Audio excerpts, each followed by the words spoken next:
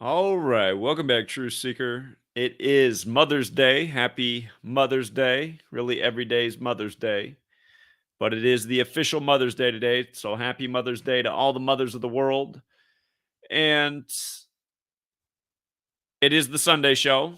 If you never tuned in before, it's a participatory show, if that's the word, but it's based on participation. And so far, for most of the Sunday shows, we're getting the same people each week. And I'm guessing that's because there's only so many people that aren't camera shy and realize you don't have to put your face on the screen.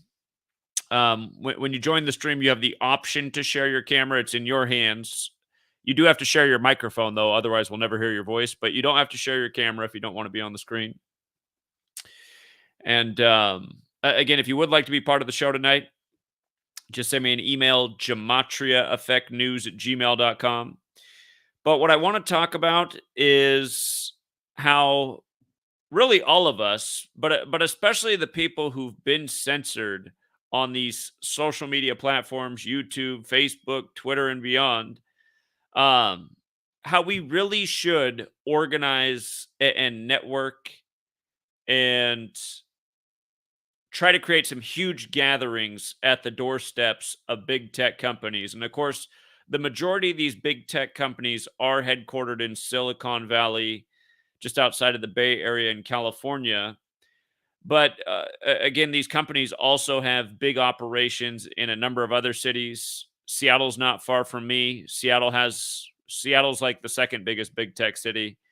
Um, but these same companies, they have big operations in all sorts of cities worldwide. If you're on the East Coast, of course, the West Coast is a long way to come to, but I know in the DC area, I'm sure in New York as well, probably more. Again, the tech companies are there. What I think would be awesome is if, people based on their geographic region could gather in large numbers. I'm saying we should do this on a date, but really we need to make this like a recurring thing. Like maybe we pick a number day of the month so it's easy to remember, and we try to get a rally or like the third Saturday of each month or something like this. But in this age where there's this nonstop censorship, I feel like there needs to be nonstop opposition and people gathering and saying how disgusted they are by the censorship that's coming from these platforms that are supposed to be American companies, where the number one American value is supposed to be freedom of speech. And you know what's number two on the list is the right to bear arms. And you know what else big tech hates? The first two amendments, freedom of speech and the right to bear arms. They're censoring all over the place for these two things. It pretty much means that these companies are anything but American. And in a way, it starts to make sense if you go to these big tech companies, because there's almost no Americans working there. And it's a sad day for America. But again, the reality is it's because most Americans aren't smart enough to work there. And that's because we've been deliberately made stupid in slave school, and with, the sugar smacks we eat for breakfast and everything else they've done to us. But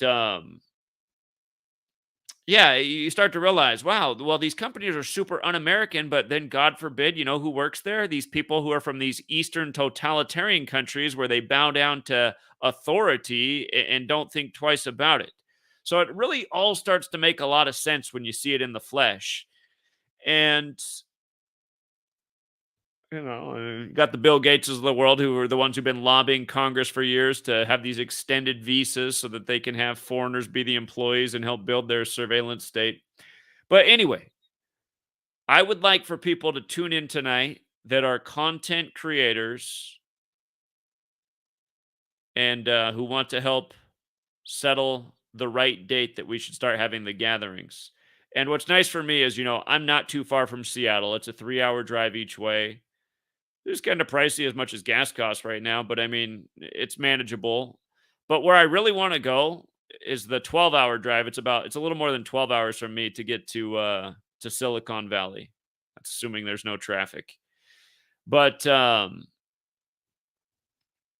yeah, I'm so sick of big tech and their censorship. I mean, I got to be one of the sickest in the world as much as I've been censored, but there's a lot of other people too.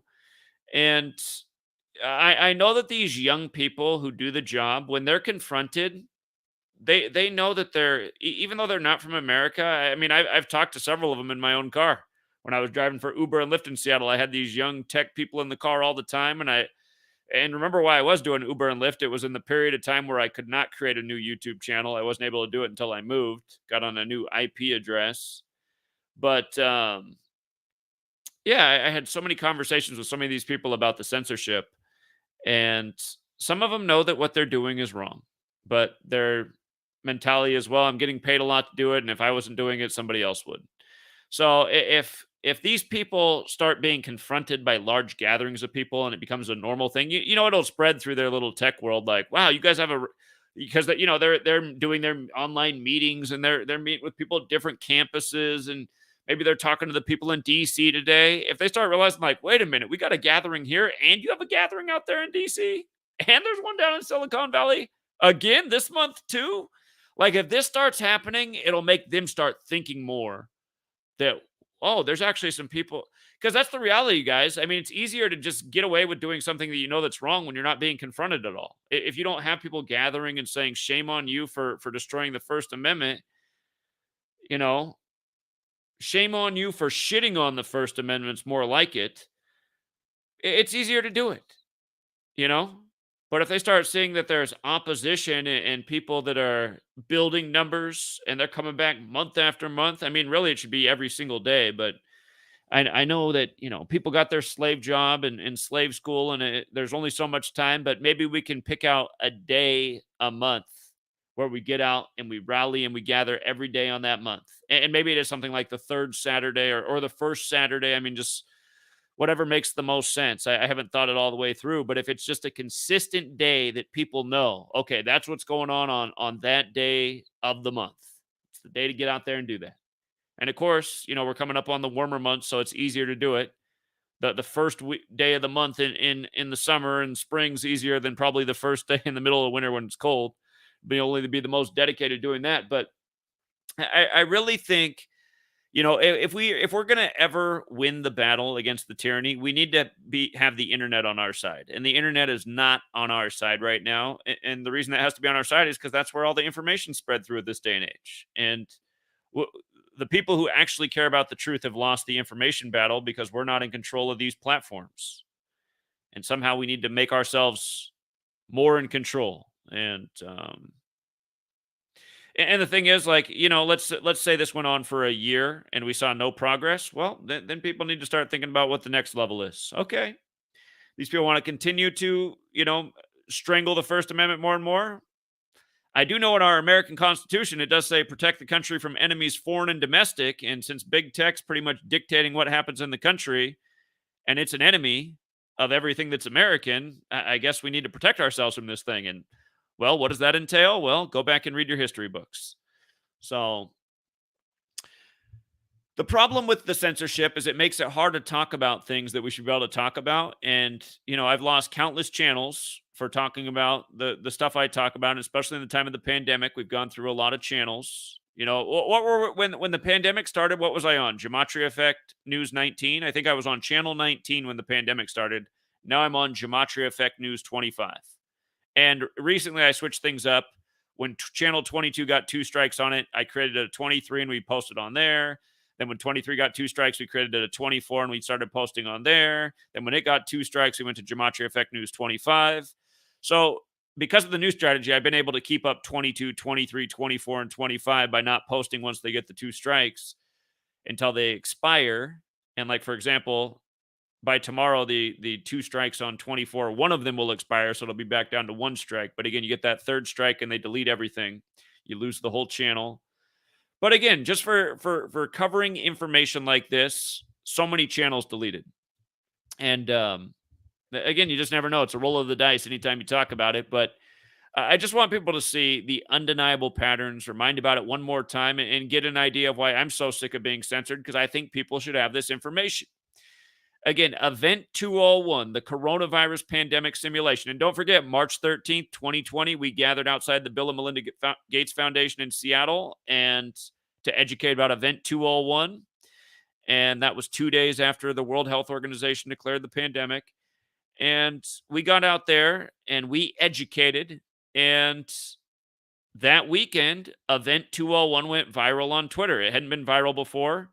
And I don't think it was exactly us on the corner that made that happen. But what we did do by being out there is we got the Bill and Melinda Gates Foundation buzzing about Event 201, because even though their organization was the main co sponsor of it, the majority of the employees there had no idea it had even happened. They did not know that their organization participated in Event 201, the coronavirus pandemic simulation, the same day the Military World Games began in Wuhan, China, of all places, 1 month before the outbreak. And again, I think that started a buzz in that building. That little buzz probably started a conversation with other people, and that feel. Next thing you know, it was that weekend. It was the very next day that was the trending topic on Twitter. So I think somehow we pushed over a domino that helped push over a bunch more dominoes that really got that out there. And the reason I knew about Event 201 was thanks to a caller to TFR.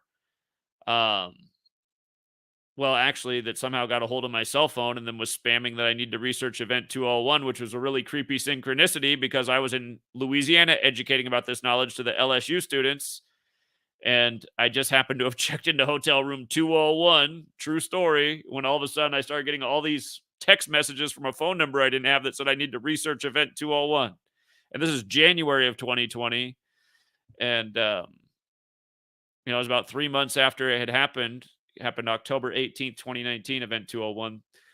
But yeah, that was a really weird, because it creeped me out at the time. Because I was like, what in the world? I just checked into hotel room 201. Is somebody watching me?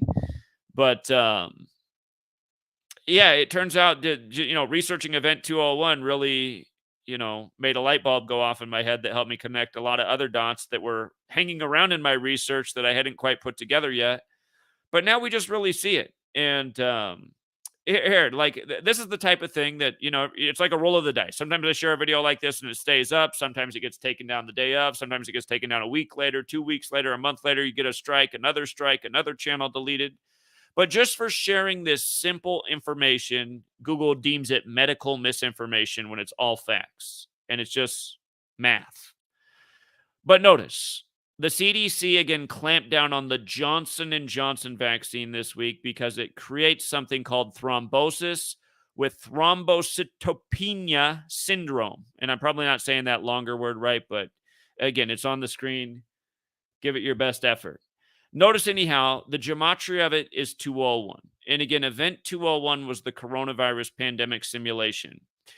And it was put on by a Jesuit, and of course, the Jesuit orders 201. But I want to remind you that at Event 201, the rep for Johnson & Johnson, his name was Adrian Thomas. And in the same cipher as the Jesuit order equaling 201, so does Adrian Thomas. And in case you're new here somehow, again, look into the Jesuits. We're in the time of the first Jesuit Pope.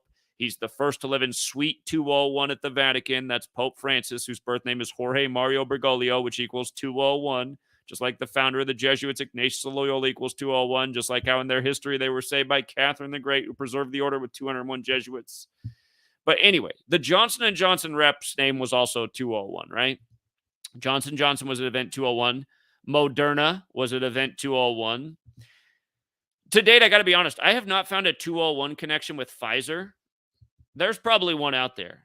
But again, Pfizer, Pfizer has its own numbers that there's been a lot of rituals with, but out of the big companies who've benefited from the pandemic and profited, the one company that's missing the 201 connection is Pfizer. Anyhow, Moderna has a double 201 connection. The CEO, who's Jesuit educated from France, where the Jesuits are from, just like how the first Jesuit Pope is Pope Francis. And don't forget the last French Pope was the 201st. But the CEO of Moderna is born July 20th. That's the 201st day of the year. And the co-founder of Moderna, Nubar Afian, however you say his name is also 201. So Moderna's got the double 201, and again, it's headed by a Jesuit, just like the main sponsor of Event 201, Klaus Schwab, is a Jesuit. And if you are new here, again, it is forwards and backwards, this gematria, and I just want you to see something. So forwards and backwards. If I read out the Jesuit order, it's got that 177 forwards, 201 in reverse. Don't forget Captain Tom, who was knighted in the UK on July 17th, 17/7, and then died 201 days later from coronavirus. And he died one day after Burma's military overthrew its government. And that was a big Jesuit ritual. The Jesuits are a military order, but Captain Tom was known for the Burma campaign. So knighted on 17/7, dead 201 days later. The man who hosted Event 201, the Jesuit Klaus Schwab, notice his name is also has the 177. His name's not 201 the other way, but it's a reshuffling of the same numbers. It's 120, where in that same cipher, Illuminati's 120. And don't forget, Order of Illuminati equals 201. Its official name, founded by the Jesuit Adam Weishaupt, who died 201 days after the anniversary of its establishment. But again, coming back to this, Bill Gates, his full name, Bill Gates, full name is William Henry Gates, 201. In reverse, it's 258. His name's just like Order of Illuminati. And again, he founded his vaccine alliance on the 258th day of his age. His dad died during the 258th day of the leap year in the year of the pandemic. And him and his affair, the whole thing with him and Melinda, their fallout, it started with a news story 201 days after his birthday about the affair, kind of like Tiger Woods, who, the text messages were leaked about his affair with the woman in room 201. Again, some things could be a coincidence, but you have to remember Tiger Woods, his name equals Jesuit order, and he wears red and black on Sunday, which are the Jesuit colors. And Sunday's Catholic Day, and the Jesuits serve the Catholic Church, and the Jesuit logo's the sun. The CDC is completely Catholic Jesuit, and its founder is Dr. Joseph Mountain. Guess what his name equals? Dr. Joseph Mountain, the founder of the CDC, 201, right? And just about the CDC establishment, July 1st, 46, 7146. Catholic equals 71 and 46. Atlanta on the 84th Meridian East. Jesuit 84. The Catholic Church 84. The Jesuit Order 84. Again, Jesuit is 84 and the Jesuit Order is 84. Numerology is where that comes in. The father of virology. Again, we're talking about viruses, right? A virus outbreak simulation event 201. Martinus Biernick 201. The father of virology. And remember, the Jesuits are big in science. The father of genetics. Again, just, it kind of also factors in with the mRNA and all this. But the father of genetics is also 201. Gregor Mendel. And, and all throughout this year, and again, I've lost some videos for pointing this out, but all this year, there's been headlines from across the world about how doctors are seeing this new phantom heart disease that they can't figure out. And they think it could take a lot of lives in the next 5 years. And around the same time as this, they installed the first pig heart in a human being. And funny enough, on June 20th, 2021, the movie came out, The God Committee, starring Kelsey Grammer from Seattle, like Bill Gates, home to the world's biggest needle in King County, where Corona means crown. But anyway, from the day that movie came out, by the way, that movie came out on 20/6, like Seattle's the 206 area code, The God Committee. From the day that movie came out to the day of the first pig heart being surgically installed into man was 201 days later. And if I forgot to say so, this movie, The God Committee, is again about installing pig parts in human beings, because the movie makes the point about how many humans die each year because there's not enough organs out there to meet the demand. So many people need an organ transplant to stay alive, but the doctors can't get them one. So the story, this movie is about how a doctor is coming up with a way to install pig parts so they can essentially, mass produce pigs and then take their organs with and he has to genetically modify the pigs so that their organs grow a little bit different. But I mean, it's like, go figure that this movie comes out and then 201 days later, you know what I mean? And don't forget that the silver lining of coronavirus, as they've told us, is how it's helped with the Agenda 21 and Agenda 2030 climate change goals because there's been less consumption, less travel. But again, Agenda 21 was signed off on June 13th, 92, the day leaving 201 days left in the year. And that was in Rio de Janeiro, which is, guess what Rio de Janeiro equals? 201. And remember how they put on the Christ the Redeemer statue, they put vaccine saves, which is 201. And the man who sculpted the Christ the Redeemer statue, his name is 201. So anyway, it's not hard to see that it's the Society of Jesus, the Jesuits, who are responsible for so much of the way we understand the world.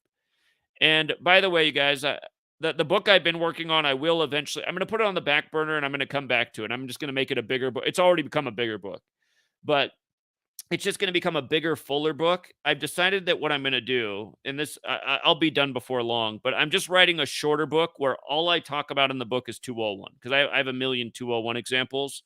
And I just realized that because, again, my goal is to have a short, powerful read that makes people understand the code, that it's undeniable, that it is the Jesuits who are doing this. And again, an easy way to see this, is like this. Heliocentrism was agreed to in the 16th century. Well, go figure. That's the same century the Jesuits were created. That's the same century English was standardized with the way we spell words today, the 26-letter alphabet. Same century the Gregorian calendar came out, and same century where you can just track history back to that point and just see that it's all by the numbers. And that's why it's obvious that it's the Jesuits. Who else would have the ability to do this? The English language and the calendar are credited to the Catholic Church. The Jesuits are Catholic and Jewish. This code is Jewish. Again, gematria is a Jewish thing. And speaking of 201, it comes from Jewish mysticism, Kabbalah. That's another big fat 201. And yeah, it's just, and it's easy to understand, like, why State of Israel equals 201. And it was created 200 or David Ben-Gurion, who declared it a nation, died 201 days after the anniversary of its establishment. So, but yeah, the book that I've been working on is really good. It might just be because, again, my thought with this book that I'm supposed to be, remember, it was to keep it short and to keep it so that just like somebody who's new, they don't get overwhelmed. I don't think the book that I've been working on is overwhelming, but I just know I got to keep it simpler. And I just know from talking to people too, when I stick to one number, people just, you can tell, like, okay, they're nodding their head. I bring in another number. Sometimes they can follow two numbers. But usually when I bring in that third number, people are like, wait a minute, I'm getting lost. It's like, this is like, to me, it's like, man, people are dumb. But anyway, we gotta meet the people where they're at. Short and sweet, one number, so they can just follow it through without any confusion. It's like, it's hard for me because I'm like, but they should know that David Ben-Gurion equals 145, and so does Catholic, and there's 145 more chapters in the Old Testament. And that's why Israel was created on 14/5. Again, the Old Testament's the Jewish section. Catholic, Jewish, Jesuits. But that's what once I finish this little short book and just get it out there, because it'll be nice too, and then it'll be shipped to mass print, and then when we do New York on September 11th, we can be handing out books all over the place. But after I finish the short little book, then the one that I've been working on, pulling my hair out, because I just been going back and forth on my book. Is this too much? Anyway, if I just go back to the original idea, 50 pages, very simple, then I won't be pulling my hair out. So anyhow, before I check my email and we start bringing people onto the show, the other thing that you guys got to read this article. I couldn't believe it. I was like, oh, wow, this doesn't seem like something CNN would do, because I saw the graphic up on the main thing and how we're in this Orwellian censorship age. And I was like, wow, CNN must be going after the new, governance board or what? Disinformation. Oh, yeah, hold on. How could I forget? How could I forget? How could I forget? Hold on. I almost forgot a 201. And this is why we don't even need to go off 201. We can just write a book that's all 201 and people will get the point. So, we just got this new disinformation governance board. And who's going to head it? 33-year-old Nina Jankowicz, who went to Georgetown, the Jesuit University.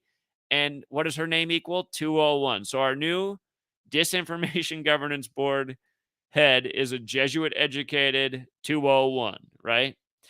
And anyway, so I saw this CNN article and I was like, wow, okay. And then they published it on May 6th, right? That's our other thing, 56 and 201.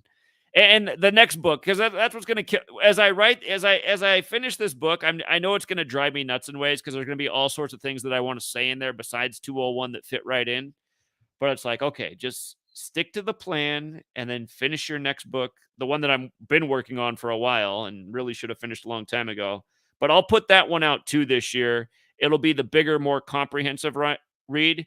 And then for the people who graduate from the first book, then, reading that second book, I think that's a better way to do it. Baby steps, right? Like first you go to kindergarten, and then once you get through the kindergarten, then you're ready for a little bit more learning. So, but anyway, I was reading this article and then I was just in disbelief. I couldn't believe it.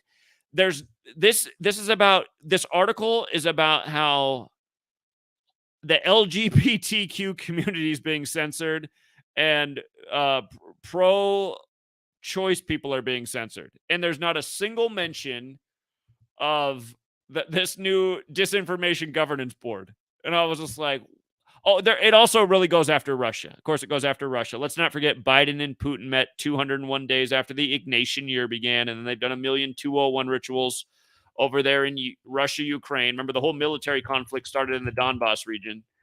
But yeah, this article doesn't have. I mean, come on. You think George Orwell, if he was alive today, he wouldn't be going nuts about the Disinformation Governance Board? It's like something straight out of 1984. But I read the entire article. I was like, okay, at some point, okay, even after all this, at some point, she's got it. The author's Laura Beers. Laura Beers. But Laura Beers is the author. But anyway, I could not believe it. I read the entire article and not a single mention of anything that you would think would be in here. It's like, what in the world? Like, this article's the most Orwellian thing. Hey, but I did learn something new in here that blew my mind. And I got to admit, I just ordered the book because I love George Orwell because I've read the same two books of his that most people have read, Animal Farm and 1984, and I love those books. But I never knew that George Orwell's first book was called Burmese Days, and he got inspired by seeing what was going on in Burma. Remember, Captain Tom of the UK was known for the Burma campaign. And by the way, Burma campaign's another fat 56, just like how this article was written on 5/6, just like Society of Jesus. But and so was coronavirus and COVID vaccine. And again, Captain Tom died 201 days after being knighted, and he died 56 days after the first vaccines were given out for COVID in the UK. Remember Maggie Keenan and William Shakespeare? But why this blew my mind is because Sweet Lady, I've always known that she has George Orwell's birthday. Sweet Lady has George Orwell's birthday, and I got Hemingway's birthday. And, but I never realized that George Orwell's first book was called Burmese Days. I never knew that somehow. I never knew that. And I'm like, how weird is that? Shortly after I met Sweet Lady, Gematria came my way, and then when I found it, I was like, I've always wanted to write a book, Well, now I've written books. I talk about it like I still haven't done it, but I always wanted to write a book or books because I liked reading, and someday I wanted my own book. But when I was younger, I didn't know what to write about that nobody'd written about yet. And after I met Sweet Lady, again, Sweet Lady, she's been part of the journey because when we first met, the one thing that she didn't like about me is that I didn't identify as Christian because she was still identifying as Christian back then. But just to make her happy, I decided to go back and read the Bible a little bit. Hadn't read it for a long time, and yeah, I just started looking at all the numbers, and I was like, and what I'd been thinking about for years since 9/11, just all the numbers and the news and all the numbers, and it was something about just all those things that helped me discover gematria. So. How funny that she's from Burma and has the same birthday as George Orwell, and his first book was Burmese Days. I never knew that. So anyway, I just ordered it. Um, yeah, I figure I got to read it now. But anyhow, we should be able to talk about things without having to be feared or be fearful of being censored. And for all the people who get on like, well, Zach, you've been censored because you've said some mean things in some of your videos sometimes. I mean, that is true. I have said some mean things. But that's still not a reason to be censored. Turn off the video. If you don't like it, turn off the video. Make a video rebuttal, you know? Censorship. It's just it never leads to anything good. So while I check the emails, let me advertise some freetofindtruth.com. Again, if you guys aren't on this platform, you should be. It is the social media for truth seekers. It's censorship free. And again, if we're going to organize a network, got to have places online that make it easier to do that. That is the purpose of this site, freetofindtruth.com. And let me check the emails real quick. See who wants to get on. I'm guessing it's the same people. Um,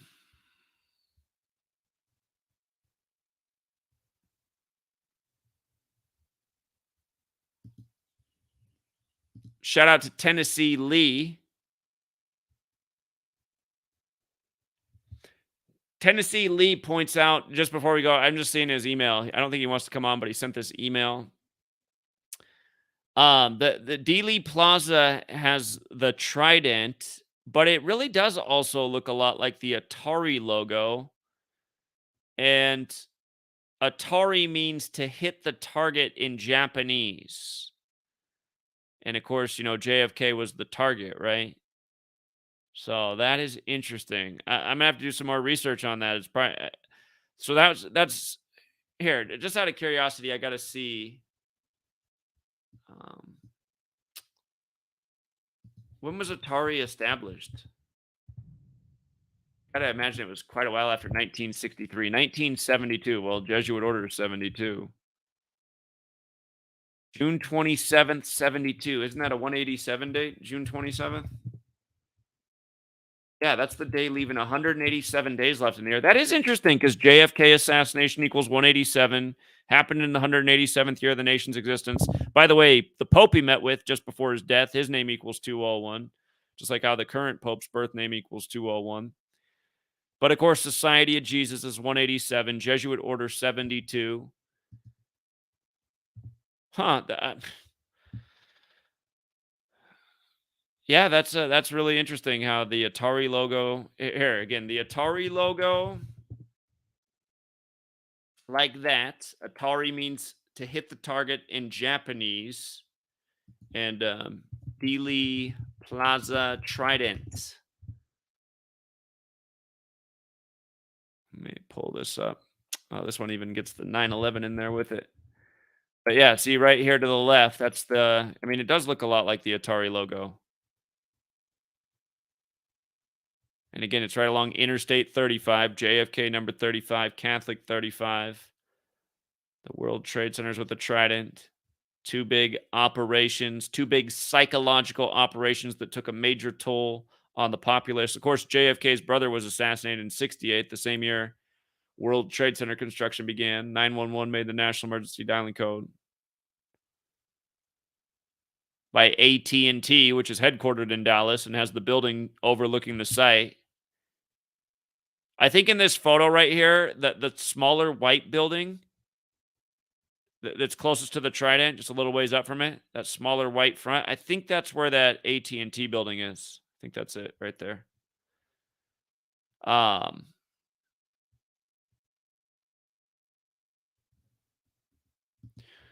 okay, but let me get back to those emails for people who want to come on. And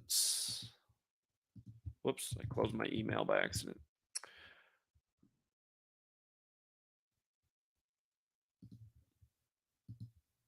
Okay.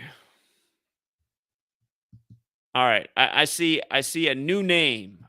For the person with the new name, I'm sending you the invite first. I do appreciate the people that come back every week, but again, the purpose of the show was to get more faces out there, more people. And I don't mind people coming back week after week, but so far my greatest disappointment is that it's just there hasn't been that many people willing to come on and contribute anything. We got to have more people that are involved contributing to inspire more people to do the same thing. And again, we need more than just spectators. So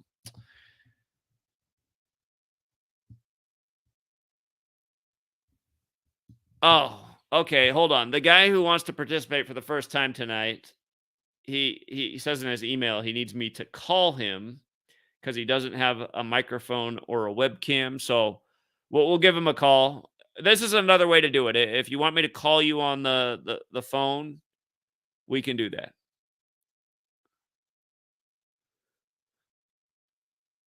Okay, so we're calling Fred. Fred, who's never been on the Sunday night show before, and then we'll send out some invites here to others. Hey, Zach. Hey, what's up, Fred? I can't hear anything. Can you hear me? I hear you. Okay, hold on. Okay, I just wanted to see if you would mind showing everyone that's watching the clip on my Twitter page I retweeted about Bush talking about the explosives. Do you know what I'm talking about? Yeah, I watched it last night. See, the thing about that clip, though, a skeptic will just say, well, what he meant was the terrorists intended to hit the building that high so the people couldn't get down. I know what you're saying, though, but I just know that clip's not going to win over any skeptics. Okay, but I was just thinking for those Christian people that, you were talking about earlier, I think if they were to see that might wake them up. Here, we'll play it. We'll get it. We'll get other people's perception on the community. What's your Twitter page again? I did see this last night because I think you tagged me in it. It's Ghost of Change, and there's it's what of change? Ghost. Dose of change. All right, I had you on speakerphone. I took it off. Ghost of change. Ghost of Change is a Merciful Fate or King Diamond song, but there's underscores in between the three words. Underscores. Okay, that's what I'm missing. Has the it clown. Also, if you go to Derek's page for the number calculator thing, if you type in 201, you notice on the left it'll say octal 129. We've all been noticing lately. If you look on the right, it says octal of 311. Like right. Oh, I've definitely talked about that, and then the pandemic was declared on 311. Oh, okay. I just never heard the association before. Yeah. Of 311 and 201. Yeah. And that exactly. sense, so. But that's exactly right. And again, so 201 has the numerical connections mathematically to 129 and 311. Again, Georgetown's 129, the first Jesuit university. That's where Fauci first said there'd be a pandemic in the time of Trump. And again, Trump's birthday, June 14th, is LaFlague's birthday. You count that day through the end of the year, 201 days. But again, Georgetown was the first clue, and then Event 201 was the next clue, and then the pandemic's on 311 when 201 is 311 in base 8 counting. Your channel's not coming up, and I'm not real good on Twitter, so I don't. How did I see it last night? How did you post it on my wall or? Here, go. This is what you did earlier today. You were on Twitter, right? I saw on your screen. You clicked the top right notifications, and mine was the very top. It said Fred, and there was the it clown avatar. All right, hold on. I'm going through it. Was either in the mentions or the notifications. I was laughing because I was like, there's my clown logo. And he moused over the notifications. Maybe there's a lot of notifications. Yeah, I just last night when I logged on, I just happened to see your post. So I did watch that clip and I thought that was interesting. But I also had the thought, I was like, yeah, but if I show that as skeptic, they'll be like, oh, he was just talking about the terrorists. So okay, well, if anyone listening wants to find it, just go to twitter.com/ghost_of_change. That should get you there. Let me try again. And it's a ways down the page because I retweet a lot of shit that I think people should see. But and I just joined your Patreon for the $1 a month because I thought today was going to be the Jeff Young guitar video. I think he ended up doing some. He's doing some kind of. He was supposed to do it this week, but I think he's doing some other kind of concert type thing this weekend that he wasn't anticipating. There's nothing coming up for Dose of Chains. Are you sure you got your channel name right? Okay. I got kind of the cottonmouth going on. It's Ghost. Like when you see Ghost, you get scared. Oh, Ghost. Yeah. Sorry. Like I said, it's a King Diamond song name. Now I got it. They're a band along with Merciful Fate. It's the same guy that sings, but they inspired Metallica. He's a character on Guitar Hero Metallica. Okay. Play. Has the black and white face paint like the dude from Kiss. It's an acquired taste in music, but did you find it? Because I'm not watching. I'm on my phone. Well, I know that I'm doing something wrong because it's showing like all sorts of other people's tweets. How far down the page would it be? Was it yesterday's post? Because now it's showing like May 6th. I'm like, well, I saw it yesterday. Wasn't it May 7th? I'm not sure because I was I just saw it and I retweeted it. I'm running to my house right now. Get on my laptop. My phone, my Twitter's just always locked in, so I don't remember exactly. I don't have to type anything in ever.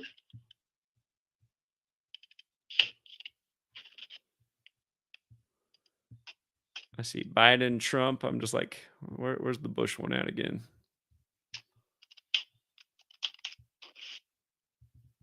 Sorry, I'm taking up the time. Is there anyone else trying to join though? Yeah, but I'll get to them. They've all been on each week, so it's the same people that want on every week. Yeah, I'm literally just logging into Twitter right now, so just take a second.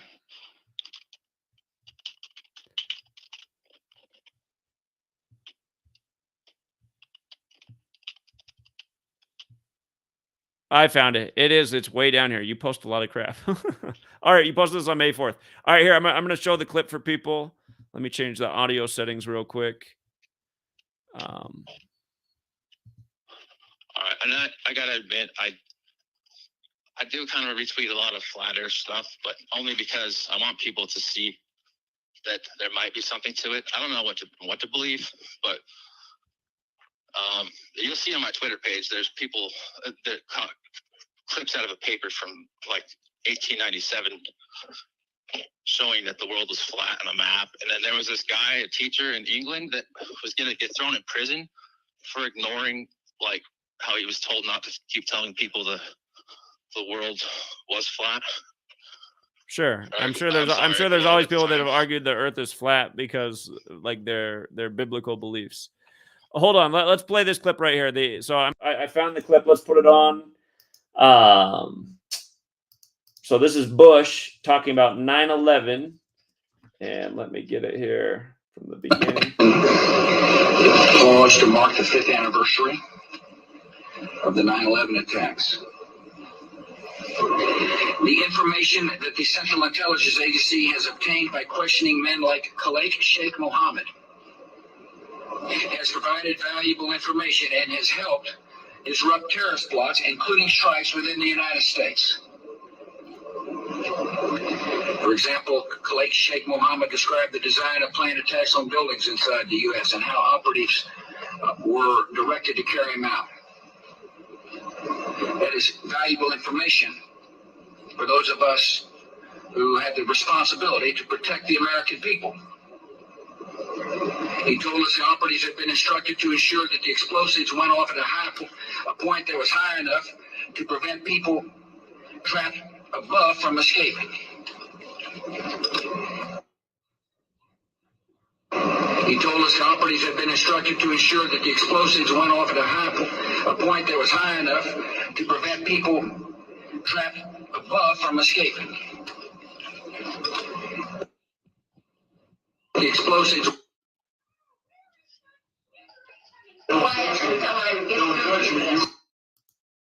Yeah, again, I mean, and sometimes I wonder if those are even mistakes or that's just the way people.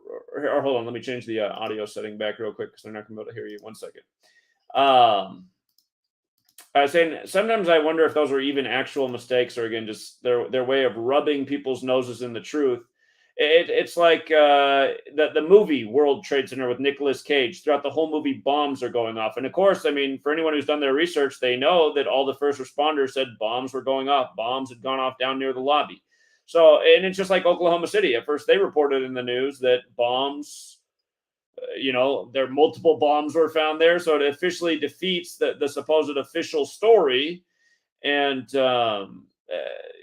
somehow, some way, people still don't get it. It truly is amazing. So, yeah, I agree. It's like they did it on purpose because everyone thought he was an idiot already. And yeah.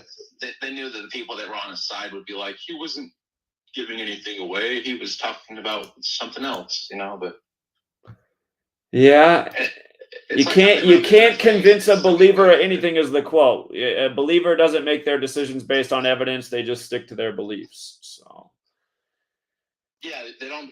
Yeah, they completely throw the evidence out the window, and because they have to have their belief. That's exactly right. I live in Utah. It's really bad around here. Sure, I think it's true everywhere. So, you should find Brian. Brian came up to Seattle last year for our little get together and information session. So there's and Daria's in Utah, so I know there's a few people who are part of the community who come out and participated that are in Utah. So. Oh yeah. I gotta admit, I just don't really have a whole big social clique right now in my life, but I just mostly just watch stuff that you post. Yeah, I just joined your Patreon, so that's why I was expecting it to be the Jeff Young video tonight, but either way, it's still cool. It's something to watch. So yeah, I am going to start doing the Patreon only, but yeah, Jeff Young, something came up tonight. So, all right, appreciate it, Fred. All right, man. Have a good night. Yeah, you too. Take care. All right.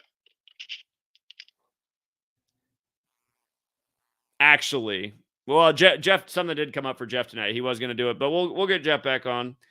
But I just realized I forgot to do it on Patreon.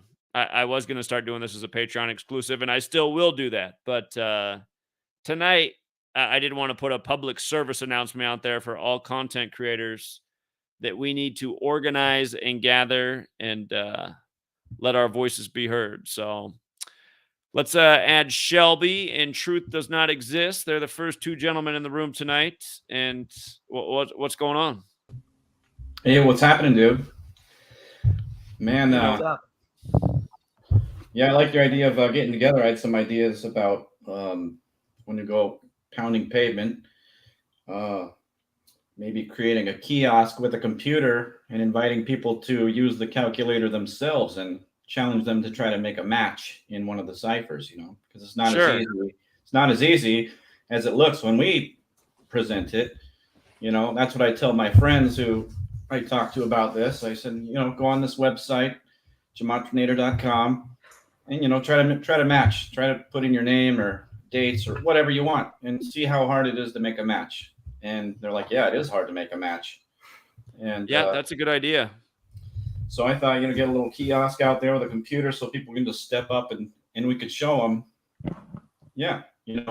how it is. Because I've been, I've been trying to figure this out for like 4 years now with, what I've learned from you. But I take it upon myself to validate it for myself first. And then I see the patterns because I'm doing the work, It's like in math, if you don't do the problems, you're not going to understand the math. You got to understand the math. You can't just use a calculator your whole life. So right. Indeed. Yeah, I think that's a great idea. Yeah, and then I put a couple links in the private chat. If you click on the first one, I thought, well, here's an example of some cards we could make to hand out. So okay. This is just a card that I made digitally, and I could print it out, probably on some sort of hard paper, thick paper. You can just hand out stuff like this, depending on where we're at, and we can put on there exactly whatever we want to, and we could either print them ourselves or have a printing company print them. We could put all the 56s on there. Yeah, whatever you want. Any topic you want, we can create a card like this and pass them out. And put our little information in there. You don't have to make it all, instead of shouting at them numbers, that they might not pick up on. They might get a visual of what we're talking about. And I just gotta be honest. I gotta be an honest critic of this first card. I don't think this would be an effective card, this Kansas City Chiefs thing. No, this is just an example. Yeah, just a list of all the 56s would be a lot more effective. That would be more effective. Probably just the same number over and over, but it's got to be related to the same topic. We could do that. We know a ton of stuff. But I mean, like the 99 thing, like a great example, the 99th NFL season, Tom Brady got his 99th career road win, beating the Chiefs to advance to the Super Bowl. The year of Super Bowl 53, where it was all about 99. I mean, there are things to explain there. It's just all those numbers at once. And even me, who follows each year, I wouldn't know what to say about some of those numbers with rituals they've done. But I could explain the 99 one real good. The United States of America 99, the white Patriots go in and beat the Native Americans in the 99th NFL season. It's not hard to see what they did there. I think you're right. Make it simpler, but this is just kind of an example of what we can do, Sure. Indeed, and people have done that. We got gematria printouts with some information, handouts, but yeah, just probably keeping it to one number. That's what most people are able to follow, maybe two.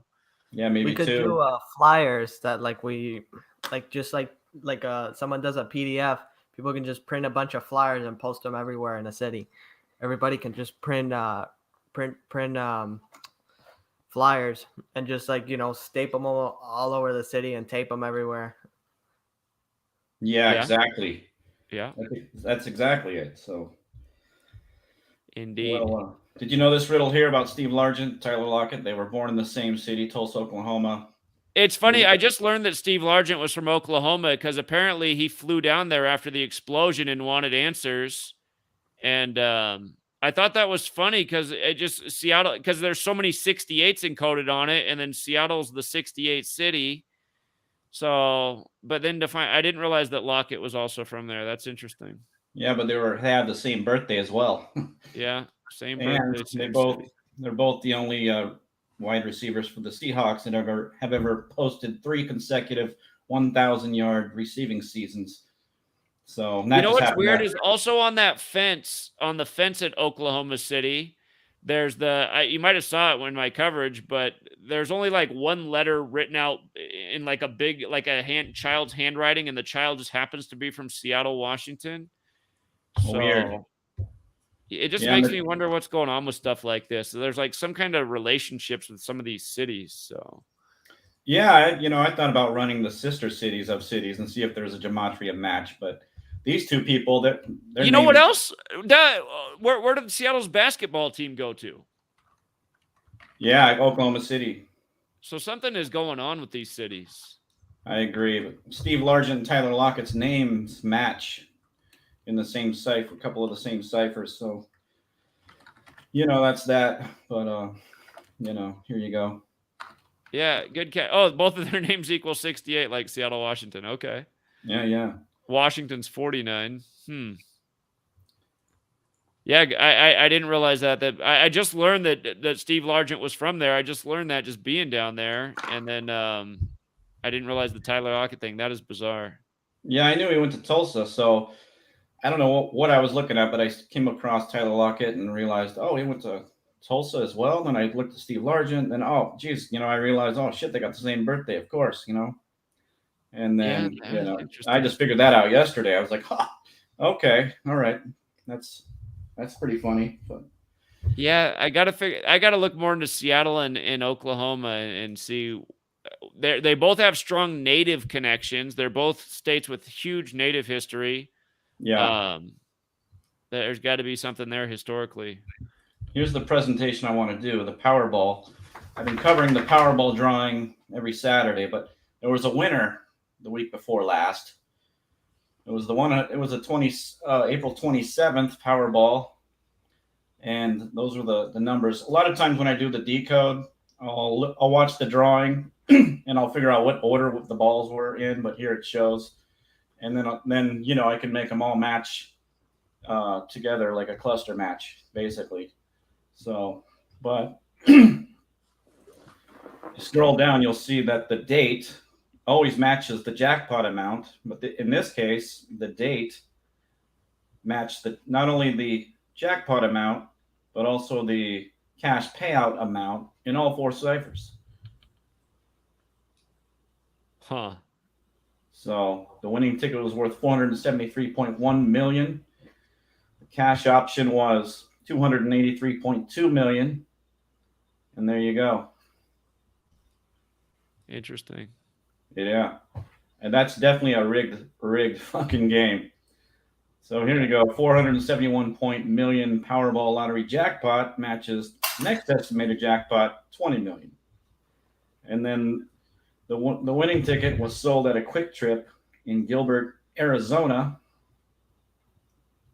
And that matches with 473.1. Huh. So not only are they rigging the game itself, they're rigging where the winning ticket's going to be. And when I watch these drawings, I watch really closely. There's usually not somebody in the picture, and if they are, they're on a green screen.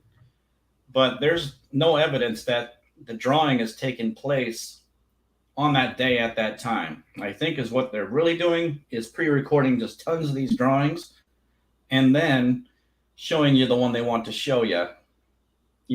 At whatever 11 o'clock on Saturday night or whenever they're doing the drawing. They do put, the graphics of the date up, but even the voiceover, they never say the date. Or, they'll say things like, okay, we'll see you next Monday night for the next Powerball drawing. Well, what's the date next Monday night? They never say that stuff. There's no, if you watch closely, you realize there's no calendar on the wall in the back. And there's no evidence that these drawings are taking place on that day at that time that they're supposed to be. Yeah, so much manipulation in the world. So yeah, very possible. Interesting. Yeah, the Powerball drawing is it's actually an association. It's not a government agency. So it's a nonprofit. They call it a nonprofit government benefit association. And it's not government. So, and I think they're down in Florida. I think Jacksonville, Florida. I might be wrong on the city, but Florida for sure. So if anybody's playing Powerball or any of those lottery games, stop wasting your money. Please, just stop and put your money to good use somewhere else. So yeah, I mean, lottery is just a tax on the stupid. The odds of winning, even if it were real, are like you're more likely to get struck by lightning. Yeah, exactly. I wonder if they're real quick. Somebody in the chat asked what Shelby's page is. It's News by the Numbers on Tumblr. So go to the Tumblr site and search News by the Numbers. Yeah, thank you. Mm-hmm. And I'm also on Rumble, same name, News by the Numbers. And that's where I do my videos. I'll cover my blog posts on video format for most of the part. Sometimes I link trying to remember to link the video to the blog after I'm done doing the video and uploaded it. And then, and of course, I'm always posting on Free to Find Truth whenever I got a new blog post. So very cool. Well, I appreciate it, Shelby. Good work each week. Hey, thanks, man. You guys have a good night. I'll be watching. All right, you take care. All right, bye. All right, what's up, young one? Okay, well, I had found this in my like attic. Nice. Is that the VHS? No, it's a DVD. Oh, DVD. Okay. Yeah.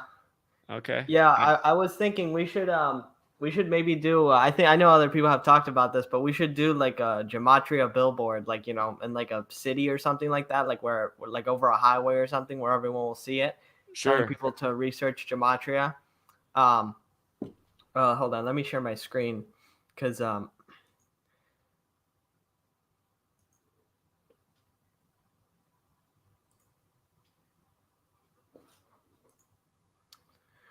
let's see. Okay, is this working? Okay, my screen's up. Okay, let's put it on. Okay, it's on there. Oh, oh, shit, that's the wrong screen. Sorry.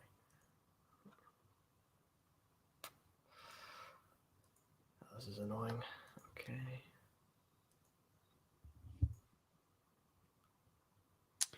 We got another gentleman joining the room.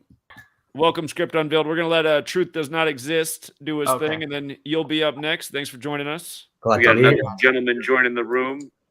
Welcome, Script Unveiled. We're going to let Truth Does Not Exist. Get some feedback, though, somehow. Then you'll be up Maybe next. you got the video playing? Glad We got to be another here. gentleman. If you got the YouTube video playing, quit that. All right, seems to be fixed. All right, here we go. Is this the screen you wanted up? Yeah, this is it. Okay. So if can you guys see what I'm showing? Isn't it us right now? Oh, weird. Okay. It shouldn't be doing that either. Wow, this is really annoying. Okay. We'll get it here. Third time's the charm.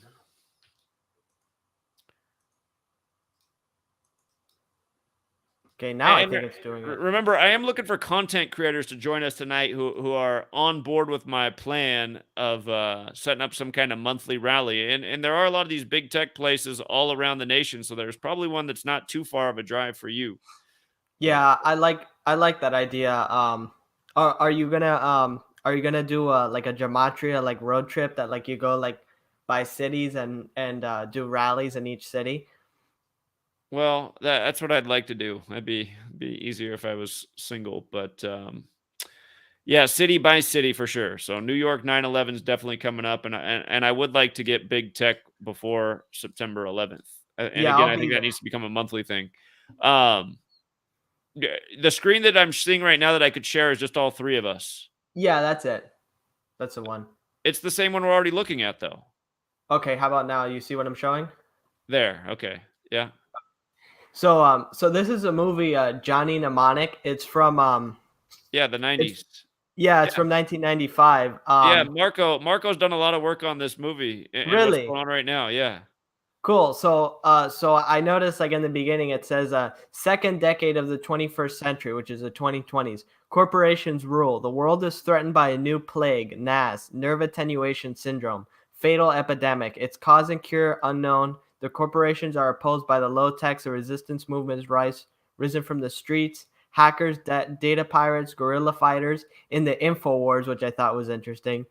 And so it says Internet 2021. Then here again, it also shows the date, Thursday, January 17, 2021. Local temperature 84 degrees. Yeah. And inside the movie, they actually have Yeah. the people like are wearing masks. Yep. Yeah. I And think they're Marco called protesting. in with this like probably like April or May of 2020 to point it out, and I said, "Wow, that's crazy." So Yeah, and so I wanted to show. I thought that was really interesting when I saw it. I hadn't seen anybody talk about it, or at least I hadn't remembered it. And I was like, I mean, 1995. They showed everybody a mask in 2021. I mean, I haven't seen that anywhere else. Also, there's a new totalitarian bill that they put in, and it's called it's an anti-drunk driving system on all new cars. And basically what it is that there's going to be like some system which they haven't defined yet that's going to, I guess it's going to be AI or something. It's going to tell if you're drunk, and it'll turn off the engine if it thinks that you're drunk. And also law enforcement will be able to just like turn off your car engine like from like any police car. And it's supposedly going to go into effect as early as 2025. All the new cars are going to have this technology in it. And I mean that's like super totalitarian. I mean, that's like you already need like a license and all that stuff to operate, your own car, but it's like the government wants to dictate, oh, you can't drive when you're drunk. It's like, how is this system going to be able to prove 100% if someone's drunk? If it's AI, if someone else drives a car, if someone doesn't drive very well, then it's just going to think they're drunk and, turn off their engine in the middle of the freeway, or, what if someone has an emergency and they need to drive drunk and the car doesn't let them, or, I mean, law enforcement can turn off someone's car. So, I mean, they can turn off whoever's car if they don't want someone to get away, you know? It's just government having that much more control over your life and surveillance. Exactly. And Yeah. for people who forget, when Michael Hastings died at 33, the reporter in a car crash, Richard Clark came out and said that he thought his car was hacked by the government and they made him crash because he was. For people who don't remember Michael Hastings, he was probably like, if there was a legitimate journalist on TV, it was Michael Hastings because he was really calling things out. But then he died at a young. It almost seemed like it was a psychological operation for him to be on TV, speaking out, making a name for himself, and then he dies in a car crash. Was But he the Richard, guy that crashed into a tree? I think he did crash into a tree. So. Yeah.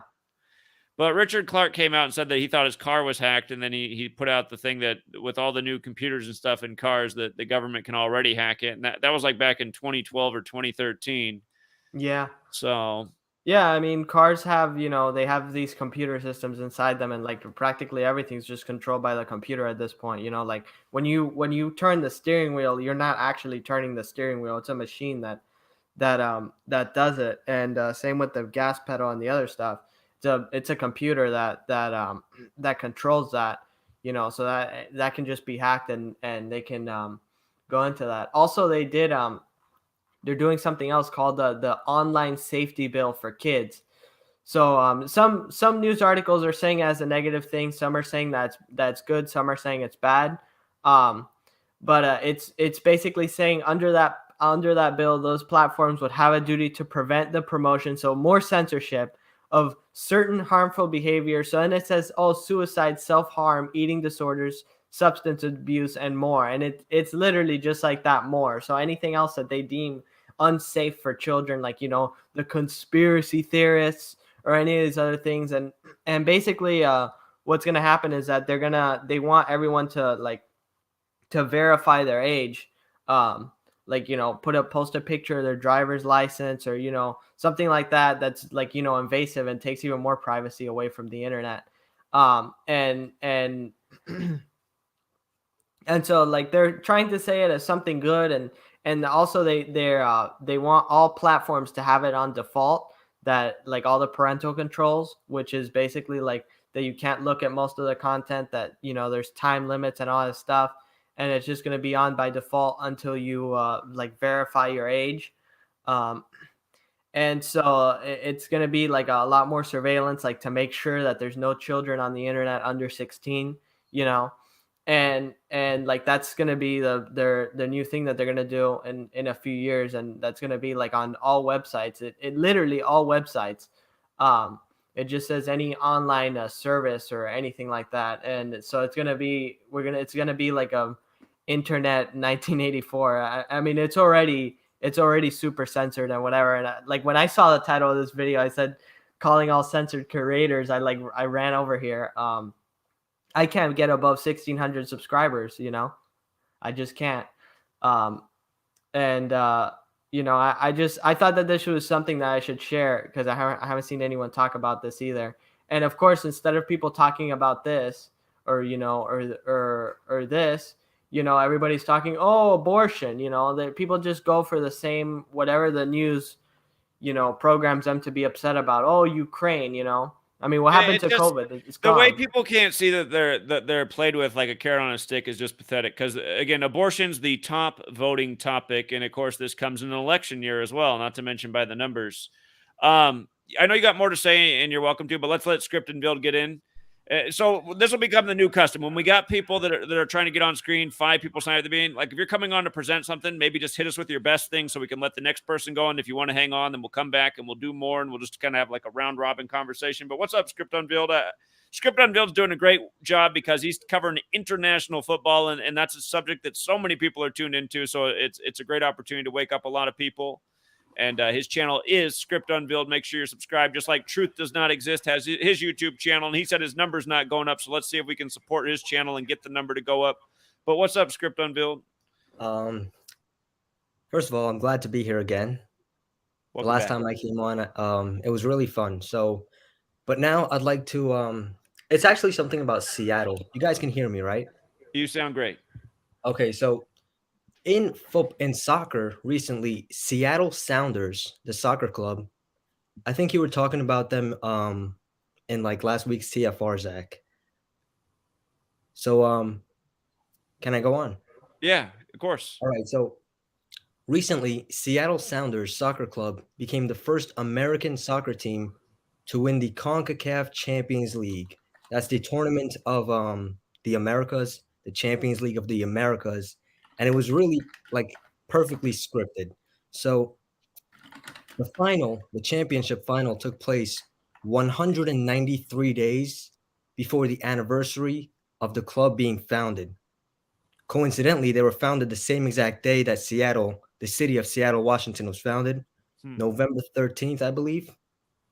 And championship equals 193, the 44th prime, Seattle 44, CONCACAF 44, champions 44. This was a span of 201 days before Joe Biden's birthday, and the full title of the championship 2022 CONCACAF Champions League 201, the Jesuit Order 201. Seattle Sounders won the 14th edition of the tournament in their 14th year of foundation. And yeah, that's Football's 43, the 14th prime, so maybe there's something there with that. yeah, but that's like it's crazy. It's all like even in America, they became like the first team, the first American. They were being hyped up for like 2-3 weeks before, and then boom, they win. Huh. Interesting. Seattle again. Okay. Yeah. And you said where was that tournament at? Oh, it took place in Seattle, Washington. Oh, it took place in Seattle. Okay. Yeah. I see. Got it. Interesting. And are you posting anywhere besides your YouTube channel, Script Unveiled? Not really. Just YouTube and a little bit on Instagram and TikTok. Okay. And are you using the same name in those places? Yep, all by the same name. All right, you'll recognize his work. Oh, here, yeah, I can put up his YouTube page. Hold on. All right, so just go to YouTube and search Scripts Unveiled, and then that should do it. That's it. He's got the Jesuit logo there. That's his. So let's get him up to 1,000 subscribers, you guys. He's doing a great job. He just went up to 750. And Script Unveiled, just like that. You'll find it easy.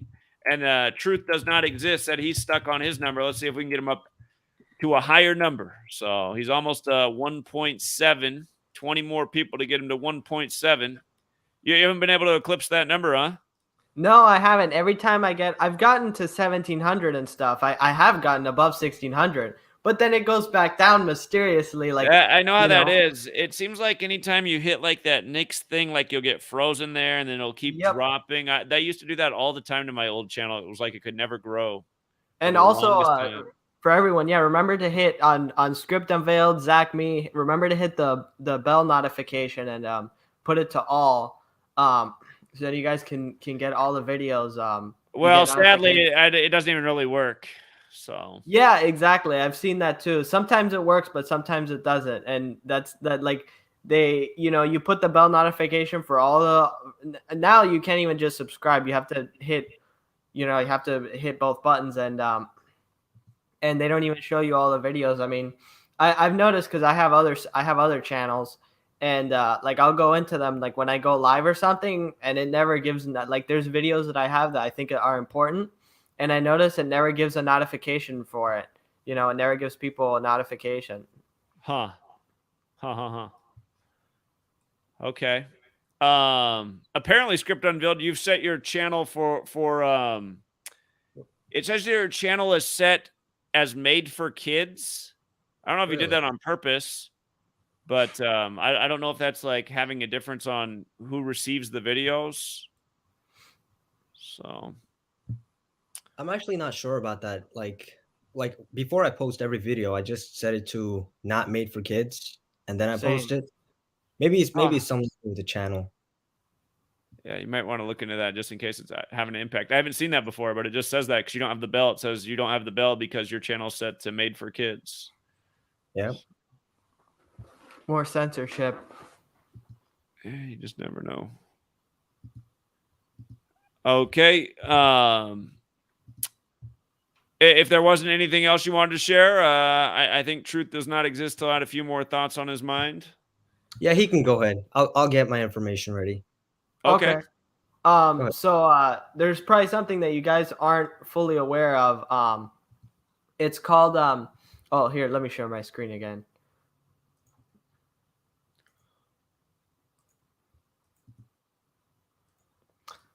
It's called infrakit.com/demo, and it's basically like an AI that you can that you put in, like, for instance, the ant walked down the road.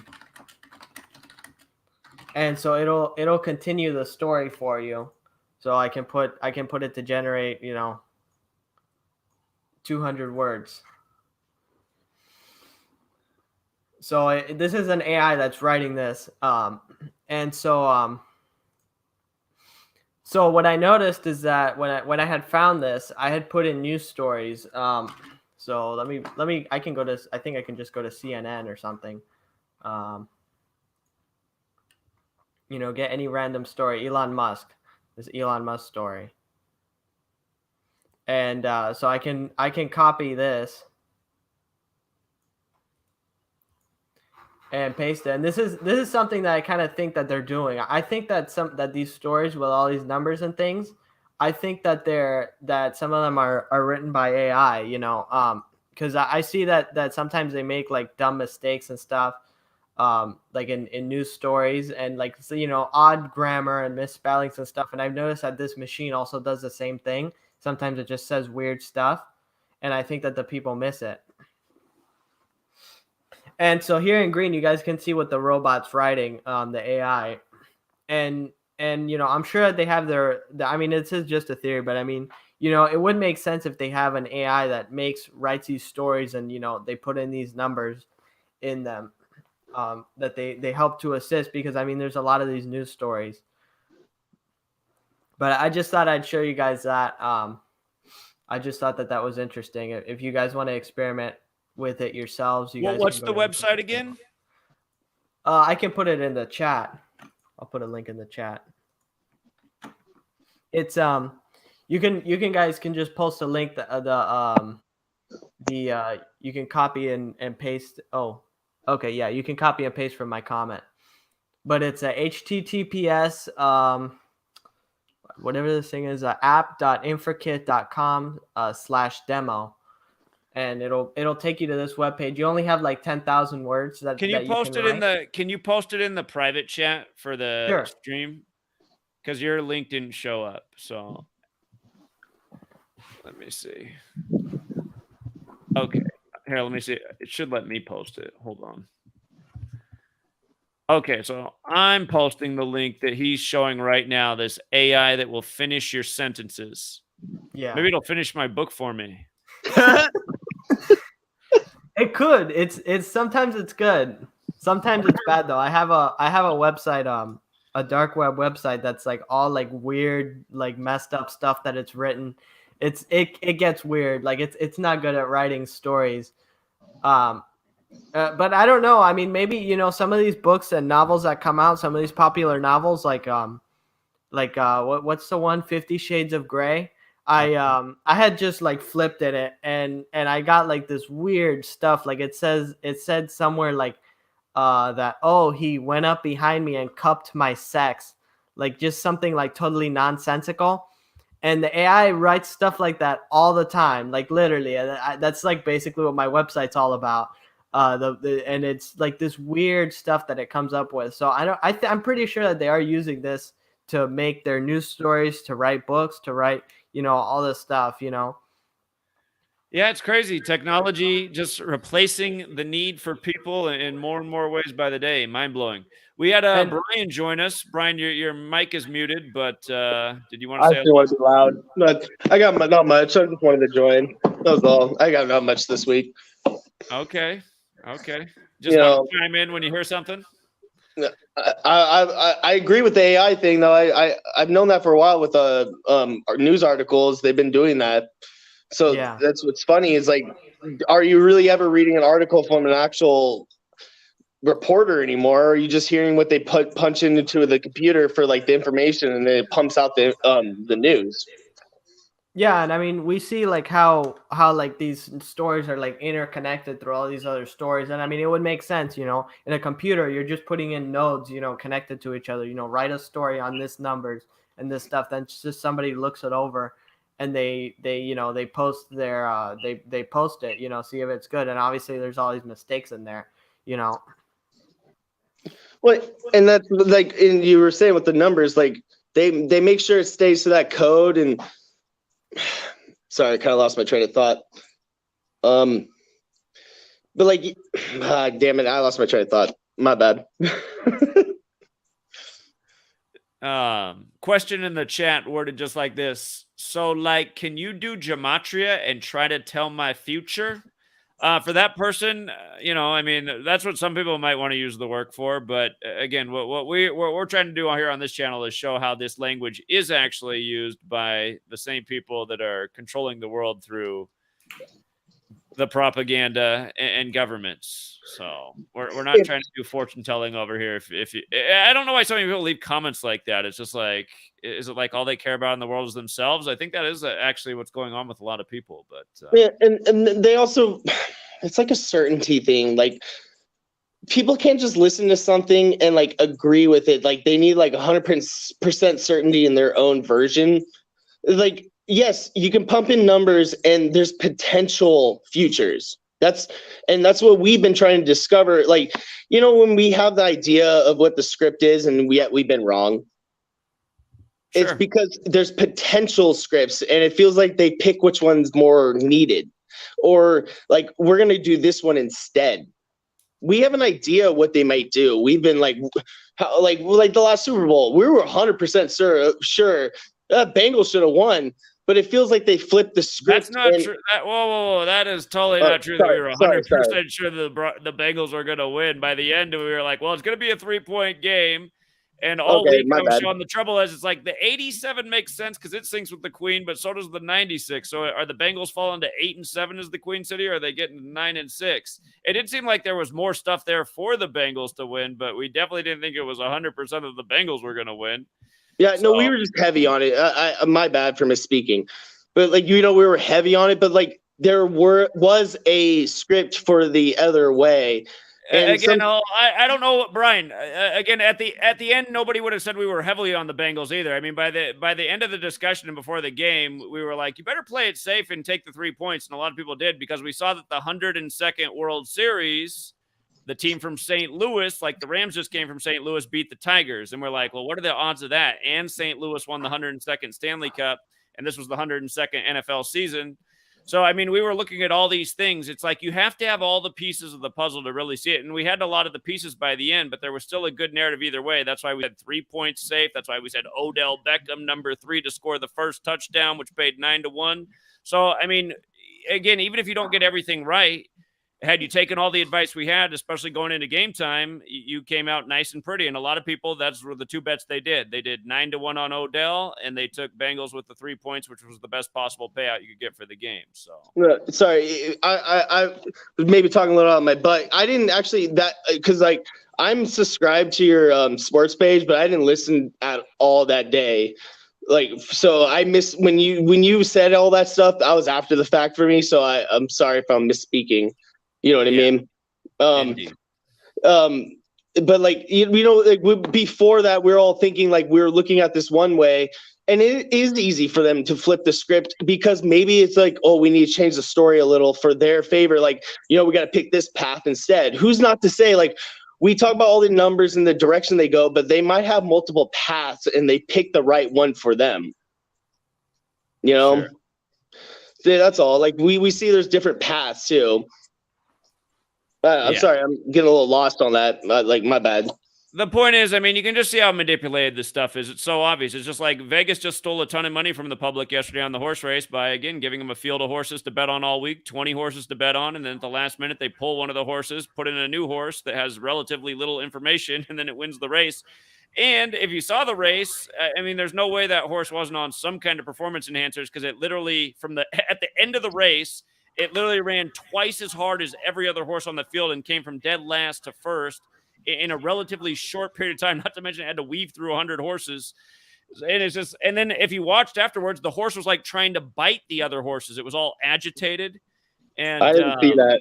I didn't see any of it. So you're telling me something new right now. Yeah. So, and I've seen that before. I mean, years before where we've nailed the horse, we noticed that our horse was all agitated before the race, and you can tell it's because it's on something. That horse is on some kind of turbo booster. This is so fucked up. People haven't watched the Kentucky Derby yesterday, and right after the horse won the race, they had to tell the story of how that trainer in recent history suffered a tragedy when his 23 horses burned up in a barn. And as soon as I heard him say that, I was like, I know this is not an accident, man. This is part of the ritual. Well, and it fits in with like all the, I know we're it's like all the foods places burning down right now. It's like funny that the one horse that won this year is part of like a burning, I've been hanging out with Mrs. all day. It's her Mother's Day, and I snuck on here. So I'm a little buzzed. Excuse me. Okay. All right. Well, we got Jared who joined us. We can let Jared chime in. What's up, Jared? Sorry, man. Yeah, I'll just start with I'll just start with this. So, shout out to young Ben. He found out that from the Titanic sinking to the Federal Reserve, which is April 15th, 1912 to December 13th, or December 23rd, 1913, 617 days, which is the 113th prime. So, and Titanic equals 113, the number of deception. And for people who don't get it, again, they say that some of the biggest opponents of the Federal Reserve died that day because they sunk on the ship, some of the world's richest men. So if you measure from the opening of the Federal Reserve to the following anniversary of the Titanic sinking, April 15th, 1914, you get 113 days exactly. Wait, give me the next one. What's the next 113 days? So if you measure from the opening of the Federal Reserve to the following anniversary of the Titanic sinking. Is it the same year? Or like... Brian, you're drunk. No, from the day the boat sunk to the Titanic being established is 617 days, the 113th prime. And then he's saying from the date that they established the Federal Reserve, which is December something, to the next anniversary of the Titanic is 113 more days later, right? Yep, exactly. Yeah, I highly doubt that's by coincidence, because again, even when you don't know gematria, there's articles out there about just how many men who oppose the Federal Reserve, how there's stories out there about how we might not have had the Federal Reserve had the Titanic not sunk, because the greatest opposition to it with the most wealth all died that day. So there's a clear link between those two events. Is there any chance we know who those people were? Guggenheim, I forget all their names off the top of my house right now. No, that's fine. Like the super rich ruling class, three of them. The equivalent would be like if we read a headline that Bill Gates, Jeff Bezos, and Elon Musk were on a plane, and they were all lobbying against the overturning of Roe versus Wade, and they all died in a plane accident together. It would be something similar like that. Okay. And now with the new technology, they're putting in, this person's against the government. Oh, their car crashed. All their cars stopped. Right. Their car malfunctioned. Okay. Motherfucker called me drunk. Sorry. That's good. Well, how could they be in the same year, man? One's 617 days and the other's 113. I mean, it's physically impossible for them to be in the same year. I wasn't paying attention. Okay. You're like, I used to have a student. I'm trying to think of the boy's name right now. He was this chubby Italian kid, but he was funny. He had all this charisma, but he was never paying attention. Just always blurting out questions. I was like, all right, you are really not paying attention at all right now, my man. Come on. You just call me fat. I'm fucking with you. I don't care. No. I'm messing with you. Sorry. I just want to laugh. I try to remember the kid's name. Script unveiled. I know you had something else on your mind too that you wanted to share. I did, but I kind of had to revert. We were speaking about Titanic, right? And it happened on April 15th. Well, it kind of happened on April 14th and 15th, because they say it hit the iceberg late April 14th and then fully sunk on April 15th. Kind of like Lincoln. Lincoln gets shot late April 14th and then dies April 15th. That is a day of a lot of disasters, even in football. So Titanic was made in Liverpool, right? Uh-huh. On April 15th, the anniversary of Titanic sinking in 1989, there was a disaster called the Hillsborough disaster. It was a fatal human crush during a football match between Liverpool Football Club and Nottingham Forest. Of course, it was on 15/4, ritual sacrifice 154. They say that 97 people have died as a result of the disaster, and it happened in the 97th year of Liverpool's existence. Hillsborough disaster, 97. The name of the 97th victim, Andrew, also 97. Death, 97. Yep. Yeah. Yep. Oldest Yep. man to die, 67 years old. Blood and human sacrifice, 67. The disaster happened 1 month and 19 days before the anniversary of Liverpool's foundation, like 119. The Club of Liverpool, founded on June 3rd, 1892, a day with 119 date numerology. In the most pure cipher, Hillsborough disaster, 119. Liverpool, also 119. Now, this wasn't the first stadium disaster in Liverpool's history. There was another one called the Hazel Stadium disaster.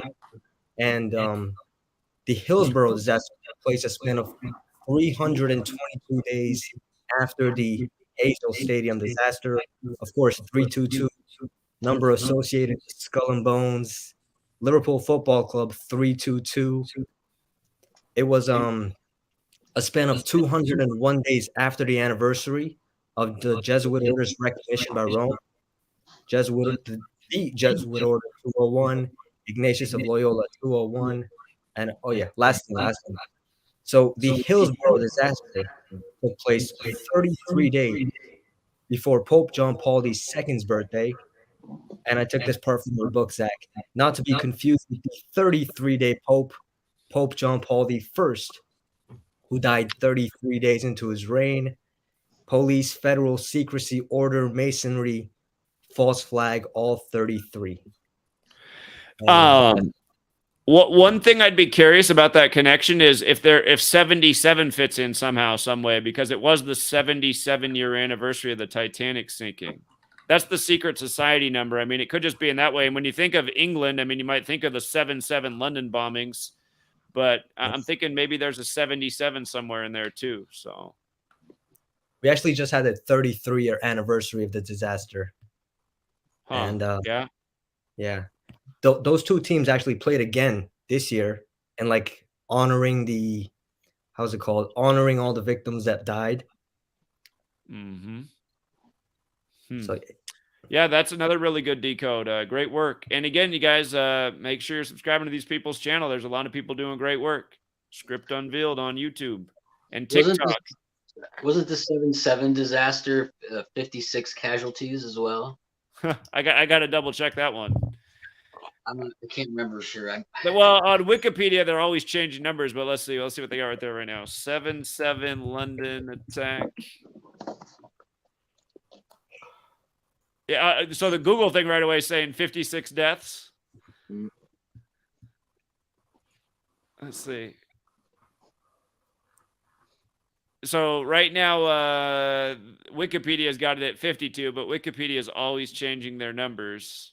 Oh, so that's what's funny. Up here it now says 52 in the Wikipedia thing, and down below it says 56. So the word Pope is 52 and 56. That's the one word that has both those numbers in it. So, yeah, good reminder. Okay. Anybody want to go next? Anybody else got anything to chime in with?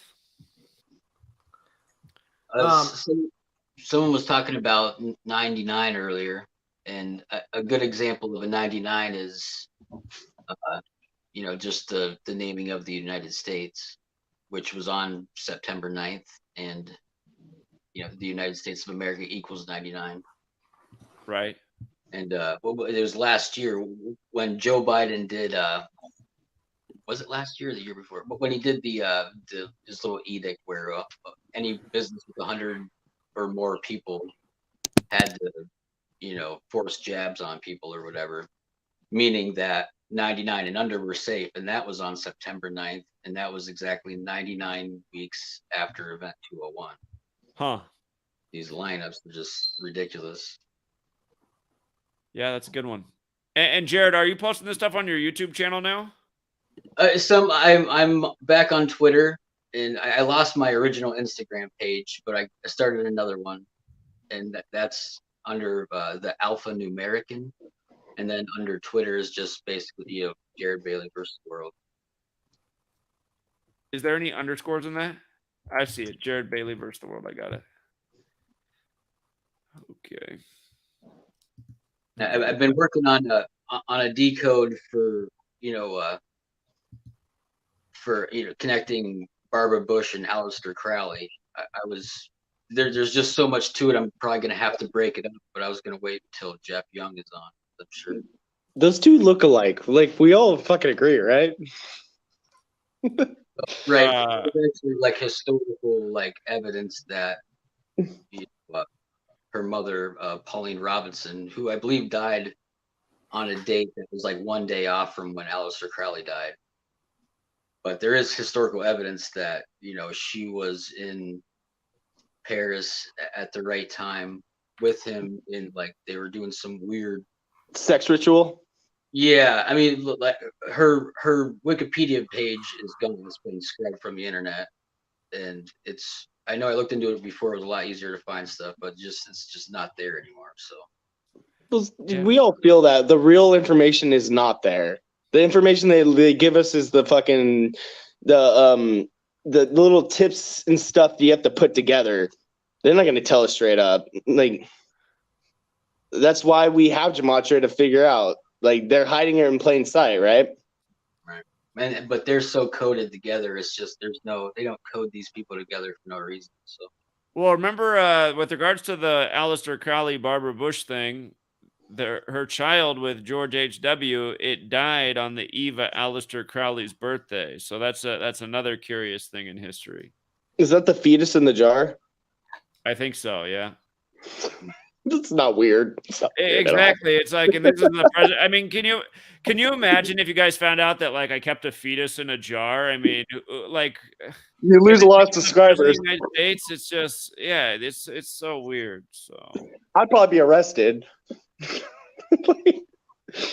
That's what's funny about all this stuff. Like, you try to tell what's going on, and these people get away with doing it, and I swear if one of us did this, we'd be arrested and gone. Yeah. So that's what I used to. Sorry, go. I was for your debate on Tuesday, Zach. If it happens, you know how these people are. I was thinking something that I thought would be an interesting thing to bring up was remember when you went to that grocery shooting in Washington, or near where you are, and the guy who was talking to all the news, Commander Lee. Commander Lee. Yeah, Commander Lee. That he was getting all his information from on his phone. He hadn't seen anybody shot. He didn't, you didn't see any chase going on, and this guy supposedly escaped. There wasn't anybody escaping. And he hadn't seen any bodies. He hadn't seen the guy. He was just getting all his information from the phone. And this is what was going to the national news, to all the journalists. Right. Exactly. Yeah. And that was another 201 ritual. That was 201 days after the anniversary of Kroger's death. And it was a Kroger store shooting. So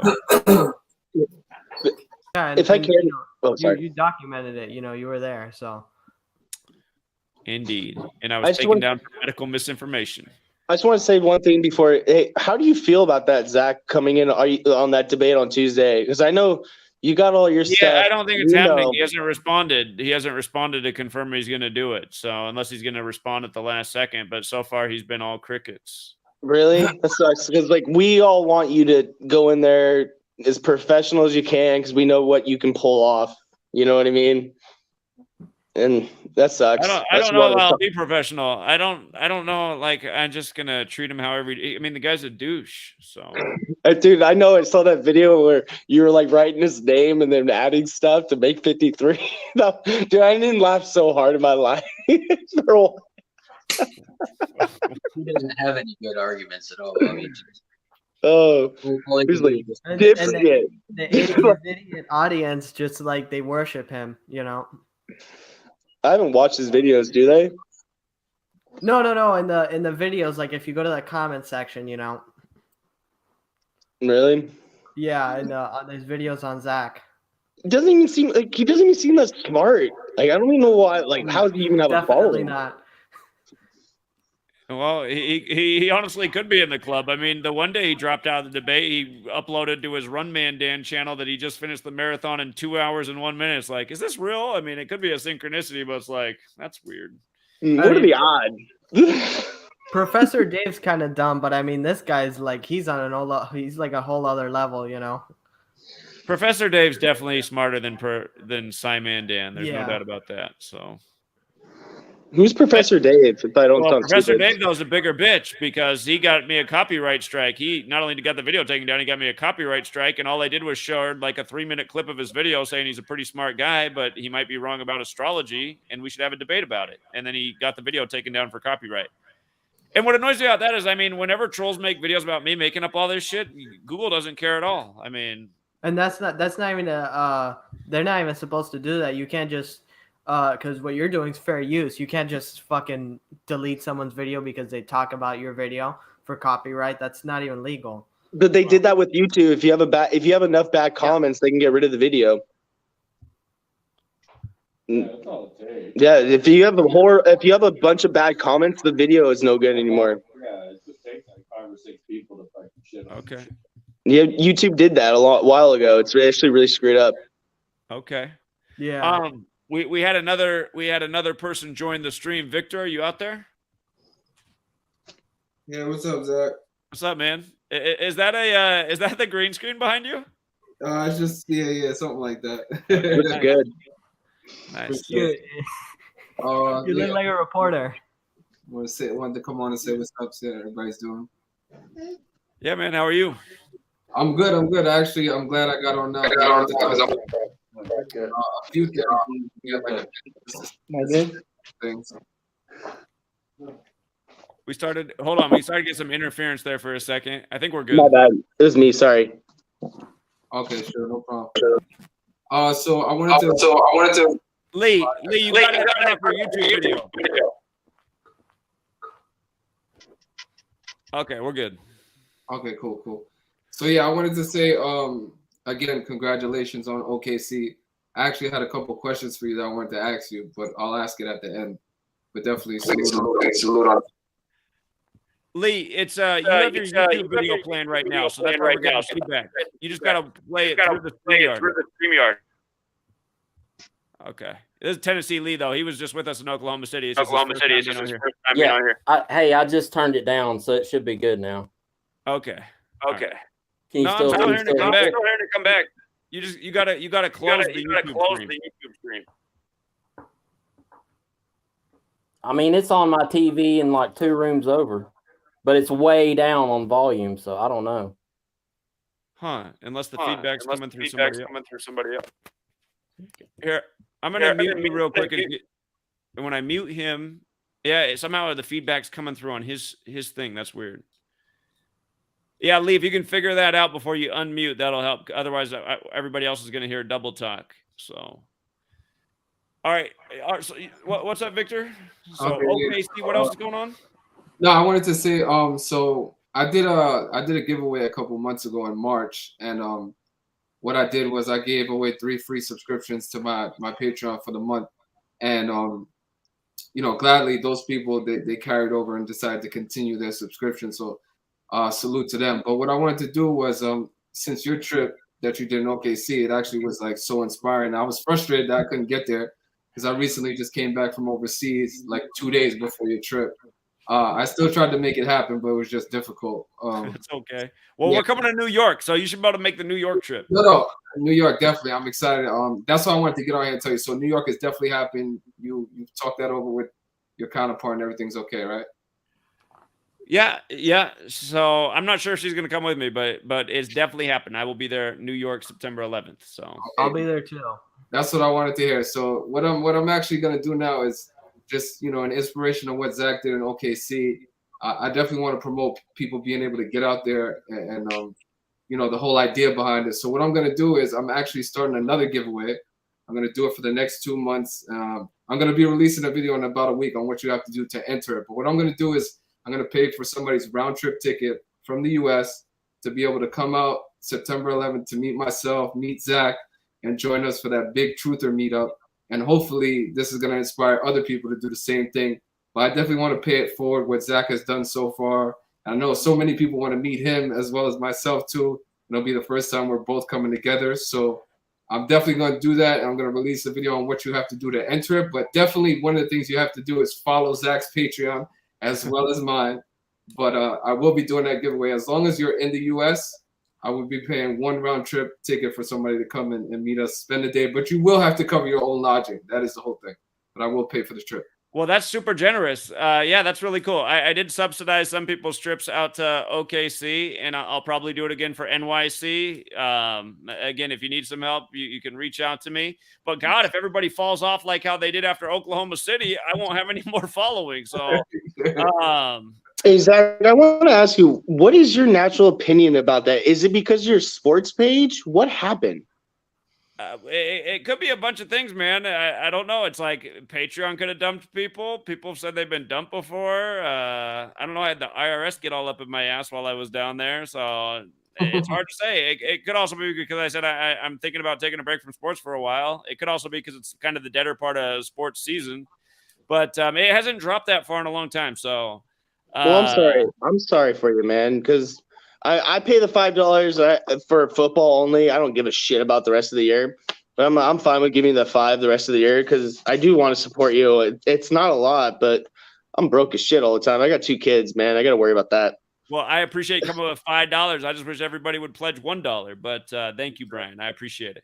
Well, no worries. You give me the football knowledge when it comes. That's all I care about. When if I'm caring, you know what I mean. But otherwise I don't mind giving you $5 a month. You do a lot of work, and I don't think people understand that you do a lot of work. You do more work than people do at their jobs.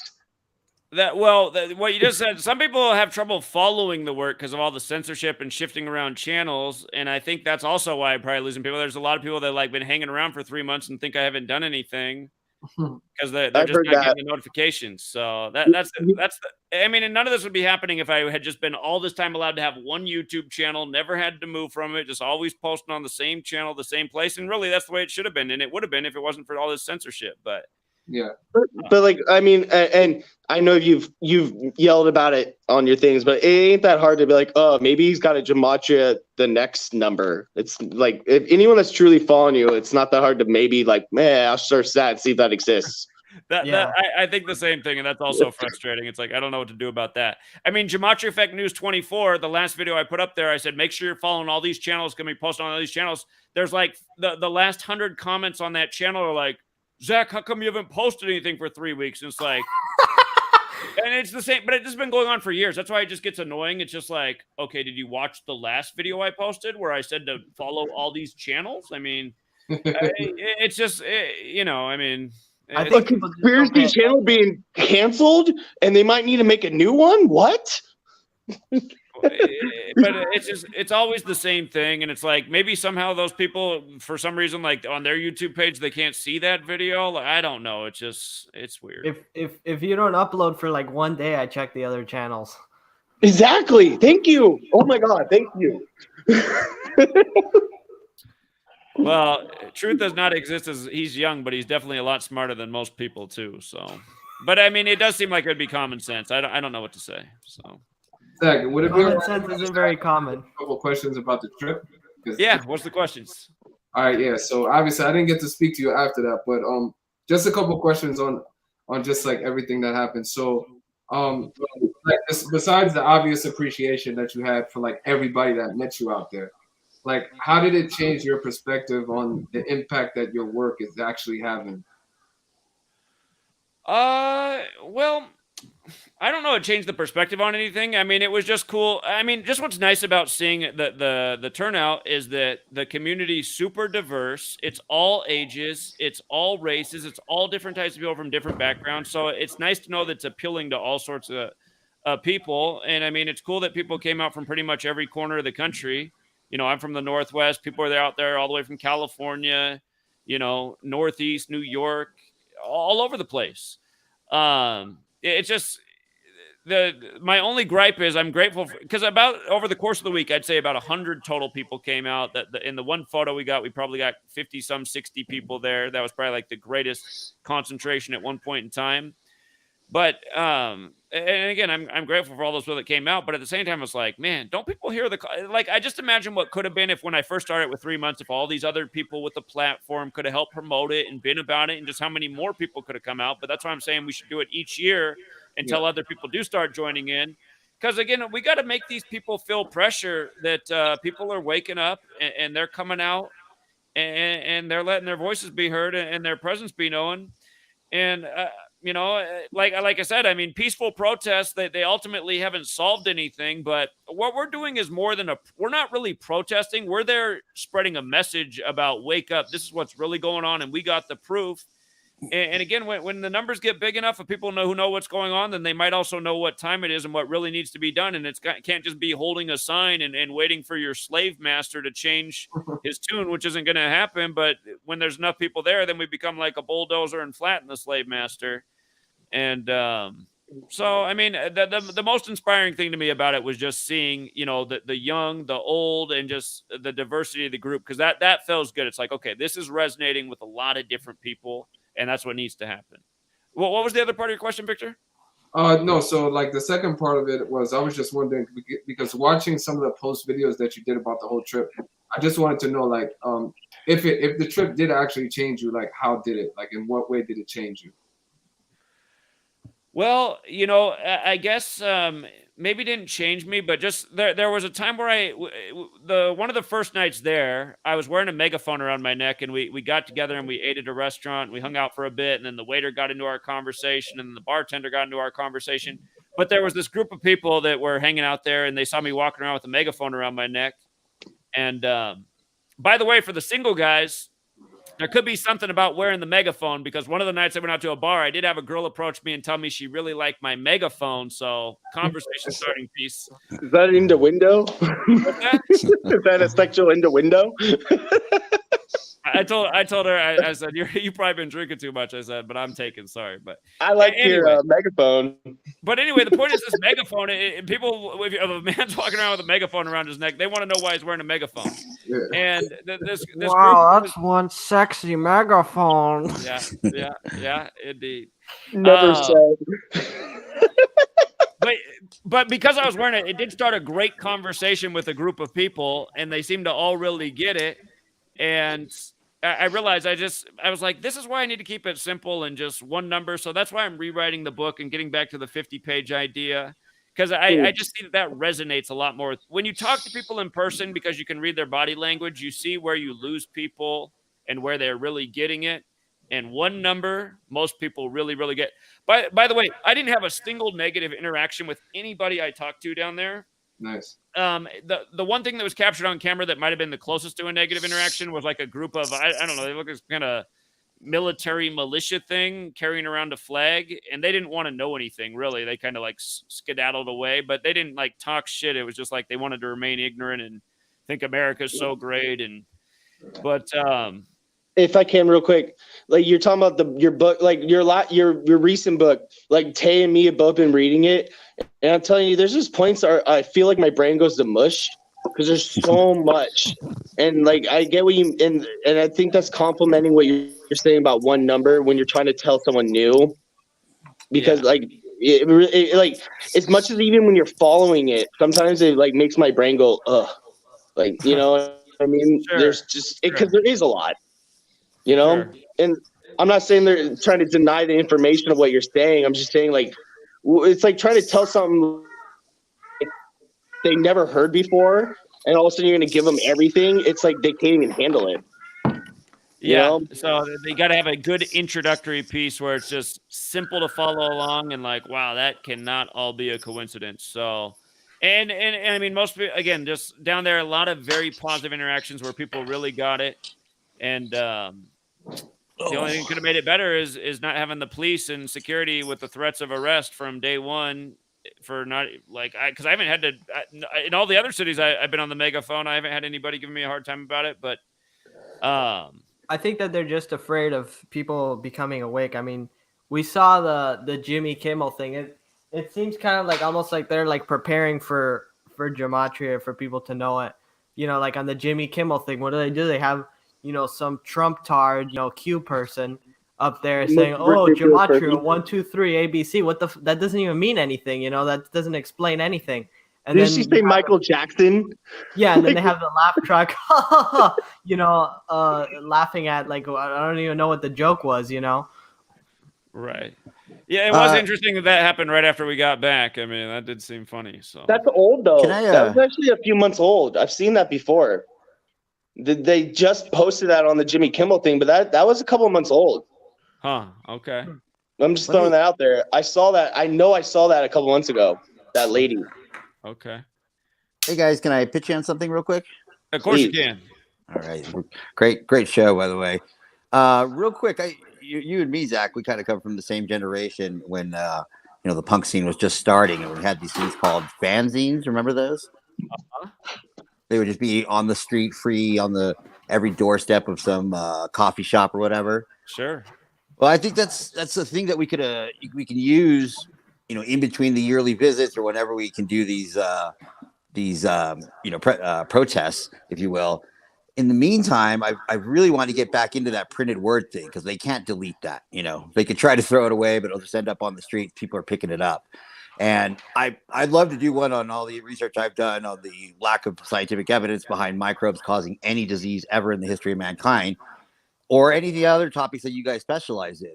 And if you put it into a little magazine that you print up at your local, you know, print shop, the only thing that's been holding me back is I don't have a network where I can send 100, 200 copies, 1,000 copies to, and I know that person's going to not let them sit in their room, but they're going to get it out in the public and put it in, you know, if they want to hand them out, or if they just want to put stacks down in really popular spots, that'll get your community talking. And then they're like, where is this information coming from? What do you guys think? I think it's a great idea. I was actually thinking about, because I've been trying to do this thing to help out the homeless with the Signs Matter, but maybe that would be another thing is to help put some money in homeless people's pocket. Like if somehow we could create like a publication, like Seattle has Real Change, Oklahoma City had something similar, but the homeless pass out the magazine and then people donate money to them. So it could be a way to help them get paid, advertise the work, printed material. That's real smart. I mean, for me, if you guys could put a network together, or we could do it, you know, within this, of 8 to 10 guys that I know are going to be in a city where they're going to put out, you know, if I send them 1,000 printed sheets of whatever, it could be as fancy as you want, or it's just straightforward. The point is that it'll stay in your city, and it'll, you know, as people start seeing it from place to place, they'll start reading it. And it'll be something they'll have to read on their own conscience. They won't have like a whole network of people around them while they're reading it. They'll have to face the facts that are on there. So if we could create a network of 10 to 20 of us that, hey, if I send you some stuff for free, will you please make sure it gets in public hands? That would be amazing. Yeah, I agree with everything you said. I mean, chapters of your book would be, if you can't think of anything, if you don't have a subject, putting out certain chapters of your book would be amazing. Sure. And by the way, what you're talking about, I've been talking about it for a long time, but I realized I need to start doing it. I need to create an email list by like putting out a weekly newsletter. That way, when I get censored and deleted, I can quickly send a mass email to everybody who's into that saying, here's where I'm posting now. This channel got deleted. This is where I am now. So for sure. Yeah. Well, if we could, if I could do anything to, you know, make that network happen, like the email list is a great start. You know, let me know. You got my email. I'm desperate to find some guys who, here's my email. If anyone wants to contact me now, then I could send them right now. 1,000 copies on, the truth about disease. That's Bruce Banner 5280 at iCloud.com. But if you guys want to do, I think it'd be great if we all contributed, started sending to each other's cities, and then we have all these facts just flying around, whether on the street or whatever. Does that make sense? 100%. Yeah, I think we absolutely need to do that. So, great point. All right. Well, I'm going to let you guys go. I appreciate all of you guys for what you do. I love how young people are right now. It's amazing. It really is. Indeed. Well, thanks, Bruce. Thank you, man. All right. Have a good night. All right, before D26 comes on, because I already know how he goes forever. So salute to D26. But what I want to say just before I get out of here, because if I don't mention sports, people are going to kill me. Today was another great day in MLB. We hit multiple underdogs. Zach is well aware of Boston in '77. He's been teaching us that going on 7 years. It's one of the cleanest rules you could look for. Chicago White Sox became 7-7 today. But there was other underdogs on the board as well. So another great day. But Zach, besides what we do every single day, what you've done for going on 7 years, I actually took the work myself to Atlantic City and put Gematria in play versus the sports books out there. And I got the video on my channel showing people how anybody can do it. You can go to the sports books, take advantage of what we've been talking about, what you've been talking about for 7-8 years.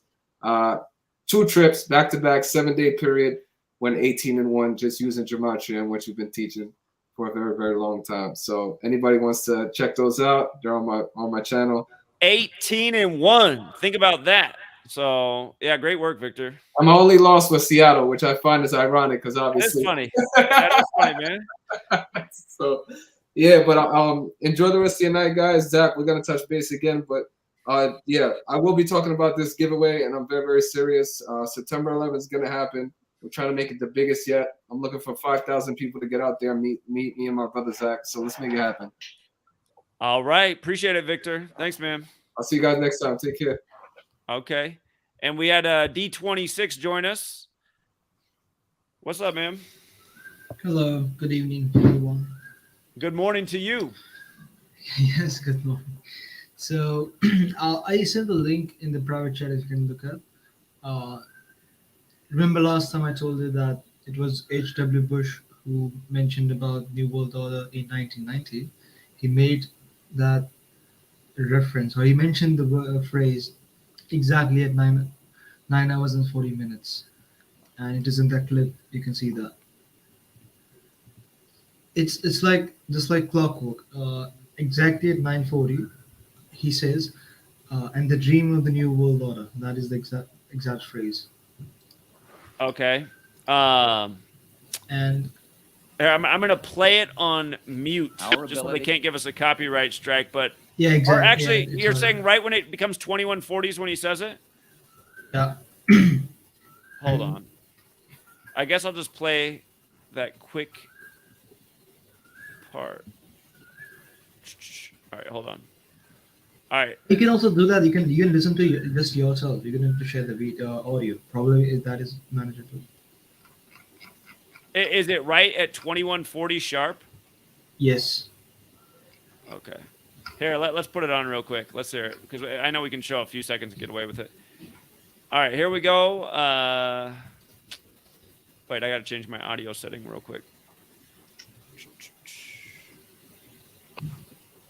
Okay, here we go. George H.W. Bush, never forget it, 11 years to the day of 9/11, the Big 11 ritual, gave a speech about a new world order, a world free or terror. And what's the party's going to say right here? He's going to say exactly at 9:40 as, and the dream of the new world order. Okay. It's funny, it's funny that it equals the 289, and 289 is 20120 in base 12. Okay, here it is right here. Africans in defense of principle and the dream of a new world order. And that's why they sweat in oil and sand. And that's it. So again, World Trade Center equals 94. It opened on the 94th day of the year. He says that right at 9:40 p.m. 9:40. The word terror. He died at 94. So.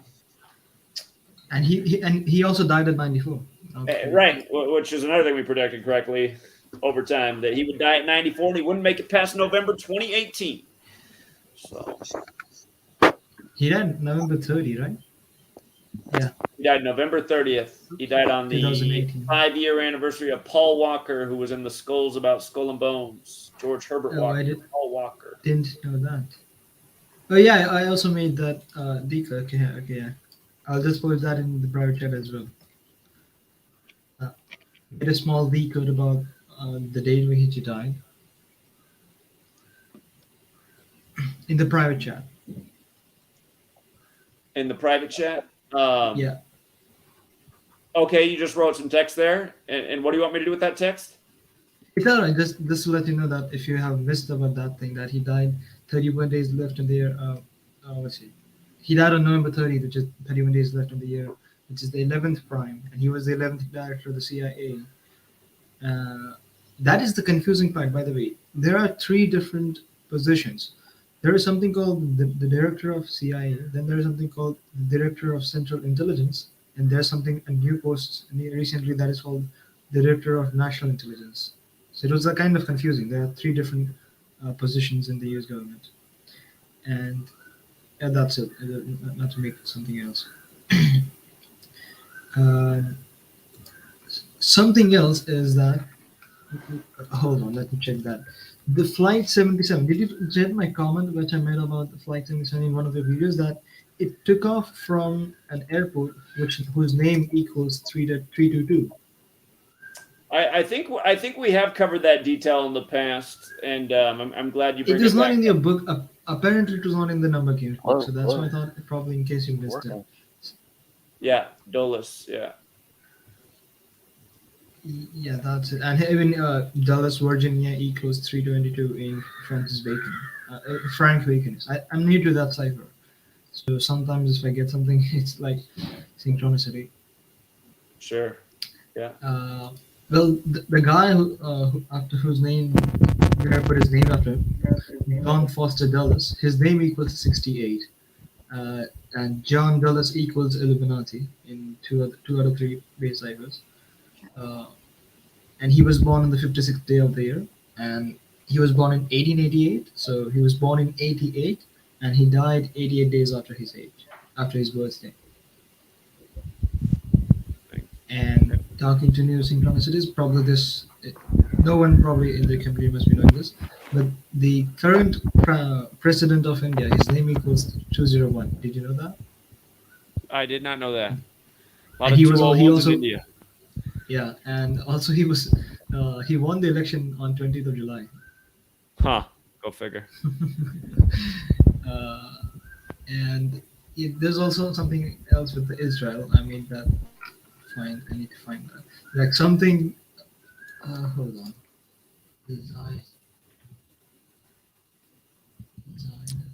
Okay. D26, while you're looking that up, Mr. Lee is back. He wanted to say something earlier, but he's having some audio All right, troubles. no So while you're getting that straight, let's let Tennessee Lee chime in. What's up, Mr. Lee? Uh-oh. What went wrong?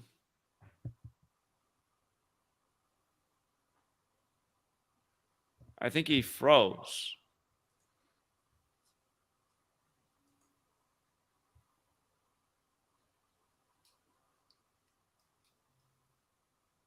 How come all of a sudden I hear total silence?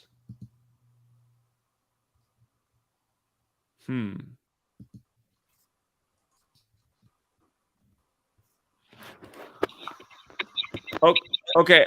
I lost everybody's sound for a second there. Can you guys hear me? Yep. Yeah, you hear me? What was going on for like the last 30 seconds? I heard everything fine. Could you even hear me talking about how I think everything went silent? Yep. Yeah. Weird.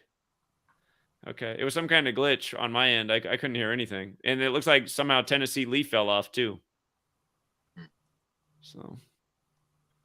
Oh, well, I guess we're good. That's good. D26, did you get your thought together? Yeah, I'm still finding where it is. It is something like there is a position. It's probably the current chairman of the World Zionist organization. His name equals 201. I need to find if it's what's the name of the organization just to be sure, because there are two different organizations. but I need to find that. Hold on. I will come back in a while. Are you posting all this on Free to Find Truth? Yeah, every now and then, because I took a break from Free to Find Truth. Recently, I just came back, posted a couple of posts recently, 2 or 3 posts. Yeah, you can find. There was something I made about that. One was this clip which I shared this website about mentioning the New World Order at 9:40. The other one, which was, last time I was missing a code about 1776. It was about the Skull and Bones. It was about the Order of Skull and Bones. That the Order of the Skull and Bones equals 1776 in Sumerian, and if you make some minute changes, it also equals the same in the reverse cipher. That is very interesting. Yeah. And the Federal Aviation Administration, FAA, that equals 187. It's like the sign of Jesus. Okay, yeah, it was about this book which I made the comment in the last stream before the Sunday night show last night, that the commission chairman, Thomas Howard Keene, if you write commission chairman with his post, with his position, that equals 156, which is the 911th. 911 is the 156th prime, and both the chairman and both the commissioner and the co-commissioners of the 9/11 Commission, which was Thomas H. Keene, and there was another guy, I forgot his name. Probably his name was Keith's surname. They both put a book, and that was also released on 15th of August, Richard birthday, in 2006. If you go to the 9/11 Commission page, you'll find that they wrote a book about that. It's called Without Precedent. Where is it? It's in the aftermath, the last cycle of the. You need to go to the Wikipedia page of 9/11 Commission.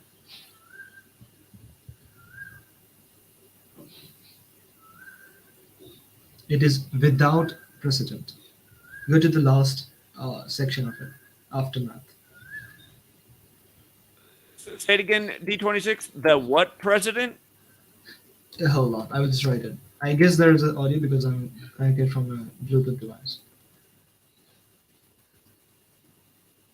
You see the contents part? Go to the last position of the context. You see that little table over there, right? On the screen. It's called the contents table. Yeah, go to the last one, which is the aftermath, the 8th one. Sorry, the 8th one. Yeah. Okay. You'll find over here. The book was released on the Jesuit birthday in 2006. And they also said that, you see the highlighted one, the commission was set up to fail in the inverted commas. That equals Jesuit order. The book was released on August 15th, 2006. I'm just trying to think what birthday that was. 471st birthday. No, 72. Or hold on, I can't think right now. What's the part that equals the setup to fail part? Yeah, that equals Jesuit order. 54, 53, something like that. I see. Yeah, 144, 153, just like Jesuit order. I do see that. Okay. Interesting. And I was making some decodes about some bridge collapse, like some disaster happening in November. It's coming to me that which I can think about right now with all the gathering, with all the accumulated information, is that there might be some bridge collapse in November, or some monument will collapse, will get destroyed in November. Because that's what it points me out. I'm not sharing it at the moment, but this will let you guys know. There's one which I can share right now is the Brook. Okay, I'll just share that. I'm sharing that again in the private chat. That Brooklyn Bridge collapses on November 9th, that equals 201. And November 9, 2022 equals 129, which is again 201 in basic counting. Interesting. So, and November 9th is again the new 9/11. This coming November 11th, by the way, this 11/11 this year is exactly 254 months after 9/11. Okay, and 9/11 is the 254th day of the year. Interesting.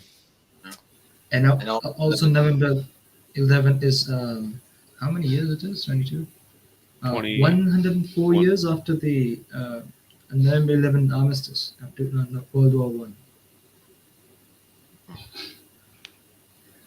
It's crazy. I still haven't been to New York. I almost went to New York this summer just after 9/11. That was when I graduated. I almost went, and I decided not to. And it's crazy to think that 21 years have gone by and I still haven't been there. So time flies. Regarding the November 11th, what is it? The armistice of November 11, right? That is also slightly like one thing is connected to that is armistice equals 304 in the prime cipher, and September 11 was 304 months after, 304 days after the previous anniversary of November 11. And also, if you just go to the page of Wikipedia page about the armistice of November 11, which was on the 11th hour or the 11th day of the 11th month. The interesting thing is that there is a 5 to 11 thing about that as well. The armistice or the fight was signed at 5 a.m. in the morning, but it came in effect at 11 a.m. So now recall the thing which you made about the vaccines in November, that it was from 5 to 11 a.m. and it's gone from 5 to 11, that equals 56. Right. So it's funny that they signed the treaty at 5 a.m., but they are still fighting, and they ceased fire. They hold the fire at 11 a.m. So they were just fighting it to 6 hours. Yeah. I used to always think that before I understood numerology, I used to always think that was a funny stat, 11:11 at 11 a.m. And I was just like, how did they get everybody to stop fighting at the same minute? I just don't understand how that's even possible. So. Exactly.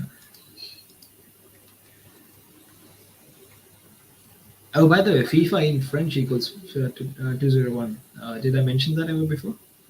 If you write the full form of FIFA in French, which is what it is, that equals 201. The French language for what FIFA stands for? Yeah. Okay. I forgot what it is. I forgot what it is. I guess it's Federation International Association, something like that. I need to find that.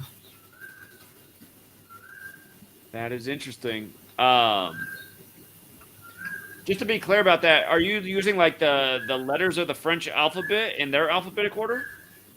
No, I just it's the transliteration thing.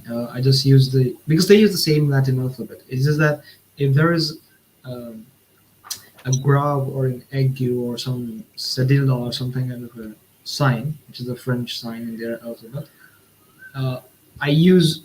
sometimes I use that. Sometimes I don't use that. So I use both ways. Sometimes I just copy paste the French thing. Sometimes I replace that with the English alphabet. So I get the both. What's weird is I just did a Google search for FIFA's full name and it did come up in French. And like I didn't ask it to do that, but it just did that. I just wrote FIFA stands for and it came up with the French spelling, and just so right away I'm seeing that it is 201. And FIFA itself is the French word. That's not the English. Is this normal for Google to bring it up with the French spelling when you search for what FIFA stands for? But no, FIFA actually means French in that it is. I see. Okay, if you go to the Wikipedia page, you will understand that FIFA itself derives from the French. It's the abbreviation of the French name. In English, it's called International Federation of Association of Football. In French, if you think about English, it's IFAF, but in French, it's FIFA. With the accents, it's actually 191, like Society of Jesus. Yeah, which also makes sense if you use the French accents. It does become 191 instead of 201, and that's the 43rd prime in football is 43. So, yeah, it does make sense both ways. Somebody's trying to call from Utah. They might be trying to become part of the show, so I'm just going to take the call just in case. Utah? Hey, Zach, it's Fred again. Hey, what's up? Can you hear me? I can hear you. Can you hear me? I can hear you. Okay, for some reason I couldn't hear you till now. I just want to chime in one quick thing. About that Bush video I had you play earlier. That was September 15th, 2006. So 5 years and 4 days after 9/11, 2001. So like 5/4, like that's adjustment number. And I also wanted to point out, I forgot to mention that was on the 258th day of the year, like number of the beast. Sure. So yeah, that post where I retweeted it, I put that in the comments on it. The person that originally tweeted it, but I'll go back to watch the video. But thanks for taking the call. All right, appreciate it, Fred. Thanks, man. Yeah. What's interesting about that date, actually, because September 15th is day 107 leaving, or day 258 leaving 107, but its match date is the day Barbara Bush died, April 17th, and that's because that's the perfect number of the beast day, because it's a day written right 17/4, and it leaves 258 in the year. Right. But if you measure between those two dates, between April 17th and September 15th, it's 151 days, the 36 triangle, and how number of the beast relates to 36. So it's just. And New York is 666 in Sumerian. And the thing about 107 is, don't forget, Giuliani was the 107th mayor, and the 9/11 happened on his 107th day of his age. And then we invaded Afghanistan on October 7th, 107. And of course, military is 107. So yeah, it's that's a really great observation. Can I share something real quick? All right, so we were speaking about FIFA, right? The 2022 World Cup is coming up. It's actually the 22nd edition of the World Cup in 2022. Funny how Italy equals 22 and they miss out. But I just noticed this is FIFA's 118th year of existence, and we know death and homicide sums to 118 in Jewish gematria. And 2022 Order Out of Chaos 222, the 22nd edition.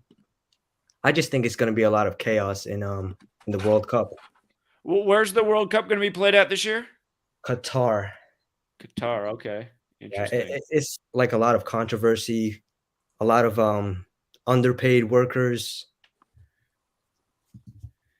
Yeah. I need to do some more research on that. With all the chaos going on in the world right now, that would be another opportunity to get everybody looking at the same thing at the same time in the world. And again, it's in the Middle East where a lot of terrorism stuff already happens. So, interesting. Yeah, I'm gonna do some more research on that. That's a great observation. D26, were you? I don't think you were finished when I interrupted you. It's all right. I was just like taking a break. I was just gathering what I was supposed to share today. Last time, just to let everyone know, last time I went too far with my decodes because I had not talked to you for 3 or 4 weeks probably back then. Sure. So that's the reason I went too far. So I won't do it next time. So just let everyone know. That's okay. It wasn't a problem. I mean, we appreciate your work. You're doing great things for the community. So. Thanks. Other thing is that SpaceX CEO Elon Musk equals 201. Do you know that? I've written some few things on the private chat again, just while we were talking to other people. And the year of the horse, which is 2026, I guess the next FIFA World Cup in 2026 is going to be in Canada, if I'm not wrong. And the USA. And okay, I don't know about the USA. So that is the year of the horse. That equals 201. Huh.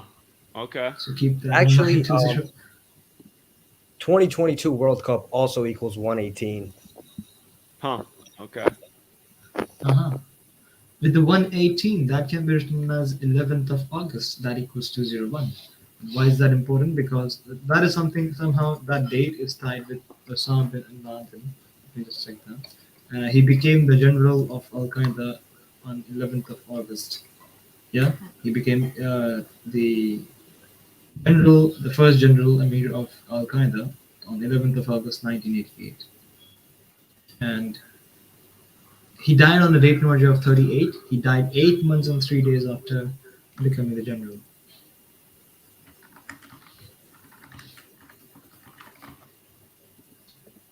Is there a visual I should be putting up on the screen? Not particular, not yet. I don't think so. But yeah, you can do that. Decodes about the decodes about technology. Let me just find that real quick. Remember which I told you that Android phone equals to 01, Google Chrome equals to 01, yeah, Adreno Chrome equals to 01. And think about Adreno. Google has a browser called Chrome, and there's the famous GPU that is used in the phones that is called Adreno by Qualcomm. That's a company based in the US, I guess, if I'm not wrong. It's a Qualcomm company. They have their graphics processing unit called as Adreno, and the browser for Google is Chrome. So you get the Adreno Chrome out of that. That's interesting. Yeah, that's interesting. And okay, this one is for the Americans in the chat. For all the Americans, the Star Spangled Banner was adopted on March 3rd, 1931, 201 days after 15th of August. Huh. Did you Okay. get that? Uh-huh. Also, just let me know if anyone feels any problem with my audio, because today I'm connected with a Bluetooth earphones. I don't like it, but I can't wear the headphones every single time. Sure. Also, the RFK Jr. rally on January 2-3, and I said that January 2-3 equals 201, which is on the Georgetown's birthday earlier this year. If you write it as a phrase, RFK Jr. rally on January 2-3, that also equals 201. Huh. That's interesting. And with 3-2, I was just doing some things with the numbers. So I made a list, okay, what I did in my notebook was I just took one number, made all different connections like a spider web thinking. And one of that was interesting because the reflection of 322 is 223.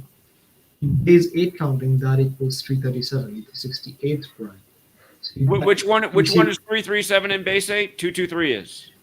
223 is, which is the reflection of 322. This Okay. conveys number. And regarding with the 68, this might be in addition to what you have made. You made an entire amalgam of all the 68 relation with 9/11. You made that the planes were from it was Boeing planes, and they were from Seattle, the Washington. company's from Seattle, Washington. But the founder of the Boeing, William Boeing, his name equals 68. Oh, really? Good one. Yeah. So in case I haven't done the deep dive in the Boeing company, but now I'm going to do that after I found this thing. See, that's what I love about this research. Sometimes when people like D26, other people, they make finds. I'm like, why didn't I ever look into that before? Like, I didn't even think to look into that. So yeah, William E. Boeing, go figure. Yeah. You have to knock out the E. It's just Look at like when he Boeing. died. How about when he died? He died on 50. He died in the year 56, and then he died on September 28th, which is curious to me because that's one day after the big Jesuit recognition date by Rome. The 33 Pope died on 28th. Yeah, right. Yeah, And exactly. also, 28th of September, 289, that equals 201 in base 12. Yeah. How about all that? William Boeing, 68 and the most peer, just like Seattle, Washington. How perfect. Mm-hmm. I'm just finding what else I can find with this guy, because certainly with these multi-billionaire Hey, heads, hold on. You got me going on this Boeing guy. His full name equals 111, like September 11th happened on the day leaving 111. I just found it. Yes. Yeah. Okay. And regarding that thing, there is a huge decode. I made a huge decode, a relation between the Queen of England and 9/11. There is a lot of correlations. Did you find that post on Predefined too? I made a post about that. I haven't probably seen it a yet, month but ago. I'll look for it. I'll look for it. And I when gotta did you? point I out guess one more thing. I gotta point out one more thing about this Boeing guy, though. He died right before his birthday. His birthday would have been October 1st, October and he 1st. died at 74. And again, the World Trade Center's on the 74th meridian. We know everything with that number. So yeah, I'm glad you looked into this and brought it up. I can't believe I didn't look more into Boeing with it being right here under my nose, connected to so many things. So amazing. The only thing, to be honest, the only thing that I was shocked that you didn't know that was the Terry Lynn Nichols equals 201. Yeah, That was, no. I guess, made probably on a TFR call. Yeah, that was a good one too. Whose birthday was on April 1st, April Fool's Day, the same day National Board of Transportation Safety Transportation, that was created on 1st of April, and that equals 201, connected to the 28th of January, the bridge collapse. I see. Interesting. There is something. Okay, hold on. Where is it? Hold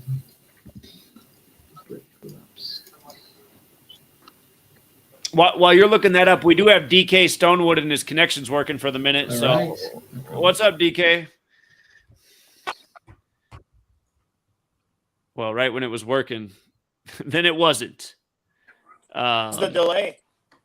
Oh, well, you came in there for a second.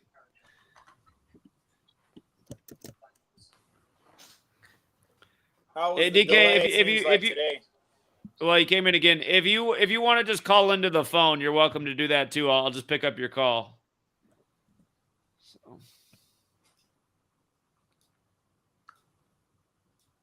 All right, D26. While we wait to hear from DK, if you got your thought together, we're ready. Yeah, I got it. I wrote it on the private chat. The International Association of Bridge, Structural, Ornamental, and Reinforcing Iron Workers, that equals 911. Interesting. Okay. So I'm telling you, there's something cooking about November 9th, because, again, keep that in mind. There are 2 days that can be written as 9/11 or 11/9. One is September 11th. We already had a huge thing in 2001. Now the other day remains, in my opinion, is only November 9th. The day of 9/11, there was a threat for one of the bridges in New York, too. I got to go back and check out what that was, but now that makes more sense with this. So that'd be the next piece of history to research. What bridge was threatened on 9/11? Because I know that was one of the storylines that day. It could be something like a historical bridge. It could be Brooklyn Bridge. It could be the San Francisco Gate Bridge, Golden Gate Bridge. If I'm not mistaken, I think London Bridge equals 119 in Gematria. I know when the Queen dies, it's called Operation London Bridge, what they have going on over there. Yeah, London Bridge is 119 in the most simple cipher. It's a lot like All Seeing Eye. It's 119, 205, 61. So. You want to know something? In Jewish Gematria, London Bridge equals 311, which is the octave of 201. Huh, yeah, interesting. That's fun. Interesting. The other thing, no, this time I did not have everything, structured last time, just like last time I had it. But, okay, we got Brian again.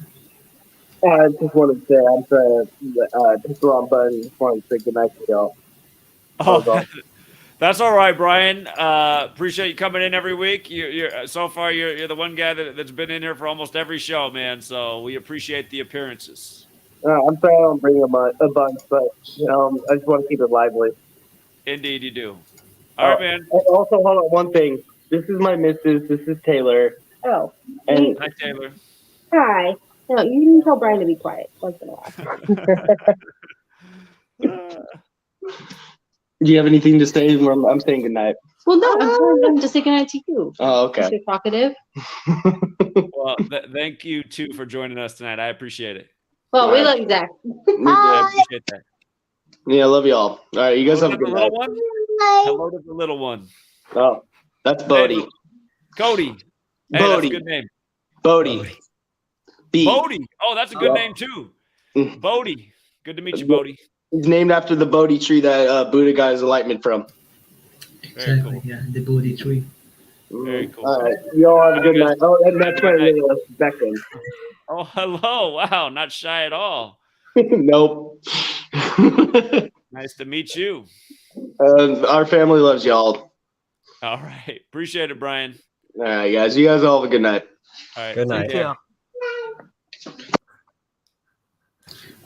One bit.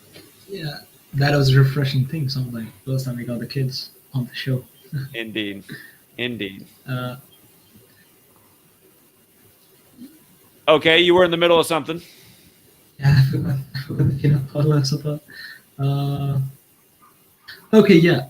At the time of 9/11, the Israeli ambassador to the United States, his name also equals 68 and 94. Okay, I'll just write his name. His name is David Kenna Irby, if you can see it on the private chat. All right, hold on. I was his handling name- the email real quick. Okay, David. All right, I got it. Elkanah Avery, I don't know, Avery is this pronunciation. And with all the 28s, let me just find that. Real quick. All right, let me get him up here on the screen.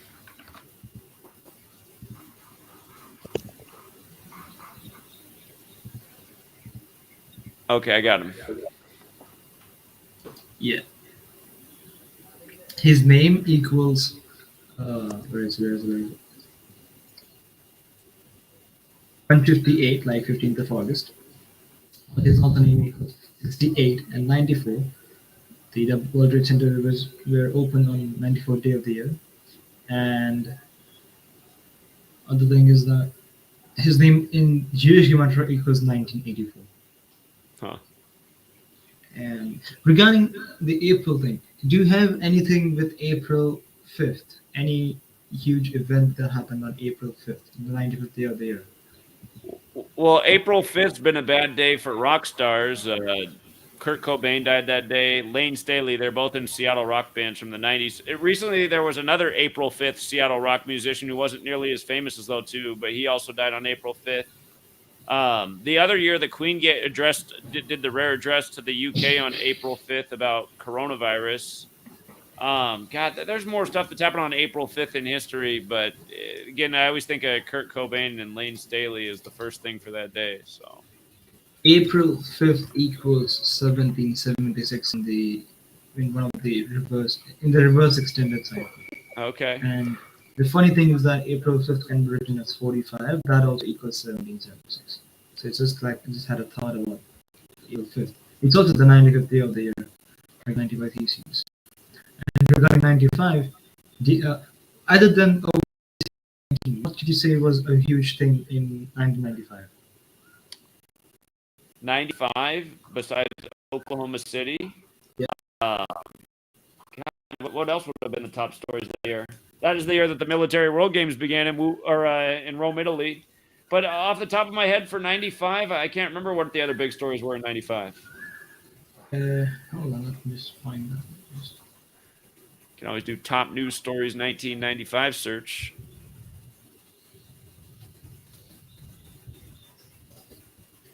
Okay.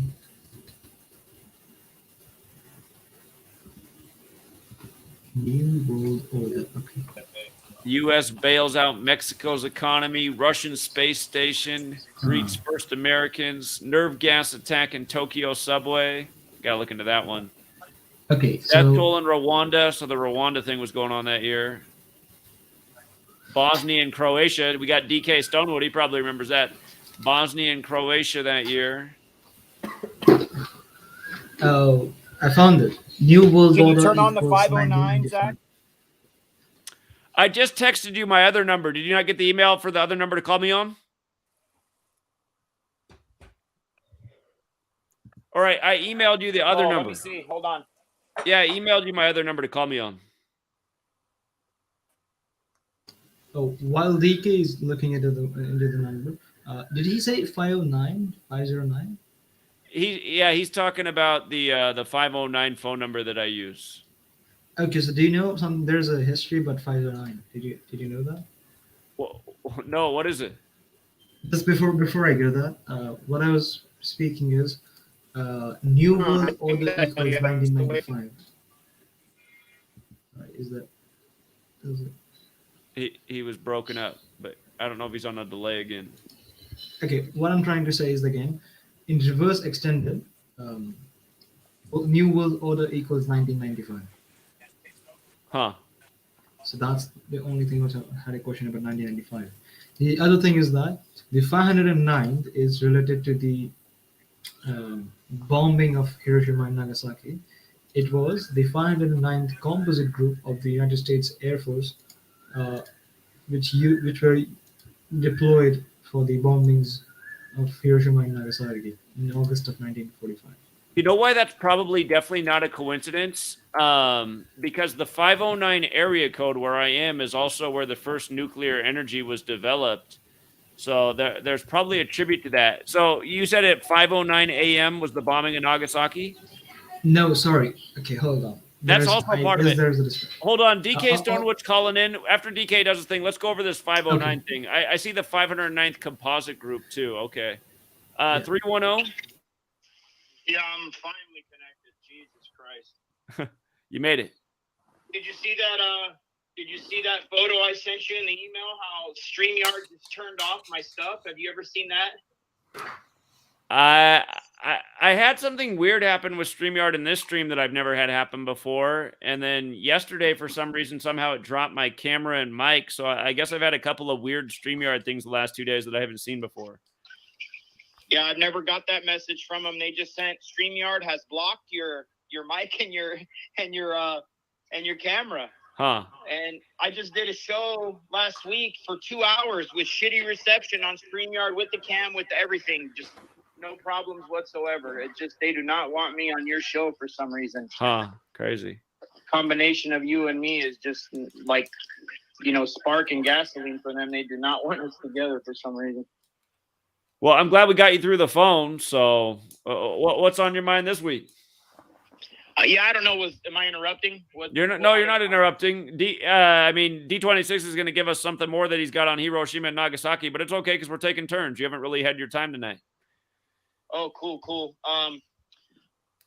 Earlier when you started, I was listening where you were saying about these people coming in, foreigners, and we talked about this already about these people being the useful idiots taking these tech jobs, and we need to be, out there telling them, hey, I 100% could not agree more. Every chance I get with cops, with news media, with anybody, I just tell them straight up, like, you got to quit your evil job. That's an evil job. You got to quit that job. And if we had people in front of these like tech companies and like you were saying, let's just say you had a little team in, Silicon Valley, you got a team in LA, you got a team, and you're all doing it on the same day, maybe even everybody live streaming at the same time, out there saying, quit your evil jobs, quit your evil communist censorship jobs. And, let that message keep getting out to them. You're right. When they start talking amongst each other, there's a couple cops at the gym that I've been, on their ass for since the pandemic started. I'm like, so what are you doing? Are you speaking up? Are you going out and enforcing this crap on people? What are you doing? And like after a while, he just stopped coming to the gym. He couldn't take me pestering him every single day.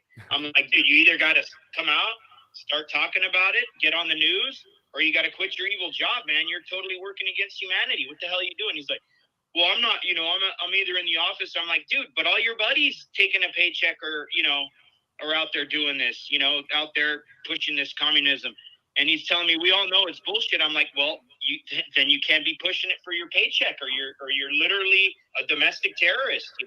The guy just couldn't take. I haven't seen him at the gym now in over a year. So yeah, that stuff definitely works. You keep pestering people about stuff, it affects them. It starts eating them up inside. And I don't think you could be more right on that. We just got to be in these people's faces. If they don't see any resistance, what would be their reason to stop? They're not even going to bat an eye at it unless there's some opposition. So yeah, for sure, we got to start making these people feel bad about what they're doing. especially these, these foreigners. We could call them foreign terrorists taking, domestic jobs with foreign companies or whatever you want to do. I love that idea. By the way, D26 though, we don't mind if D26s came over here, we'd be all for it. It's just, I mean, it is a reality. These big tech companies that are building the surveillance state, it's mostly not Americans doing it, and they are coming from countries where this has already been done, like China. And it's just like, again, we got to put some pressure on these people and make them realize, like, this is not okay. You are destroying what the whole idea of what this country is supposed to be, freedom of speech. It's all getting destroyed, and you're a big part of it right now. Yeah, did you not come here for freedom to, like, economic freedom so you don't have, like, a ceiling like you do in your country? Well, by doing what you're doing, you're destroying that exact thing you came over here for. I mean, it just makes no sense, Well, they're seeing it from a short-term greedy point of view. They're like, a lot of them do realize it's wrong, but they're like, I'm making $300,000+ a year, and that's why I'm doing it. Yeah. I got a little story for people to get a perspective on what's, like, headed our way. My buddy just came back from Greece. He was there for 8 days. His grandma, had a stroke. She's going to pass away soon. And him and his brother are the only heirs. So he went over there to, just to see what's going on in general and prepare stuff for when she does pass away. And he hasn't been there since 2016. He said, Greece is an absolute shithole. They won't even, like, you could go in the grocery store and fill up your whole shopping cart, but once you get to the front, the first thing you have to scan before they can even start a transaction is the QR code that you've been vaccinated. So he has all his stuff from that he, bought at the flea market here or whatever, but, it works. It works. I don't think you need it to travel anymore, but you need it, I think, to get into Greece. He said within Greece, you couldn't do absolutely anything without that Mark of the Beast QR code. Huh. You just, grocery store. He was sitting at a patio at a restaurant that had an outdoor patio. He wasn't even eating. He was just sitting out there, and some girl security came over to him and asked him, hey, in order to even be right here in this patio, I need to scan your scan your Mark of the Beast. So, folks, don't think this stuff isn't headed our way. It's definitely they're going to the more subservient countries first. And if people remember, they destroyed Greece with that bail-in stuff that Obama signed while he was in office. And I think that was 2014, 2015, where they, the people had to run to the banks and get their money out before the government took it to pay its debt or whatever. And I believe that was 2014, 2015. So he went back in 16, which was just right after that. It wasn't nearly as bad, but here they are, 6 years, 7 years down the line from what they're doing right now to us here. And they can't do shit. They can't function in their society without that, without a Mark of the Beast. So the beast system is already online in Greece. I don't know if it's like that in other countries, because I don't trust what a lot of these people online are saying unless it's somebody that I know that just went and came back, or, one of my relatives or something. So that's secondhand stuff right there. And, he was showing me pictures and, everything. So he's not lying. He's not lying about anything. This is third largest city in Greece too. Out in the villages, you can do some stuff without the Mark of the Beast QR code on your phone. But in the cities, nothing, literally nothing without it. So heads up, folks. Yeah, indeed. I mean, we know that's the thing that people have to. If we don't stop what's in motion, it'll be a full-on surveillance state where, as we know, we're not going to have any sovereignty over our own bodies. And I mean, that's why it's sad that more people aren't catching on and standing up already. But it needs to happen in big ways. So appreciate everything you had to say, DK. On point as always. Thank you. The one guy who was talking about, I think is it Cody? He was talking about them being able to turn off the cars and all that stuff. That's definitely true. The electric ones are the easiest, and not to mention they could stop you from going certain places. So it'll only work in a certain area. And when they started putting the like GPS in cars, where it wasn't like you had to buy a Garmin or something separately, but like when the navigation actually went into the cars and you have the fin on the roof. That's when all the tech went into where they can, turn your car off or whatever. And like he said, you have an electronic throttle, electronic steering, you know, instead of a rack and pinion steering, and instead of a like drive-by-wire throttle. So everything is being controlled by computers, by the, you know, by different modules in the car. So they can definitely affect your steering, affect a lot of different things. And, you know, that kind of stuff was out like 10 years ago about them being able to like crash your car. And, you know, so imagine what they could do, you know, now that they got, you know, electric self-driving cars. Of course they can crash it. If you look at the new Beamers and Mercedes, my model is right before that, but now they have like motion. The car knows where you're looking, and you can, you know, mine was right before they went to the touch screens. It still has like the iDrive thing, or like the, you know, the little wheel you could turn, which like BMW and Mercedes and Audi both had. And then they went to the touch screens. So your like center screen was all touch screen. And then the screen you have in front of you with like the tachometer and speedometer and all those, that's like controlled on the steering wheel, and you could change all those screens. But now the newer models, you don't even have to touch the screen. You just wave your hand in the air, and it's gesture. I forgot what it's called. It's like gesture sensitive. It knows where you're looking. It knows if you're looking over to the side or straight ahead, or so it knows everything. You know, it's monitoring. The next thing will be monitoring like emotions and like heart rate and stuff. So, but the cars, and these are non-electric cars I'm talking about. This would be like a fully gas car, but all the interior, the whole infotainment system is all AI. It's all reading everything that's going on. And, you know, the next thing will be, like I said, it'll be reading your emotions and anxiety and all that. And I believe they had that. Was that in the Johnny? That was in the Johnny Cabs in Arnold's movie. The Apple Watch has that stuff. I forgot the damn name of the movie. Total Recall. I think that was in the Johnny Cab, where it was monitoring, monitoring like if you're, you know, like you're trying to run away from government and your blood pressure's up and you're anxious. So, yeah.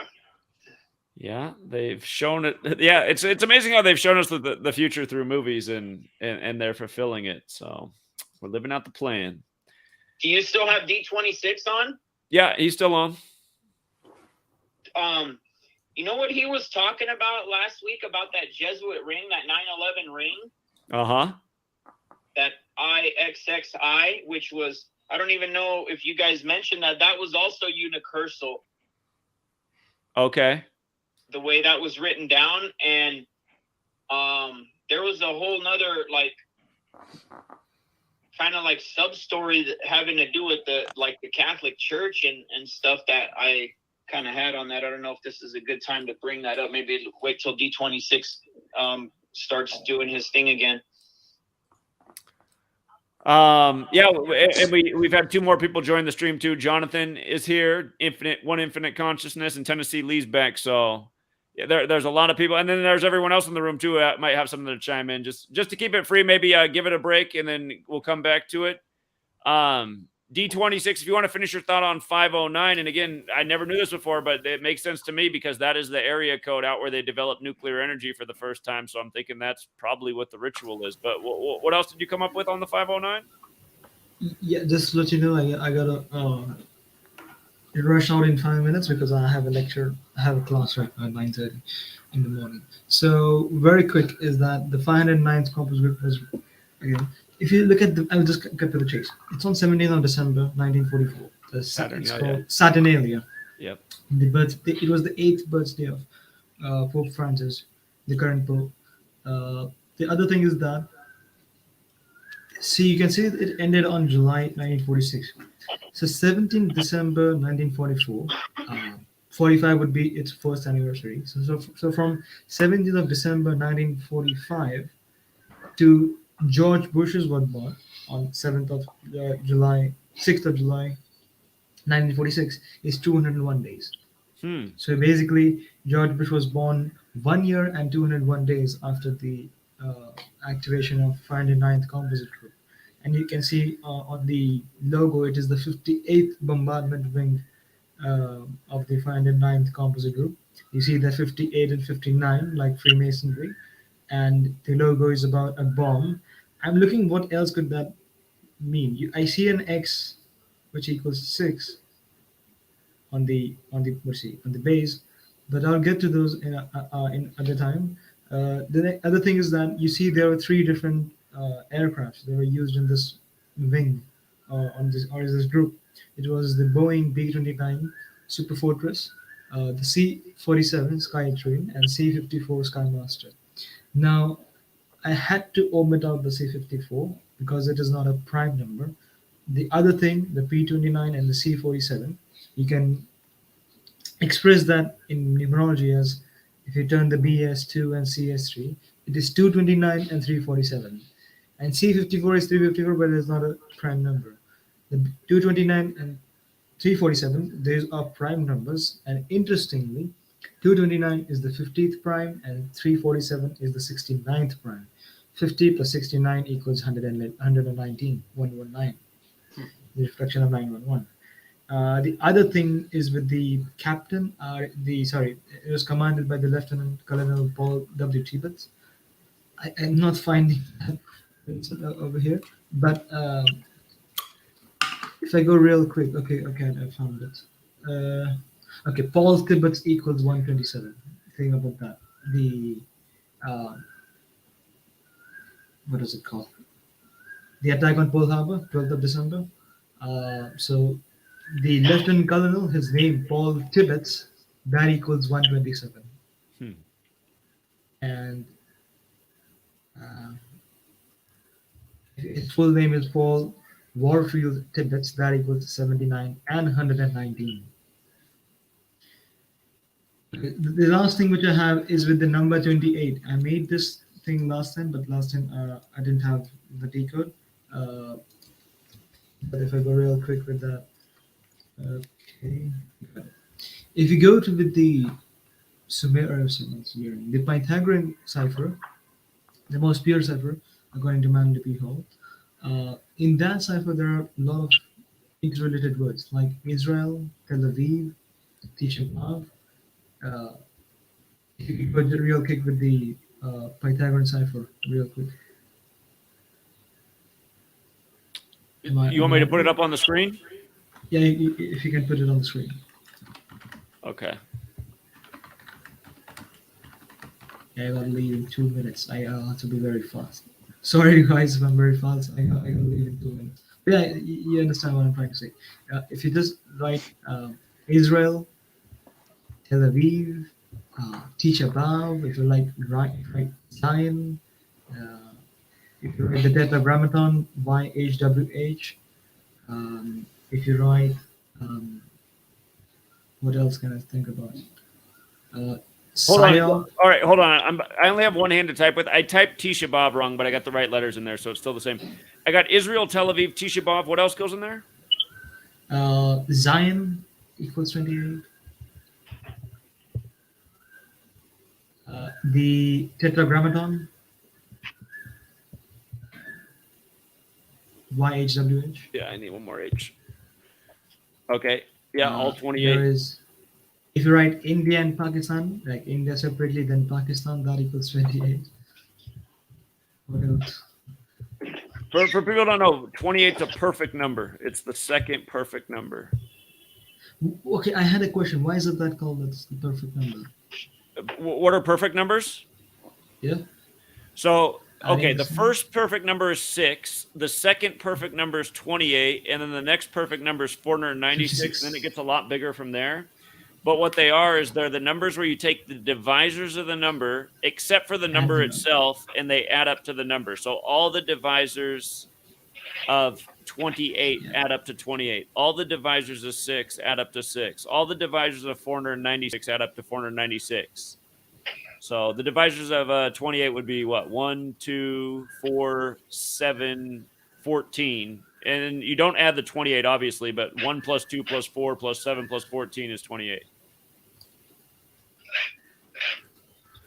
Well, that was a good explanation. And again, what's cool about that is the word man in the most simple cipher. Man is 28, and then man's made on the 6th day. And the first two perfect numbers are 6 and 28. And man's made in God's image, and Yahweh is 28. Right. Yeah. Yeah. Exactly. I just, because I have to go to rush out. I just wrote whatever else equals 28, which I found. in the private chat, so you can just take a quick look at that. Psyops, deceit in the private chat, by the way. Psyops, deceit, darkness. All those numbers equal 28. Yeah. I mean, all Psyops, those names, darkness, those words. takeoff, bomber. Yeah. My eyes are getting bad. Portal, Stargate, Gateway, Rituals, Magical, Parable, Towers, the Cube, Squares, Algebra. So they're Now all think about everything with 9/11. You see, there's takeoff, there's bomber, there's uh, rituals, there's towers, there's cube. You know, it's literally there's a cube over there. Uh, the site where there were two World Trade Centers, and also the first anniversary of World Trade Center 9/11. There was a ritual over there with the eye, if you know that. right. The workers, construction workers, they were making an eye. But anyways, I gotta leave very abruptly. It was good talking to you over here tonight. Okay? Well, thank you again, D26. Enjoy the rest of your day, Welcome. and good luck at class, man. Thank you. Peace, everyone. Bye bye. I'm amazed that he didn't know what perfect numbers were already, but watch next week he'll blow our minds. He'll have a million new things about perfect numbers that we never knew before. So. Well, you explained that very well. Well, I appreciate that. So there was a time when I didn't know what perfect numbers were. That's the thing about learning things. You just learn about new stuff that's out there. Well, what's up, Jonathan, by the way? Jonathan, everybody knows Jonathan. What's going on, man? Not much. Not much. Sorry I couldn't make it to OKC. I tried. That's okay. You're a long way away. There'll be a next time. So. Yep. I like everybody's different perspective on stuff. Indeed. So so the news was that Kevin Samuels supposedly just dropped dead. That's the news. So they said he had 1.4 million subscribers when he died. Yeah. The word "end" equals 14. And dead. And dead. Now he died at 56, and the news broke on the internet late on 5/5, but when everybody heard about it was the next day, 5/6. So he's dead at 56 on the date 5/6. And then that wasn't even really his age of death, though. But they just had to say he was dead at 56 just for the sake of it. Yeah, because they said his real age was what, like 52 or something, right? Well, now I guess on his death certificate it says he was 53. Yeah, but he always used to say that he was 56. So it was weird. Like, yeah, it's like that's just like an example of how they force a number. Indeed. And there's so many examples, and that's why people who say like your numbers, it's like, no, it's not my numbers. We're not just seeing this. We're catching on to the pattern. How many rappers' deaths did you predict on the 4464 date? You know, well, I remember 2020. You know, well, I mean, just back to the 56. The word "Society of Jesus" equals 56. You know that he went by the title Dr. Kevin Samuels, which equals 56. Oh, I didn't catch that one. Yeah, so I think that's why they're doing that, because Dr. Kevin Samuels is 56, and he's not a doctor either, but he was going by that.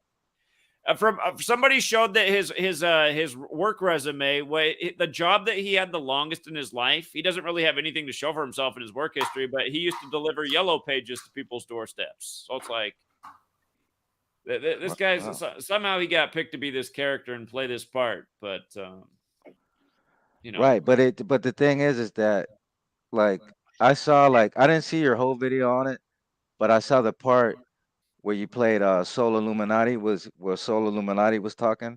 Uh-huh. I saw that part. But I have to disagree with some of the stuff he said, because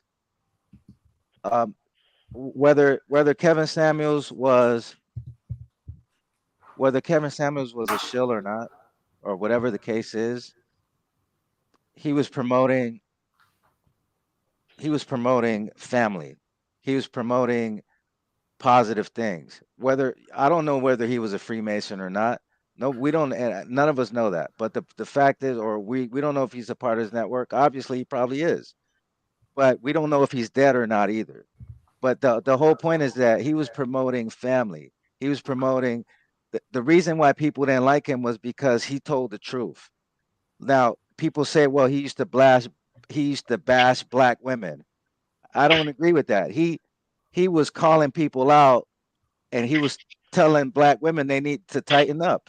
But not only that, he told black men the same thing. He was like, you guys need to tighten up too. So he spoke the truth, and people didn't like that. People considered that he used to degrade and bash women. And I never, when I used to see his videos, I never felt like he was degrading or bashing any women. He was calling people out, and the thing about the truth is that it's ugly. So when we talk about the truth, people don't like that he spoke the truth. So they all of a sudden, he got all this backlash. But one of the things that's I never heard him before he died, but I just, from what I've been just watching and checking out stuff, because people are saying that he's speaking the truth, but like he gets the women, the whole thing's suspect to me. But like I was watching him do like a 30-minute stream with a woman, and she wasn't bad looking, and he was telling her that she's not even attractive and she's just middle of the pack, which wasn't even true. I mean, she had a pretty face. And then she was trying to say, because he was judging her and saying how ugly, and she's like, well, you can't even see my body, and my body's pretty nice. He's like, please don't talk again. And I was just like, why is he talking so much shit to this woman? Most of the time I look at this woman and think, okay, she's not even bad looking. If he thinks she's so ugly, then what's he think about me? But then it seems like all he does is make it about your looks and how much money you have. And then I also say that if so it was like money, he was getting some help. But his one of his main things was like he wanted for families to get together. So it's almost like all these people, families, because he can't even hold his marriage together. And the thing is, I know he's been through divorces, right? If a guy makes enough money, the woman should turn her head the other way if he's cheating. And it's like, okay, that's not going to be a healthy dynamic for a family. That if a guy makes enough and he's a high value man, then you should just let him cheat. It's like, that's not going to help out your family. Jonathan, I gotta disagree, man. From what I saw about this guy, he was straight poison and fraud. And again, like I'm saying, all this guy ever seemed to accomplish was delivering yellow pages to your doorstep, and probably shouldn't be talking on anything. So again, I haven't seen all of his stuff, but everything I've been seeing from this guy has been poison and cancer and just a pretender. Okay, but this is what I'm saying. Like the people who looked up to him and used to watch his videos, this is just a way to say, okay, we're gonna, whether he died or not, whether they killed him or whatever the case might be, this is another way to say, hey, we're gonna get rid. Because obviously he did a video the day before, and then the next day he just drops dead. So obviously they probably killed him if he's really dead. There was some young nurse, I guess, that was at the article's out there in the mainstream that there was a woman at his house that, she's like a girlfriend and she's been investigated. But the whole thing's, I mean, because he did a video. They set him up. They had to kill him, but they had to kill him, or either he faked his death. But all I'm saying is that his message wasn't 100% bad. Like I've heard worse. You know what I'm saying? Everybody has something that's true. It's true. I heard him say that more women need to take care of themselves and not. He was telling people to tighten up. He was telling the same. And then what Solo Lamani was saying is that the majority of his people, of his fans, were female. But I know there are a lot of men that listen to him too. And he was just telling people to tighten up. It was constructive criticism. That's the way I'm looking at it. I know what you're saying, but his channel he was being on hater culture because it's like, it's just again. I mean, he was kind of hating though. Yeah, but it's like, he could have had a better approach about it. But it's almost like he was just a figure that they put out there, and he's interviewing Future, he's interviewing Nicki Minaj, and then next thing you know, he just drops dead, and then he has all these followers, that people that follow him and people that are into him. And they set it up to be like, okay, here's another black. You look up to this guy. He's your hero. Next thing you know, he's dead. It's just like any black leader that you look up to. Back in the day, they used to look up to Tupac. He's dead. Martin Luther King Jr., he's dead. MLK, he's dead. It's almost like any black man who you even want to look up to. Not saying that I looked up to him, but I'm just saying in general that people looked up to him. He's either going to drop dead or he's going to fake his death. Chadwick Boseman. See what I'm saying? Sure, that's possible. From what I understand, he went from 10,000 subscribers to like 1 million overnight, and then he's been popular for about a year before he died. So he was popular for about 2 years before he died. Okay. Yep. Yeah, so it's just crazy to me, like how shit like that just happens. Like he's perfectly fine one day doing a video, the next day he just drops dead out of cardiac arrest. He was obviously murdered. Yeah, if he's really dead, I mean, he obviously didn't die in natural causes. He did a stream and he looked healthy as ever. And I mean, for whatever age he was, even if he was in his early 50s, I mean, he still looked good for his age. I'll give him that. He was taking care of himself. But I find it funny that he's from Oklahoma City right after we were down there. It's like, what are the odds of that, too? He's from Oklahoma City. So. Yeah. Yeah. Kappa Alpha Psyop. Yeah, exactly. The name of his fraternity equals 55, and he's dead on 5'5". So. Huh. Yeah. Well, there were 200 on the screen. Does that have any relation to October 28th? What's that? You had that 28 up on the screen for a while and talking about how it's the second perfect number. Does that have any relation to October 28th? Wait. All right. Hold on. Say it one more time. You had that 28 up on the screen for a minute yeah. now before you had the 56 and the 14, and you were talking about it's like the second perfect number. Right. Does that have anything to do with October 28th? Oh, well, it's funny that when you write out the word man, it equals 10 and 28 in the two most simple ciphers, and that is Bill Gates' birthday, 1028. Yeah, and then all that other stuff that was on the 28, Jonas Salk, the Inferno movie. Right. All that stuff was 28, right? Well, the word God has the 10 connection like man. Man's made in the reflection of God, and then the four-letter name of God has the 28 and kind of playing God over man. So, yeah, that's a really good point. 1028. But look how I'll give you another 56 that they did last year with John Fletcher from Houdini. John Fletcher equals 56, and he died at 56 years old. And just like I said, Society of Jesus equals 56. The biggest hit from Houdini is Friends, and it's one of the most authentic songs ever recorded. Houdini also released what was arguably the first ever hip-hop music video for its single Magic Wand. So that's another 56 they did. John Fletcher dead at 56, and John Fletcher equals 56. Yeah, and then again, then the Corona commercial with Snoop right after, and then next thing you know, he's in Super Bowl 56. Now the first lady of Death Row's dead on May 6th, synced up with the Super Bowl. I mean, but it's like the way they do it. It's like they want to make sure that, like, if you're in the mainstream, like for example, you have that many followers on YouTube, like Kevin Samuels, and you're a black man, you're gonna end up dead. Obviously, all that was set up. Like you're saying, it was all set up. And I get your point about hater culture, but he did say some positive things. It was, of course, you got to take the good with the bad. You know what I'm saying? Obviously, he's set up. Obviously, how are you going to get all this popularity in the last 2 years? If you're not set up and you're not a part of their system. But it wasn't all bad what he was saying. That's all I'm saying, because people are like happy that he's dead. If he's really dead, we don't know.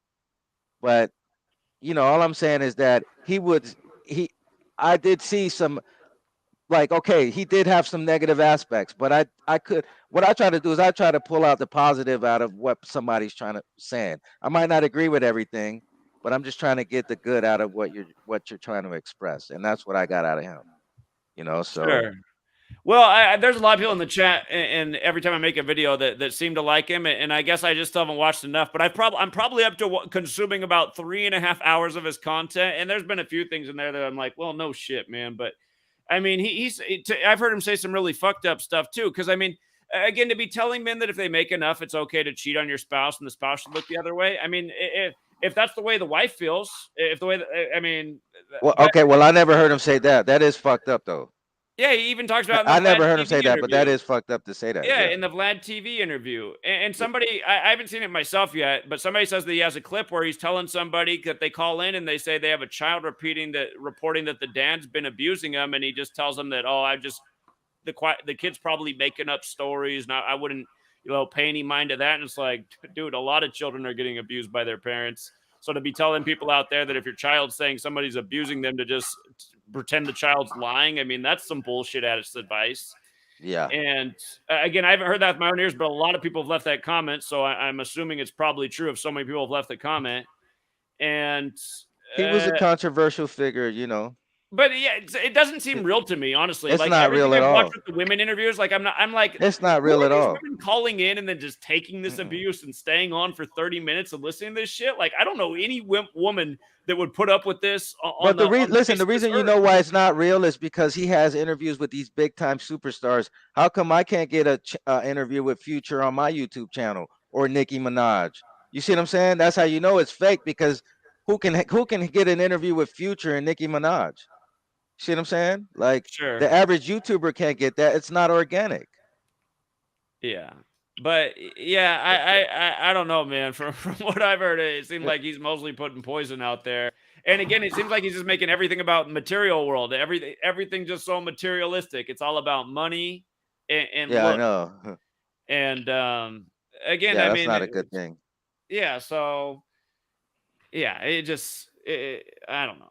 Again, I haven't consumed. Some people probably watch 50 hours of his content, so they've heard a lot more stuff that they like. But in the what I've heard, I'm just going like, Yeah, it's not all bad. It's not all bad as people try to paint him out to be. That's all I'm saying. okay. Somebody in the chat said, Zach, the It's- way you're doing him, it makes it fair for anybody to do you wrong when they make videos about you. And it's like, well, I mean, you can say that all you want. I mean, maybe that's true, but I don't know. Like, I guarantee if you watch 3.5 hours of my content, doesn't matter what videos you watch, you're going to learn some interesting shit. What I Yeah, thought about him is that's he's real. pretty boring. He's pretty boring. He's not saying anything I don't already know when he does say something that's right, but he's saying a lot of shit that to me is completely wrong and what's wrong with the world. So, And a lot of it is just common sense too, what he says. which people don't have. So, But so in 2020, we had 204 rappers dead. So that's the official number. 204?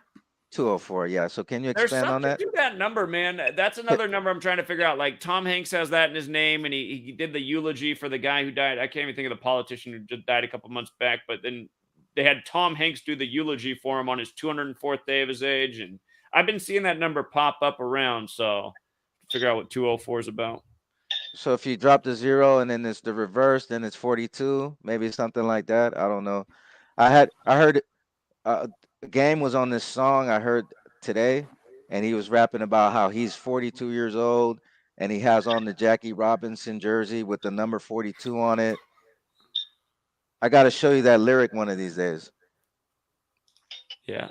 Yeah, he's rapping about the number 42. I mean, so 204 rappers died in 2020, 250 rappers died last year. So I'm basically done with the because I'm just gonna do it 1 year at a time because there's so many rappers dropping dead. So I'm basically done with the 2020 book. I just gotta clean up the intro and do the outro, and then I'm gonna send it to you so you can edit it. Okay. And then or I'll just come up there, whatever. I'm trying to make a trip up there, and then so you can edit it, and then You're in the Bay Area right now, aren't you? Yeah, right now I'm in real close to Richmond, California. Okay, Bay I'm trying to Area, get yeah. Sweet Lady on board with the idea of me going down to the Bay Area real soon to go talk to big tech. So that might be sooner than you think. Let me know because I do got to go to Alabama for about 2 weeks. So just let me know. Okay. But so I mean, since it's Mother's Day, I figured that the song of the week should be Tupac by Dear Mama. Okay. Dear Mama by Tupac. Okay. Hold on, before we do the song, Tennessee Lee's back in the chat. He's Okay, been let having him go trouble ahead. tonight connecting. Let's let him weigh in for a minute because he's been so patient. What's up, Lee? Okay. Hey, how's it going, everybody? What's up, man? I was going to add some stuff to the Dealey Plaza. You know, the info I sent you, that picture or whatever. Uh-huh. That had the Atari and all that. Right. So the word, the definition of Atari, you know what or I'm sorry, not Atari, arcade is. You No, know what is it actually? It is, hang on, my phone's again. All right.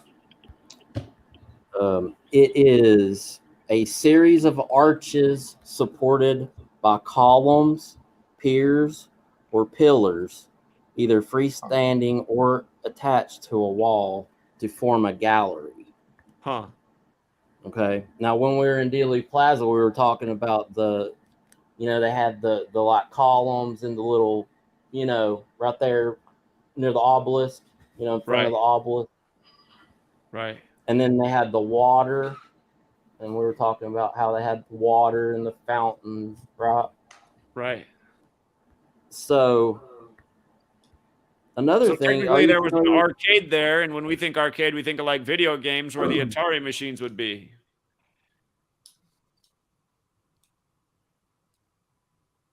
Is that what you're saying, Tennessee?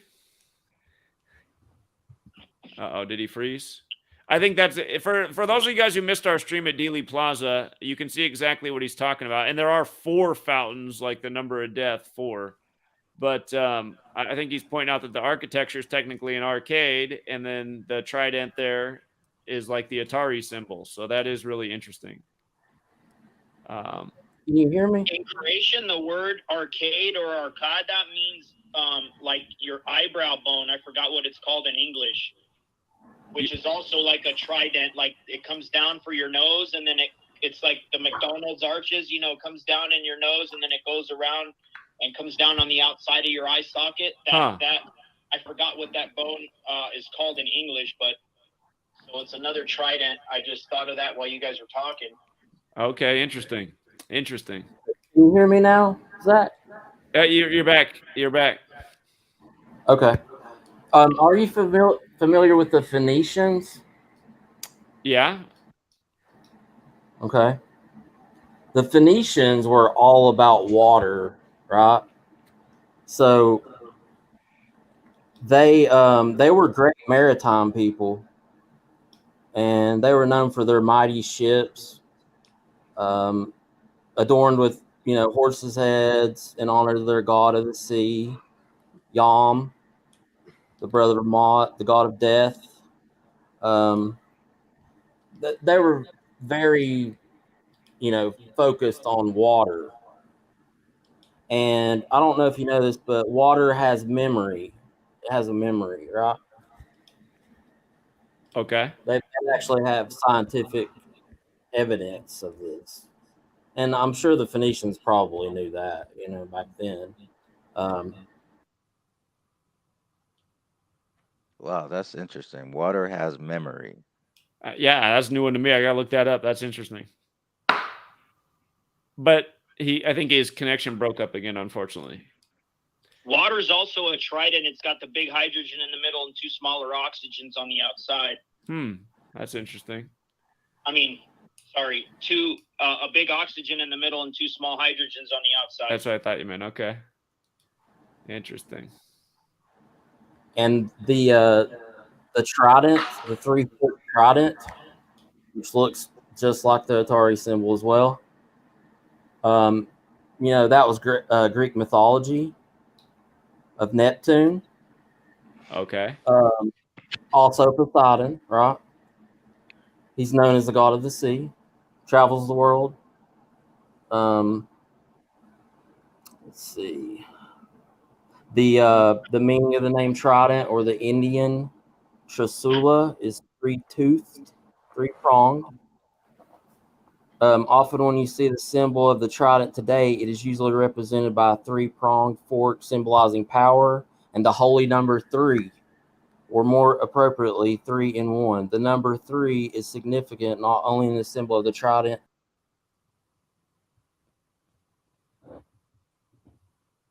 Shoot, his connection dropped out again. That's interesting about the trident. I noticed that Rambo talks a lot about the trident too. Yeah, indeed. And it's obviously a very important symbol to them. He's trying to come back.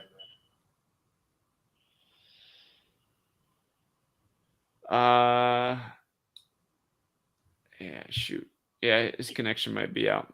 Did anybody else have anything to chime in that hasn't talked for a while, that's been standing by? I got a question while that guy's trying to come back. Okay. Is it possible that 24 and 42 for the black community could be like 42 is when they're doing something good or getting an award, like Potier getting the award for the movie, he's driving the 42 car, Jackie Robinson 42, and then when it's to 24, it's like for them being sacrificed, like Kobe switched to number 24, then he gets sacrificed. Denzel at the end of the movie, Man on Fire, is wearing the 24 Rutgers jersey right before he sacrifices himself to save the Yeah, girl. no, and then look at 204 dead rappers in 2020. If you drop the zero, it's like 24. That's that specific number.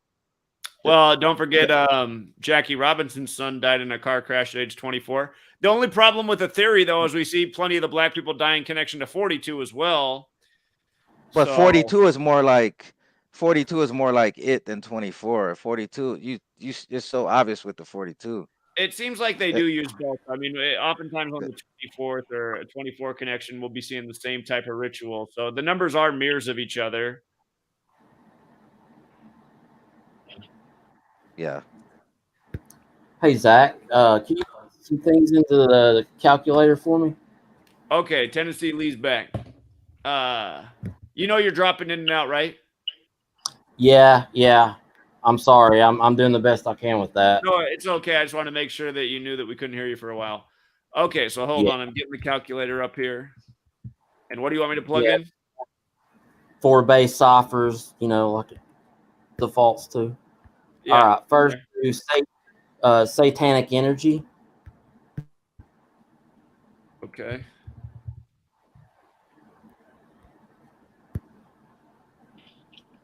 And I got it in. Next, we're going to do Interstate 35. Do I spell out 35? Do I spell out 35? Just do 35? Just 35, yeah. Okay. And then New World Order.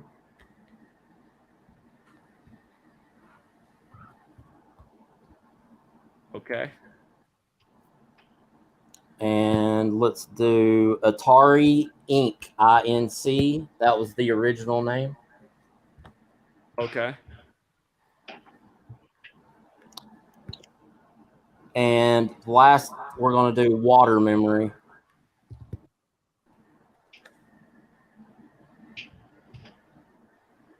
Okay. And take a look. They all either have a connection through 75 or 141. Yeah. And 60.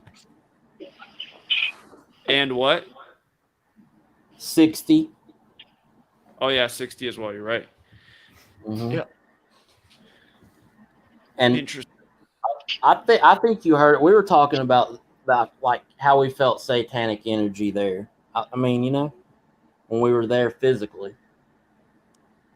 The one woman who's an empath, she said that when she was at the Oklahoma City building, she could just feel all sorts of things that were so wrong there. It was like making her uncomfortable. Yeah. Erica. Both locations, at both locations, definitely. Yeah. I felt it.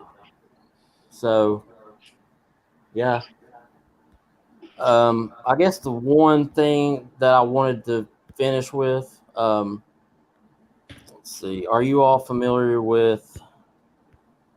Get back to my slide I made for myself here.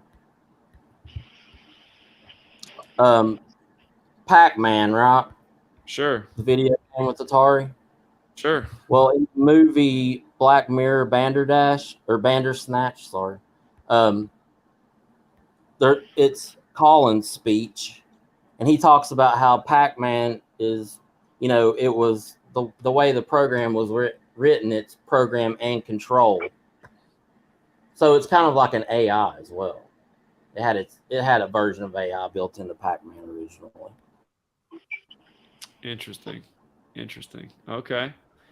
Yeah, I've never researched Atari, but I'm gonna have to look more into it. That is very interesting. Yeah, I think we've found a pretty good clue here. So. Yeah, I think you did some great research right there. I appreciate it, Tennessee Lee. No problem. You're welcome. It's a really popular game. Yeah. Yeah. Has anyone looked into ColecoVision? Because I'm about to pull that as soon as I finish washing dish. I'm about to pull that logo up after hearing all this Atari. I don't know what that is. ColecoVision? That was out when Atari was out. Yeah. Or was it before Atari? Wasn't it right before Atari? or It's was like it at the? Might It have might been. have been I at the think it same was time. or something like that. Yeah, ColecoVision was before Atari, I think. Before, okay, there you go. Yeah, but when I was like 3-4 years old, I mean, we didn't have anything. We just had one TV in our house, and when I went over to some of my cousin's house and they had ColecoVision, we were like, we thought it was a spaceship, you know what I mean, compared to what we had at home. Yeah, I that's a new one to me. Oh, here it is, ColecoVision. Okay, I'd never heard of this before. Yeah, yeah, that was August like of '82. I think that was right before Atari. No, Huh. Atari was came out in Or was it? Or 19... was it together? In rainbow colors? That's what I see. Is that even the full rainbow? Well, and Pong came out. ColecoVision came out in '82. So Yeah, when did Atari come out? came out in the 2600 came out in 1977. Hold on. Oh, okay. Three people are Okay. talking at once. Here, let's go through it so everybody can get their thought in on ColecoVision. Here, let's let the man on the phone finish since he brought it up, and then we'll get in the additional thoughts too. I don't have any more. Mine was all questions. I don't have anything necessarily to say on it. I'm in the brainstorming process right now, just like you guys. It says it in North America it released August of '82, and in Europe it released July of '83, and then it was discontinued in 1985. So. Apparently there was something that came before it called the Coleco Telstar series. That was 1978 or 76 to 78. Oh, okay. Who else was chiming in on the ColecoVision? Oh, that the Atari 2600 came out in September 1977. Oh, okay. That was what I wanted to know. What So came out Atari first? was before it. Okay. The one thing I wanted to add was the game Pong. You remember the game Pong? Yeah, of course. Pong. Yeah. That was Atari. Yeah. That's old school right there. That's real old school. Yeah. That's in the movie about Steve Jobs. Actually, now I think about it, in the movie Steve Jobs, it shows that Steve Jobs' first job was with Atari. Now that I think about it, so interesting.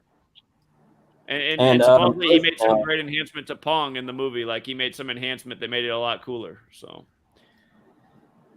yeah, Nolan Bushnell was with Atari as well. You know, famous for lenses, binoculars. Huh. Nothing. Okay. You know what I just thought of the other day? Now that you said Steve Jobs, can you pull up the photo for Revenge of the Nerds, the original movie? Is that Bill Gates and Steve Jobs? Is that what that was a spoof off of? And then now they're having their revenge on humanity by you know, it's funny. At the beginning of the pandemic, right? I said, I swear to God, Revenge of the Nerds is about Bill Gates now. So. Yeah. No doubt. Like 2 years ago, I was like, I'm pretty sure that's what this movie's about. Hold up. What day did I just see this movie came out? That's funny. Oh my God. Would you believe what day Revenge of the Nerds came out? July 20th, the 201st day of the year. If I can say it, just you don't have to say the exact date, but what day number of the year do you think it was? God, so do you know what William Henry Gates equals? Is it 47? What's William Henry Gates equal? 201. What a pandemic simulation did he co-host? 201. 201. Another 201? Yeah, the movie came out on the 201st day of the year. Oh, wow.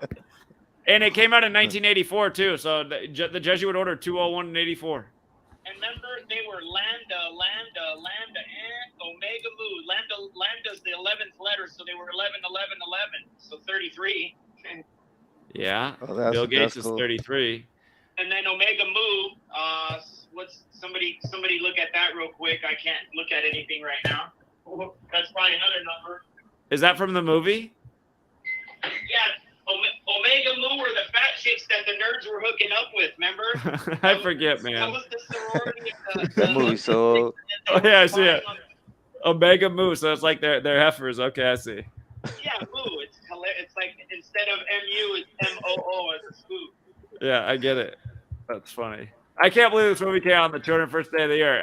I think my joke is actually crazy. okay. Yeah, I think amazing. Now you can put that in the 201 short book, right? Yeah, indeed. A Mega Moo 33, like Bill Gates 33. So. And Landa's 33, which is funny. That's 33 right there. Yeah, perfect. Perfect. Oh man. 201st day of the year.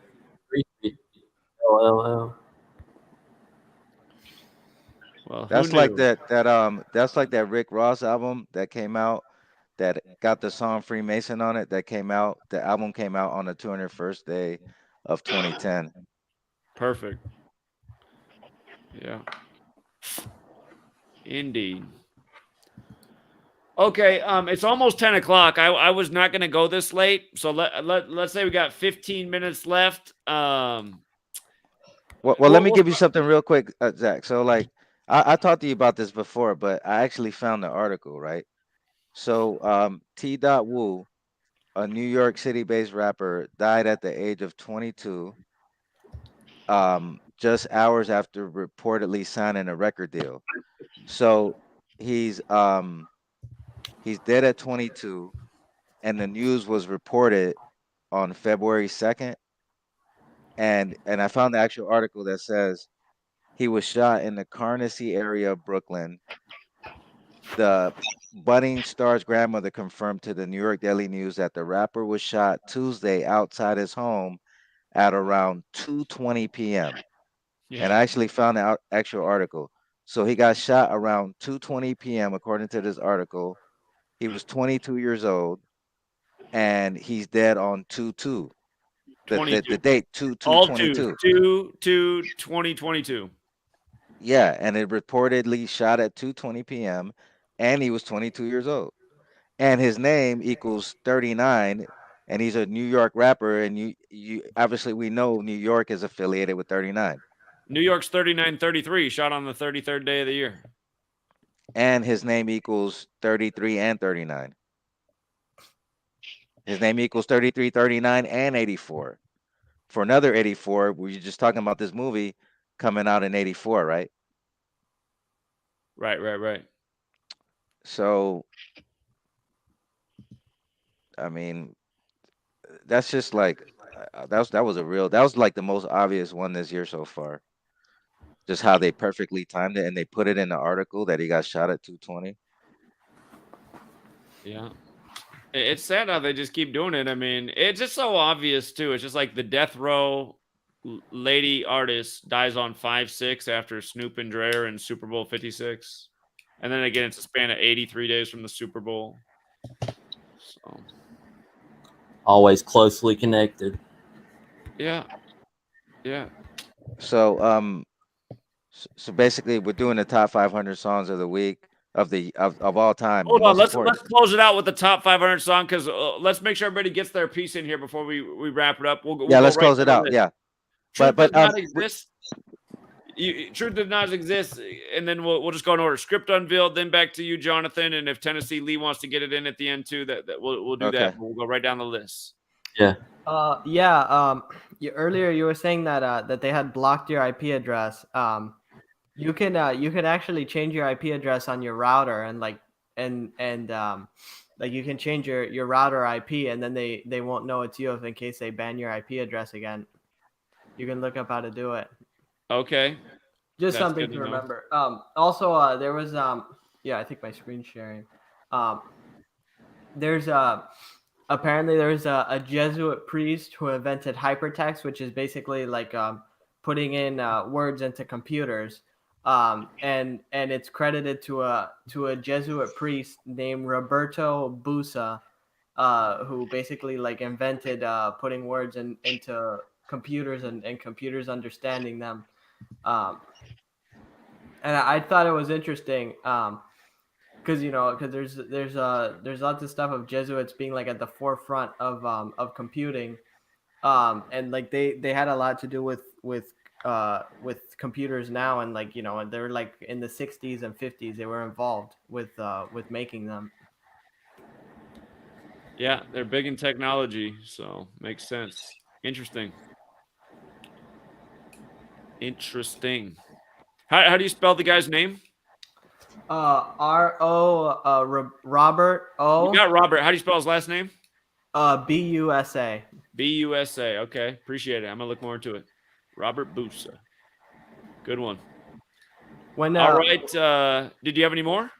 No, that's it. But when are you gonna come over to Port St. Lucie? Well, I got to. Hey, I just want to give you a compliment. You did a really good job tonight. Good job. Oh, thanks. Yeah. Yeah, I have an extra room here for you if you Okay. ever want to stop Hey, by. is that where so- you're at, Port St. Lucie? Yeah. Yeah, I'm familiar with that area. I'm from Florida, even though I'm in California. Oh, really? Yeah, but I'll be back to Florida soon. Yeah, I've been everywhere in Florida. I like That's Port cool. St. Lucie's nice. Yeah. Indeed. All right, script unveiled. What are your closing thoughts tonight? I just want to close off with something I found about the World Cup. Okay. So the 2022 World Cup is taking place in Qatar. The final takes place on December 18th, 2022, which is also coincidentally the 144-year anniversary of National Qatar Day. Huh. The final, yeah. The final is also a Wow. span of 5 months and 4 days before the anniversary of FIFA being founded. Huh. Like 54, Jesuit Order 144 and 54. I just find that funny. Yeah, what are the odds? Amazing. Wow. Great work. Yeah. I forgot. I got DK Stonewood on the phone too. DK, you want to do your closing words? Let everybody else go. Okay, you're gonna do it last. Oh, Okay. we got Tennessee Lee last. We got Tennessee Lee back. We'll get him too. We'll get everybody before we hang up. All right, you want to do song of the week? Yeah, but I just said we just play it because everybody knows the lyrics. So can you just play it in slow motion?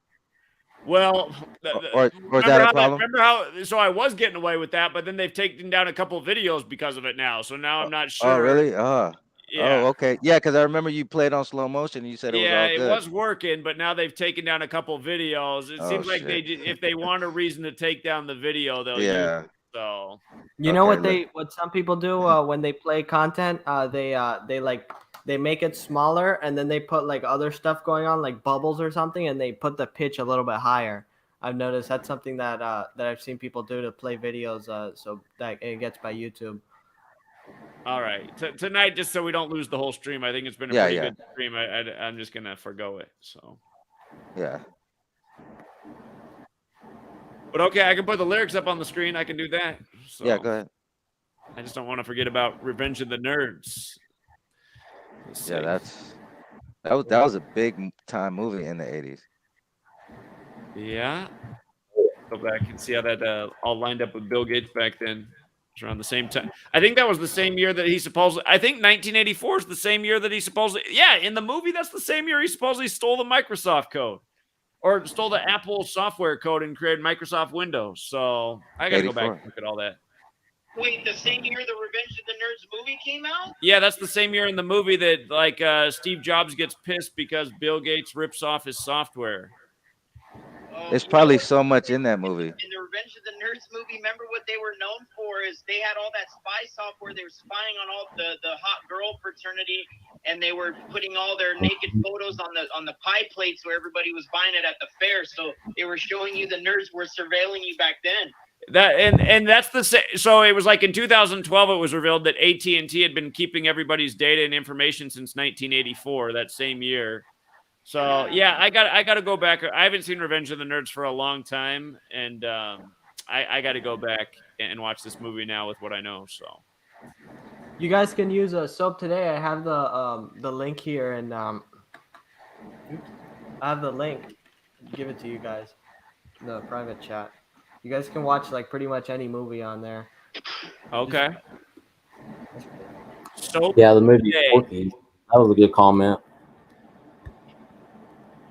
Also, Okay. if you guys want to use ad block on it, I always use ad block on it. But there were several Revenge of the Nerds movies, right? Like Revenge Part 2, Part 3, Part 4, right? I gotta go back and check out the original. At least 3, I think. The original, yeah. Okay, it's Mother's Day, so we got to do Dear Mama. So shout out to all the mothers. Song number 484. I'm amazed you can keep track of what number it is between all these weeks, man. This is like we're only to 16 songs and it's been like 2 years, but here we go. Well, we're not in no rush, right? Apparently. You are appreciated. When I was young, me and my mama had beef. 17 years old, kicked out on the streets. Though back at the time, I never thought I'd see her face. Ain't a woman alive that could take my mama's place. Suspended from school and scared to go home. I was a fool with the big boys breaking all the rules. I shed tears with my baby sister. Over the years, we was poorer than the other little kids. Even though we had different daddies, the same drama.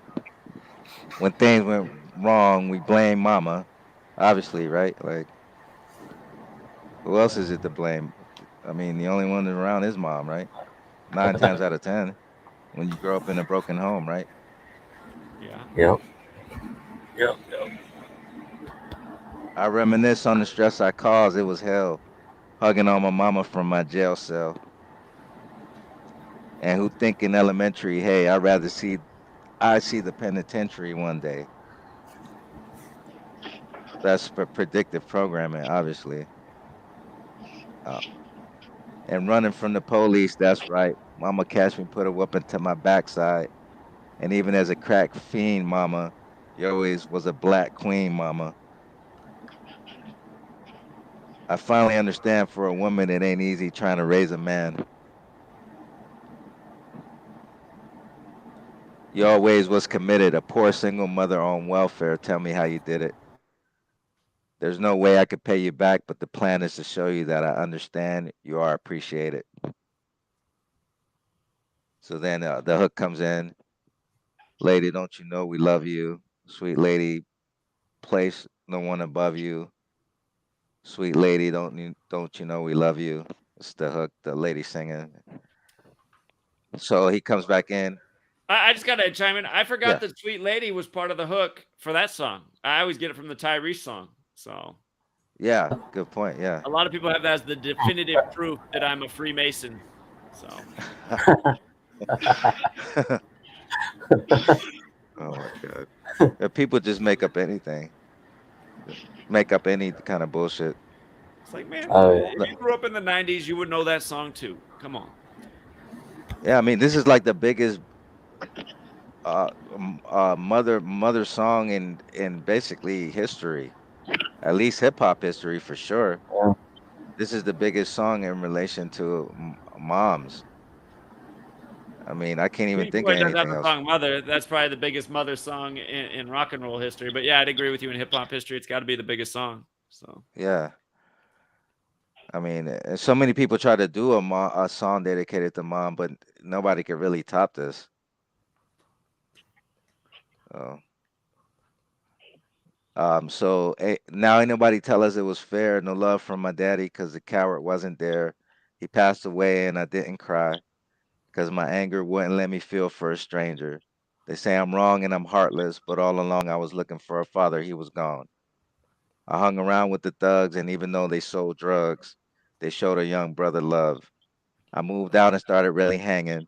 I needed money on my own, so I started slanging. I mean, a lot of this is lies. I mean, Tupac never did none of this shit. right. I mean, I'm just, Yep. let's just be real. Like, he never sold dope. I mean, He was taking ballet and stuff. but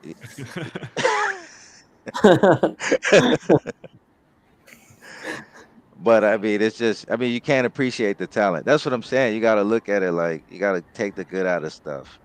Nobody's perfect. Got to take the good out of everything.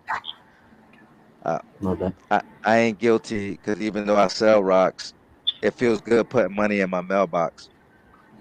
I love paying rent when the rent's due. I hope you got the diamond necklace that I sent to you. Because when I was low, you was there for me and never left me alone because you care for me. And I could see you coming home after work late. You're in the kitchen trying to fix us a hot plate. Now that's some real shit. That's some shit anybody can relate to. Indeed. You just working with the scraps you was given, and mama made miracles every Thanksgiving. But now the road got rough, you're alone. You're trying to raise two bad kids on your own. and there's no way I could pay you back, but my plan is to show you that I understand you are appreciated. So the hook comes back in. Lady, don't you know we love you? And dear mama, sweet lady, place no one above you. You are appreciated. Sweet lady, don't you know we love you? So it comes in with the last verse. It's the third verse, last verse. This is one of the biggest songs on Me Against the World.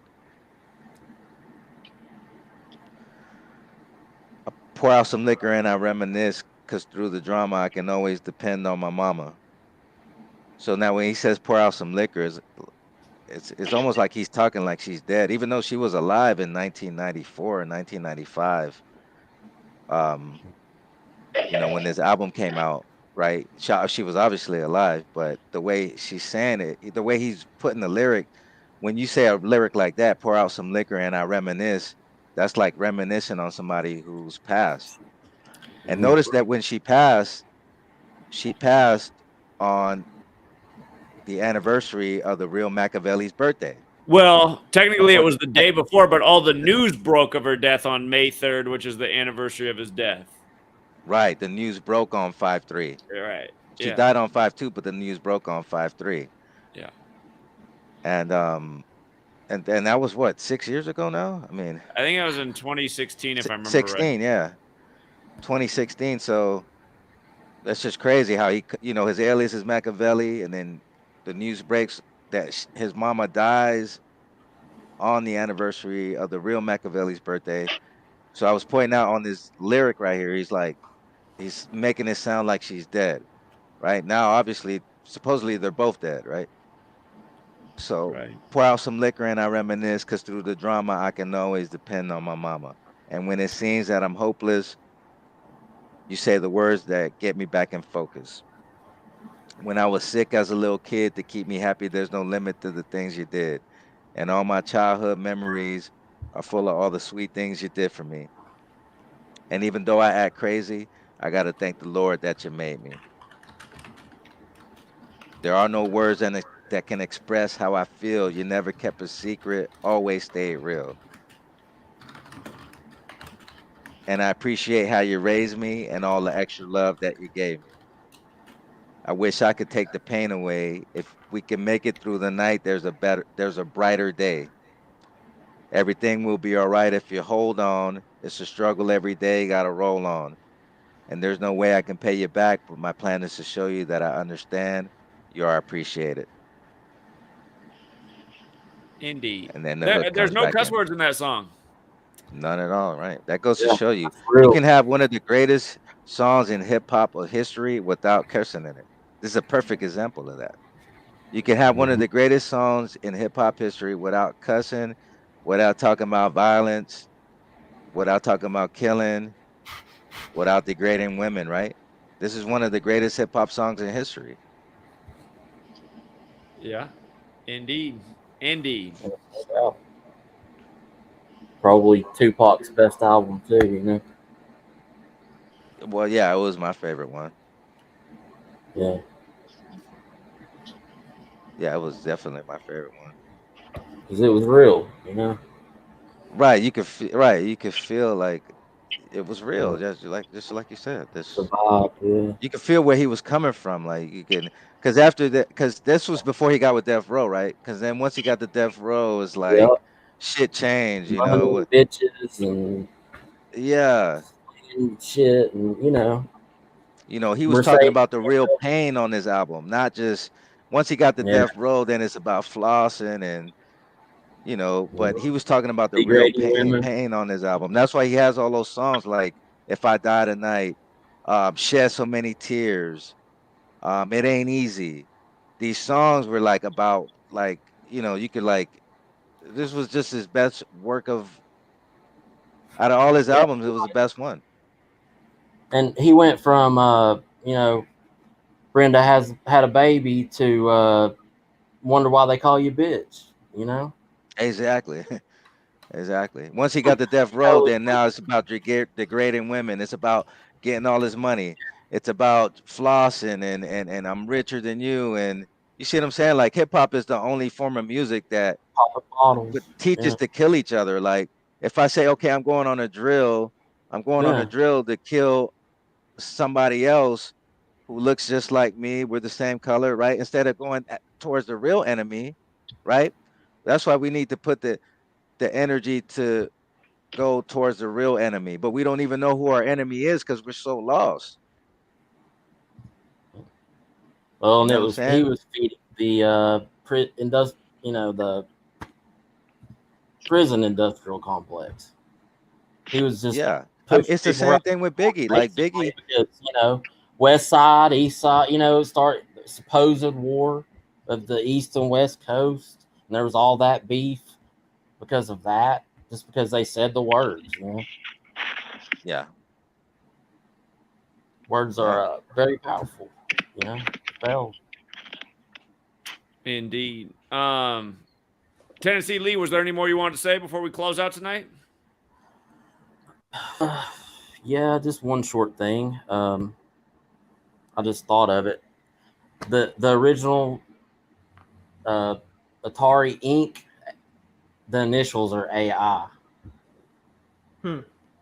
Interesting. Like artificial intelligence. Okay. That hit me a few minutes ago. Yeah, and how Pac-Man was basically a form of that. So I'm gonna leave with that. Or they call Allen Iverson AI the answer. Oh yeah. The answer. Maybe that is the answer, right? AI, artificial intelligence. Maybe that's their answer, right? I just wrote an AI rap song right now. The lyrics. Who should we close out with me rapping it? Yeah, go ahead. Hold on. We got DK Stonewood. DK Stonewood's got to do his closing remarks. You want me to go now? Yeah, go ahead. Oh, okay. I was just gonna recap some of the stuff we were just talking about while you were scrolling. I was reading that plot. So in Revenge of the Nerds, they called Lambda. They were called the Tri-Lamb, like Trident. And then we talked about Pong. Pong was another 21. We got the two sticks on the outsides and the one ball in the middle. And why isn't it up and down? Why is it side to side so they look kind of like twin towers? Shouldn't it be like up and down? Like it would be more logical for that game for it to be, one guy on the bottom, one guy on the top, and the ball bouncing up and down rather than side to side like that. Well, I'm just gonna do a little bit of just like maybe a couple points of recap on like stuff. Just before you go any further with it, I just got to point out something. There's 4 of those movies, and the 4th one came out in '94, and that's Bill Gates' breakout year, '94. And today's the 20-something year anniversary that it came out. The 22nd year anniversary today, or tomorrow, actually. Yeah, it's funny.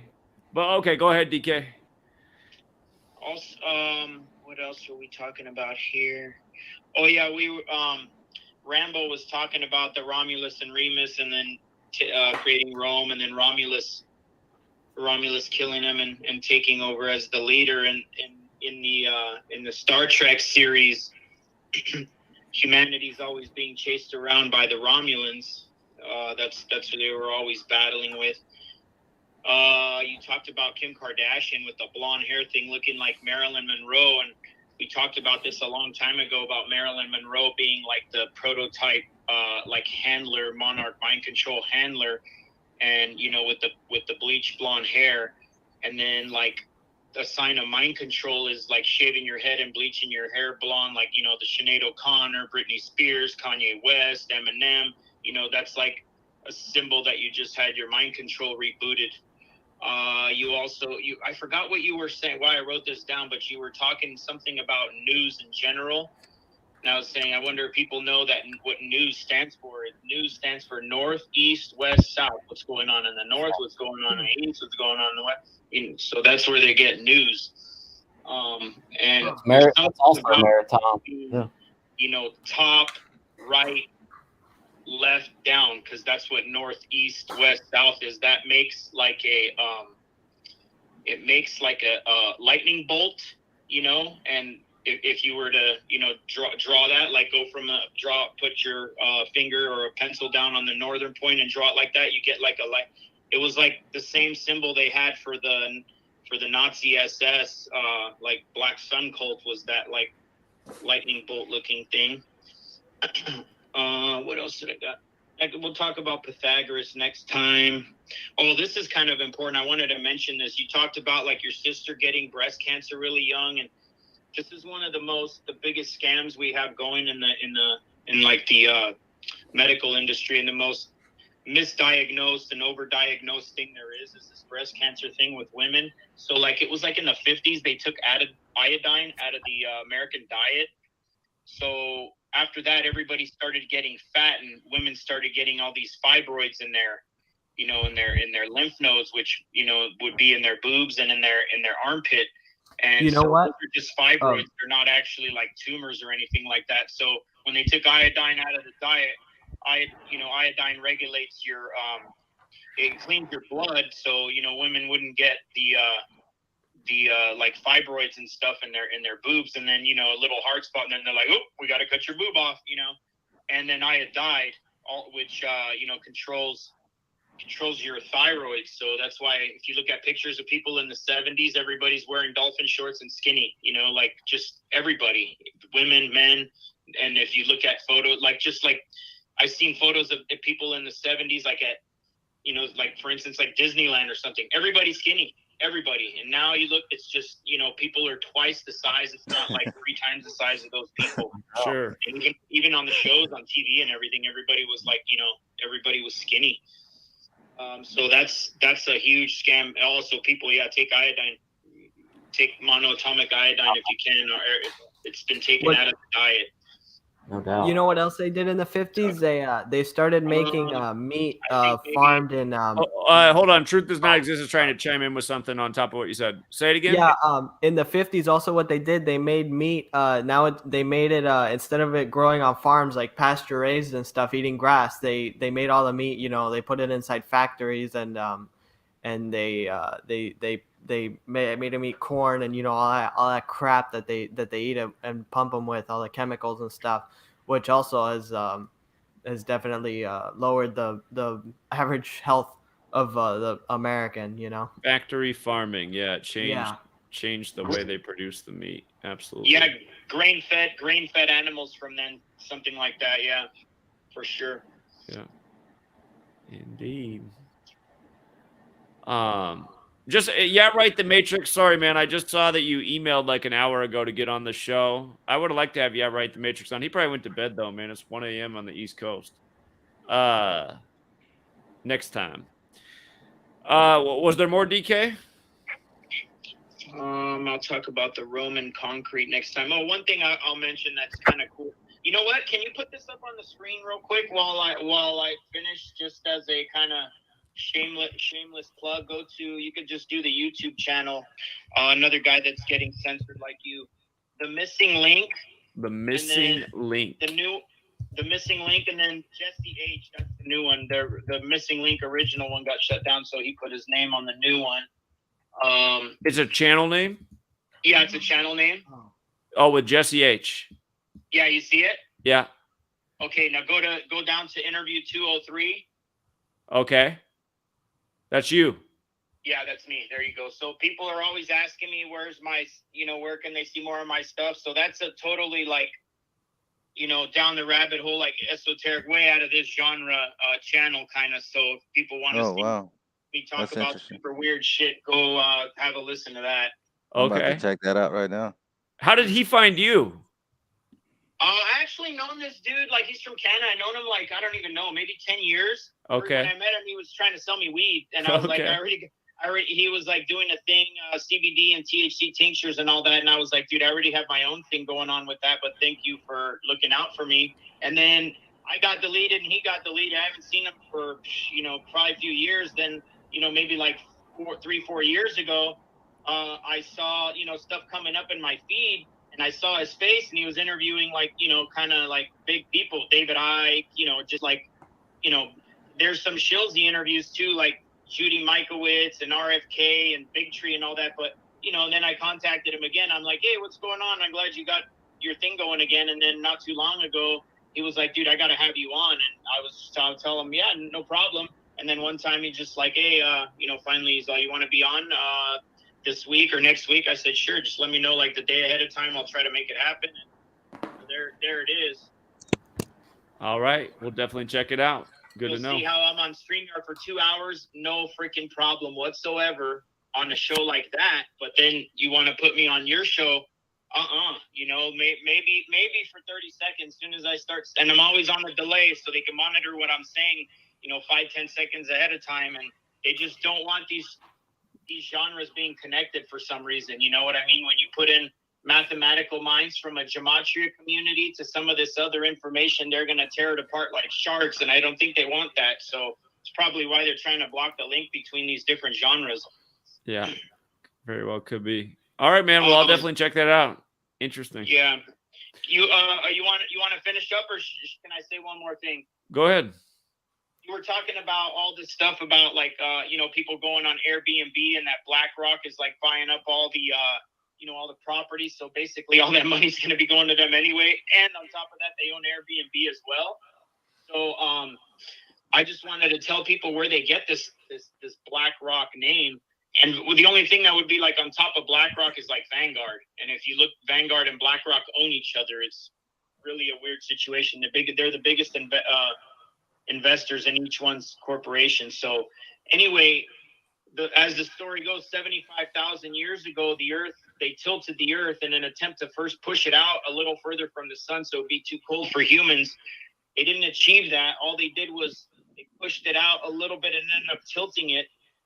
And so it used to be 360-day year. Now it's 365.25, plus with the 23.5-degree tilt. And at the same time, they also crashed black goo into our planet, which is allegedly from Orion and holds like this consciousness that the demons are able to exist in. So that this black goo, when it comes through the atmosphere and lands on the Earth, it becomes like stone, like a black rock. So the Kaaba stone in Mecca is made out of that, and then they have that big black Saturn cube around it, and then the people come and walk around that satellite dish in a counterclockwise fashion.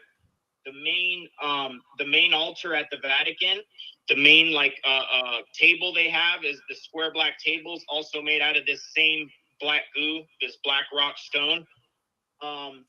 And I think the biggest deposit is right off of the coast of Paraguay, and Bushes have like a huge ranch there, and former German chancellor and daughter of Hitler through a Boys from Brazil operation, Angela Merkel, also has like a huge property near the Bushes there.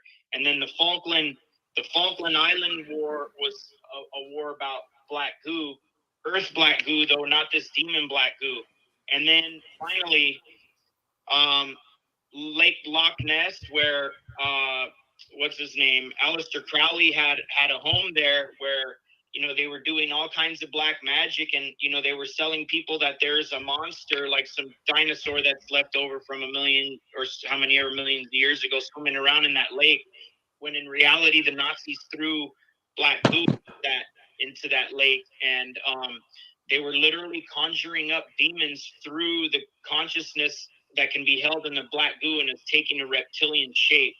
Right now, they're currently remodeling Aleister Crowley's old manor on Loch Ness Lake and turning it into a like a new age meditation center or whatever. So, I mean, I wouldn't recommend anybody go there, but so this is where they get the name Black Rock and why, and the colliders that you were also talking about, like CERN. I already mentioned that Brookhaven Labs under Long Island, New York is the main one, 1947 established, by the way, before CERN. And that's where they had the main black goo cube at that collider. I don't know if they've moved it. People say they have moved it, but that's originally where they put it in 1947, along with all this other crap that happened in 1947. Anyhow, we'll get to all the rest of this stuff later. I got a lot of notes from the last 2 weeks regarding all kinds of stuff you said. All right. Well, interesting as always. Appreciate it, man. I'll check out that interview. And thank you. Okay. And and everybody have a great night. It was nice to hear everybody's point of view on all the different topics. Indeed. All right, man. Take care, DK. Have a good night. Hold on. D26 came back, so he must be done with class and have something to say real quick. D26, we're closing out, so did you have some closing words for us? Yeah, I got a couple of things, two, three things. First of all, it's 9th of May over here in India, 9/5, which is the 129th day of the year and 201 days before my birthday, on 26th of November. And something else, if I want to talk about, have you ever heard about 26/11? 26/11, November 26th? Yes. Well, that day has a lot to do with Thanksgiving over here in the U.S. with the Yes, different I type of know. Indians, the Native Americans. But Mhm. what about it? That is, so there was a terrorist attack in Mumbai. It is something like the 9/11 of India, a huge terrorist attack in the commercial capital. So, apologies for the background noise. Uh, Hold on, just let me verify. Okay, 26th of November, uh, 2008. It was my 7th birthday when this happened. It was 1126 days after Gates' 50th birthday. See, do you see the synchronicity? And it is all somehow related to 9/11. I'm just finding where did I miss that thing. Uh, Anyways, I can find it at the moment, but anyways. But if you go to the Wikipedia page of Bin Laden, you see the famous photo. That is, I guess, the most used photo for Bin Laden. If you can quickly go to the uh, Wikipedia page of Bin Laden. For the That is record, the since you most. brought up Bin Laden, I just realized the other day that he started at some very famous elementary school in Saudi Arabia in 1968, and that school was established in 47, like the CIA, and of course he ended up being funded by the CIA.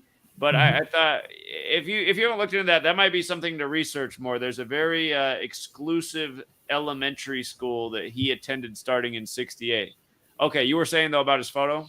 Yeah, and just to add to that, what you said, didn't he have a business, as in the Bin Laden family had a business with the Bush family?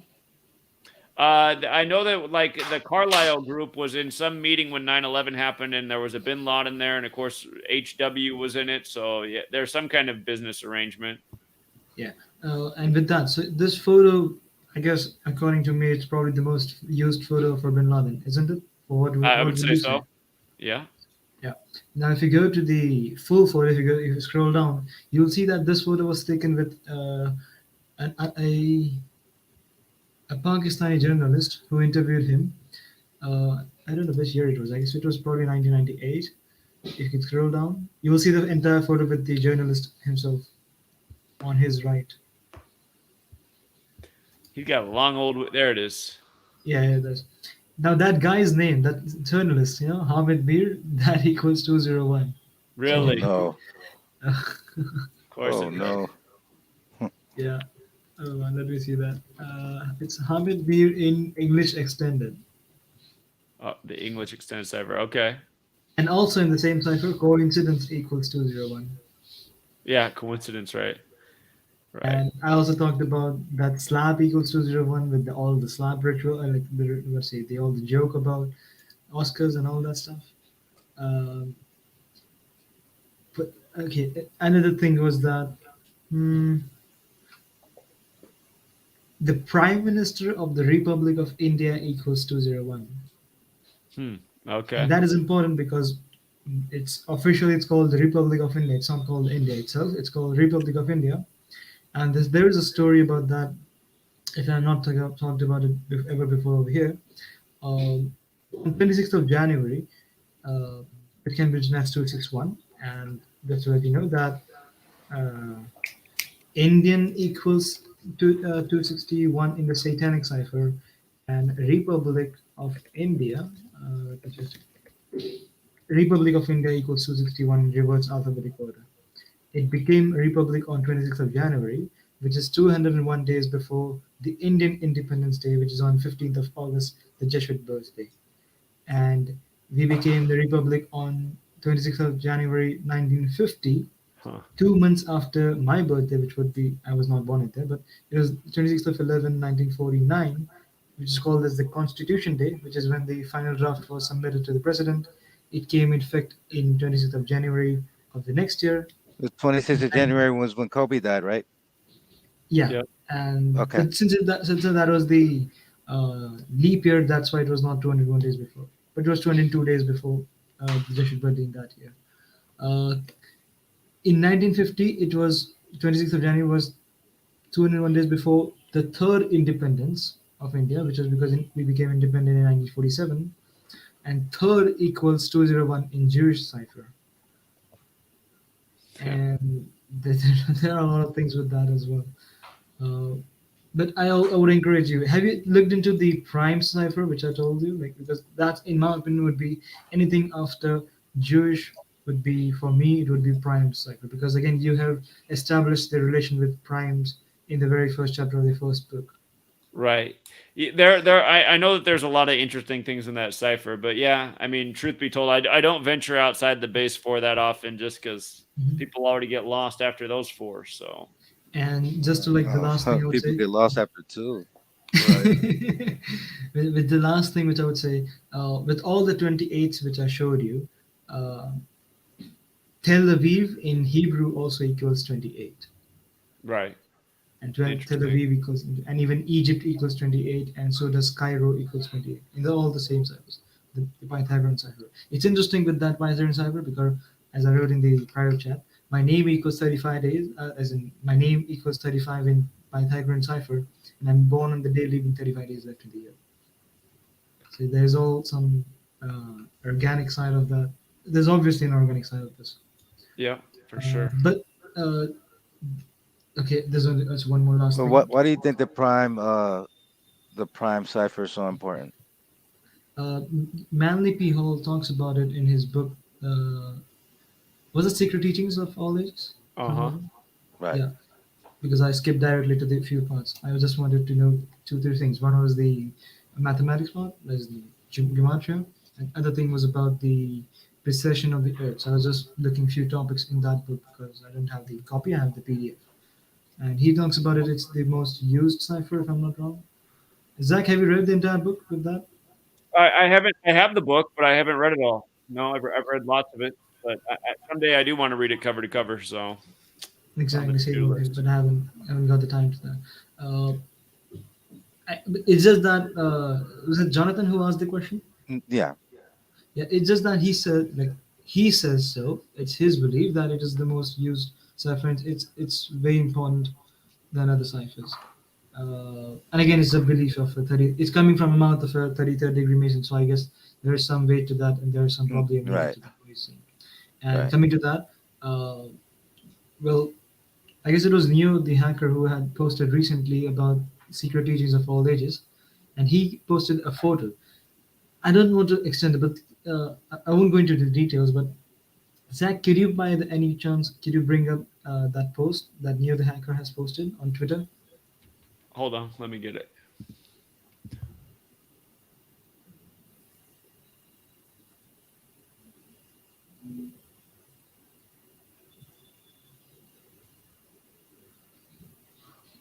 Which one am I showing? If you guys scroll down, you'll find one where he posted about the secret teachings of all ages.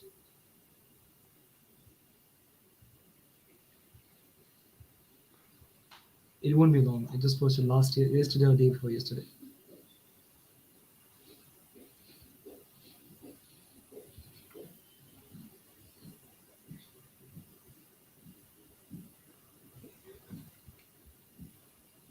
There we go. This one. Yeah, there we go.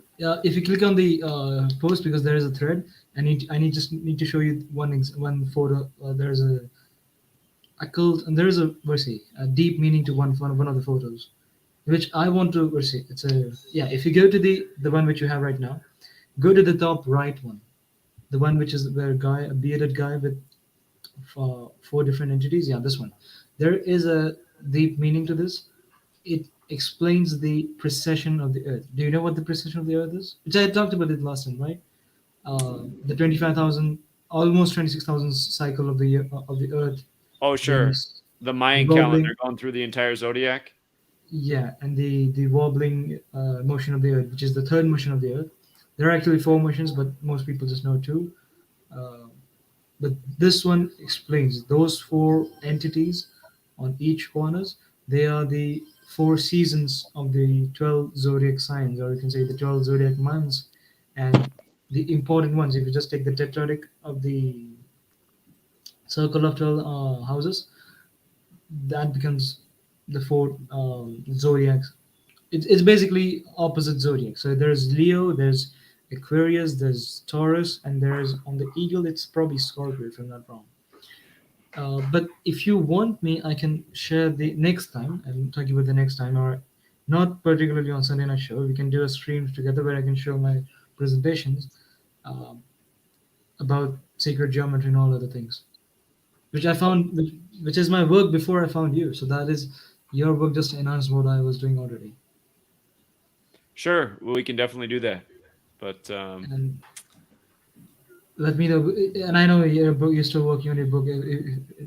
I don't mind if you want to do it after you complete the book.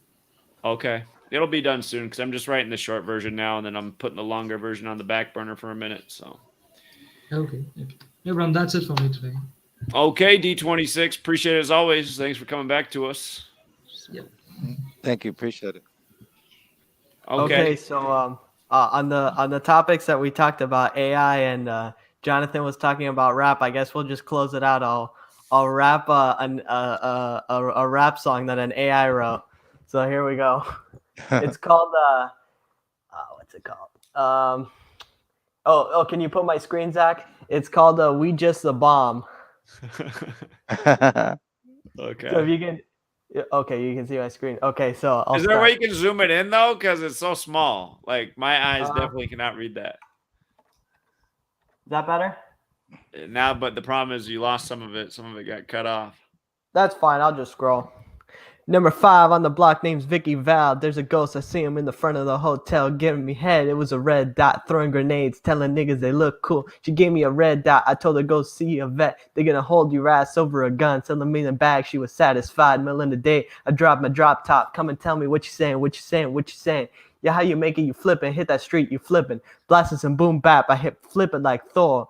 Blow up. That's a pickup. Slow down. This is a money. That really the only thing you're good at. Back to me, it makes the crowd go crazy. Getting money, give the rap game a send-off. That really the only thing you're good at. Back to money, this is the money. Dope nigga, hit him up. We just a bomb, it's a 10 lit. Drop top makes your feet bump. Rock 1 right now, yeah, right now. Flip it, hustle harder. Hustle and try to convince you I'm full of it. Getting the goods, you stop, it's full. Getting the goods, come through me. You want me with the worst intentions. Yo, yo, yo, yo, yo, yo. We just a bomb, it's a 10 lit. Drop top makes your feet bump. Rock 1 right now, yeah, right now. Flip it, hustle harder. Hustling, try to convince you I'm full of it. Getting the goods, you stop, it's full. Getting the goods, come through me. You want me the worst intentions. Give me a call. The girl's like a pistol. I couldn't stop. I had to flip the bird because I was so mad at her. I had to flip the bird. I've been here. I've done been here. I got some cake in my back pocket, dynamite in my mouth, make you bend over. Big Uzi niggas gotta be stupid or else it's all gonna be blowing up. Yo, yo, yo, yo, yo, yo, we just a bomb. It's a 10 lit. Drop top makes your feet bump. Rock 1 right now. You're right now. Flip it, hustle hard. Hustle and try to convince you I'm full of it. Getting the goods, you stop. It's full. Getting the goods, come through me. You want me with the worst intention. Yo, yo, yo, yo, yo, yo, we just a bomb. It's a 10 lit. Drop down. Drop top, make them bitches go crazy. Rock 2 right now. Yeah, right now. Flip it. Hustle harder. Them niggas want to kill me, but I can't help it. How long did the AI write for? Like, how long is this? And like, what the hell? What did you put in there to make it write the rest of this? There's only a little bit more. Them niggas want to kill me, but I can't help it. I need to hustle harder. I'm going to get money. We done had a moment. Got time to chill. It was one of these niggas. I had to cut her. But I'm going to kill who wrote this? No. She got me addicted. I'm addicted to hustling. Put the cake in my back pocket. All I do is trick niggas. Hustling hard. I get so sick and tired. I've been taking hits. I feel like the guy from Mr. Deeds in his own world. It's like I'm the one out. Yo, yo, yo, yo, yo. We just a bomb. It's a 10 lit. Drop top makes your feet bump. Rock 1 right now. Yeah, right now. Flip it. Hustling harder. Hustling, try and convince you I'm full of it. Getting the goods, you stop. It's full. Getting the goods, come through me. You want me with the worst intentions. How much is left? So, And who obviously you not saying wrote almost it? over, man. It just goes Who, on and over. But who how many wrote this? AI. did you write before AI the AI wrote wrote this? the rest of it? Yeah, I put New Paddock by Lil Uzi Vert. I put the lyrics for that song in here, and I just like because it's like a new rap song. So I put it in. I was like, oh, well, let's see what it comes up with. Okay, so you took another rap song. Did you take the whole song? Yeah, I took the whole lyrics. And then okay, so you plug that in, and then it writes more song. I see. So yeah, so Oh, based what you off do that is like song. Okay. you can get lyrics from Yeah. like any song or even like a book or the news story or whatever, like I showed, and then you put that, and then it can be as short as you want. It can be you can literally just put one letter, and then it'll just continue and it'll write like its own thing. It comes up with craziness. I have a website on the dark web that's like all the stuff that it's done, like stories and news stories. And like they're insane. It talks about all kinds of stuff. It like talks about rape. It like everything. You know, it's nuts. Interesting. What in the world? I never heard of that. It's in the private chat. He linked it in the private chat. This AI thing. Yeah, so you guys can play with it. Here, I'll plug. So I'll plug it in the chat one more time. That's so nuts. again, I've if never you heard of write that in my something, life. the AI will try to finish it for you and write something logical. So That's interesting. maybe a new Wait. way to cheat on your homework. Yeah, I just wanted to close out with that. I thought that would be funny. Indeed. All right, people in the chat appreciate that you did it with no beat. So, you know, but before Jonathan and I finish our top 500 countdown, you might even make it. So, Yeah. Oh well, my rap name will be AI God. okay, all right. I'm looking for AI it. rap God. The answer. Okay, well I gotta go. I'll see you guys. All right, yeah, we all got to go. I went way over time. So anyway, good stream, everybody. If anybody who's still on has one last thing that's burning that they want to get out there, now's the time. I do. Okay. AI is 19, right? Yeah, you can do rock. The initials. 19. 19. So completion, right? Well, I mean, as far as like a moon cycle, 19. Sure. Was it 19 years? Yeah. So, that's it. All right. We connected some dots. Yeah, that's a great observation. All right. I appreciate anybody else closing words. Nope. It was a good stream. Yeah. Appreciate it, Zach. I'll get back with you soon. Okay. Yeah, no doubt. All right, man. You guys Appreciate have a good everybody. night. Thanks All for right. having me. Goodbye. Yeah, everybody have a good one. Shout out to the chat. Happy Mother's Day. Indeed. Okay. Happy Bye. Mother's Day. All right. Until next time. Good night. Peace, everybody.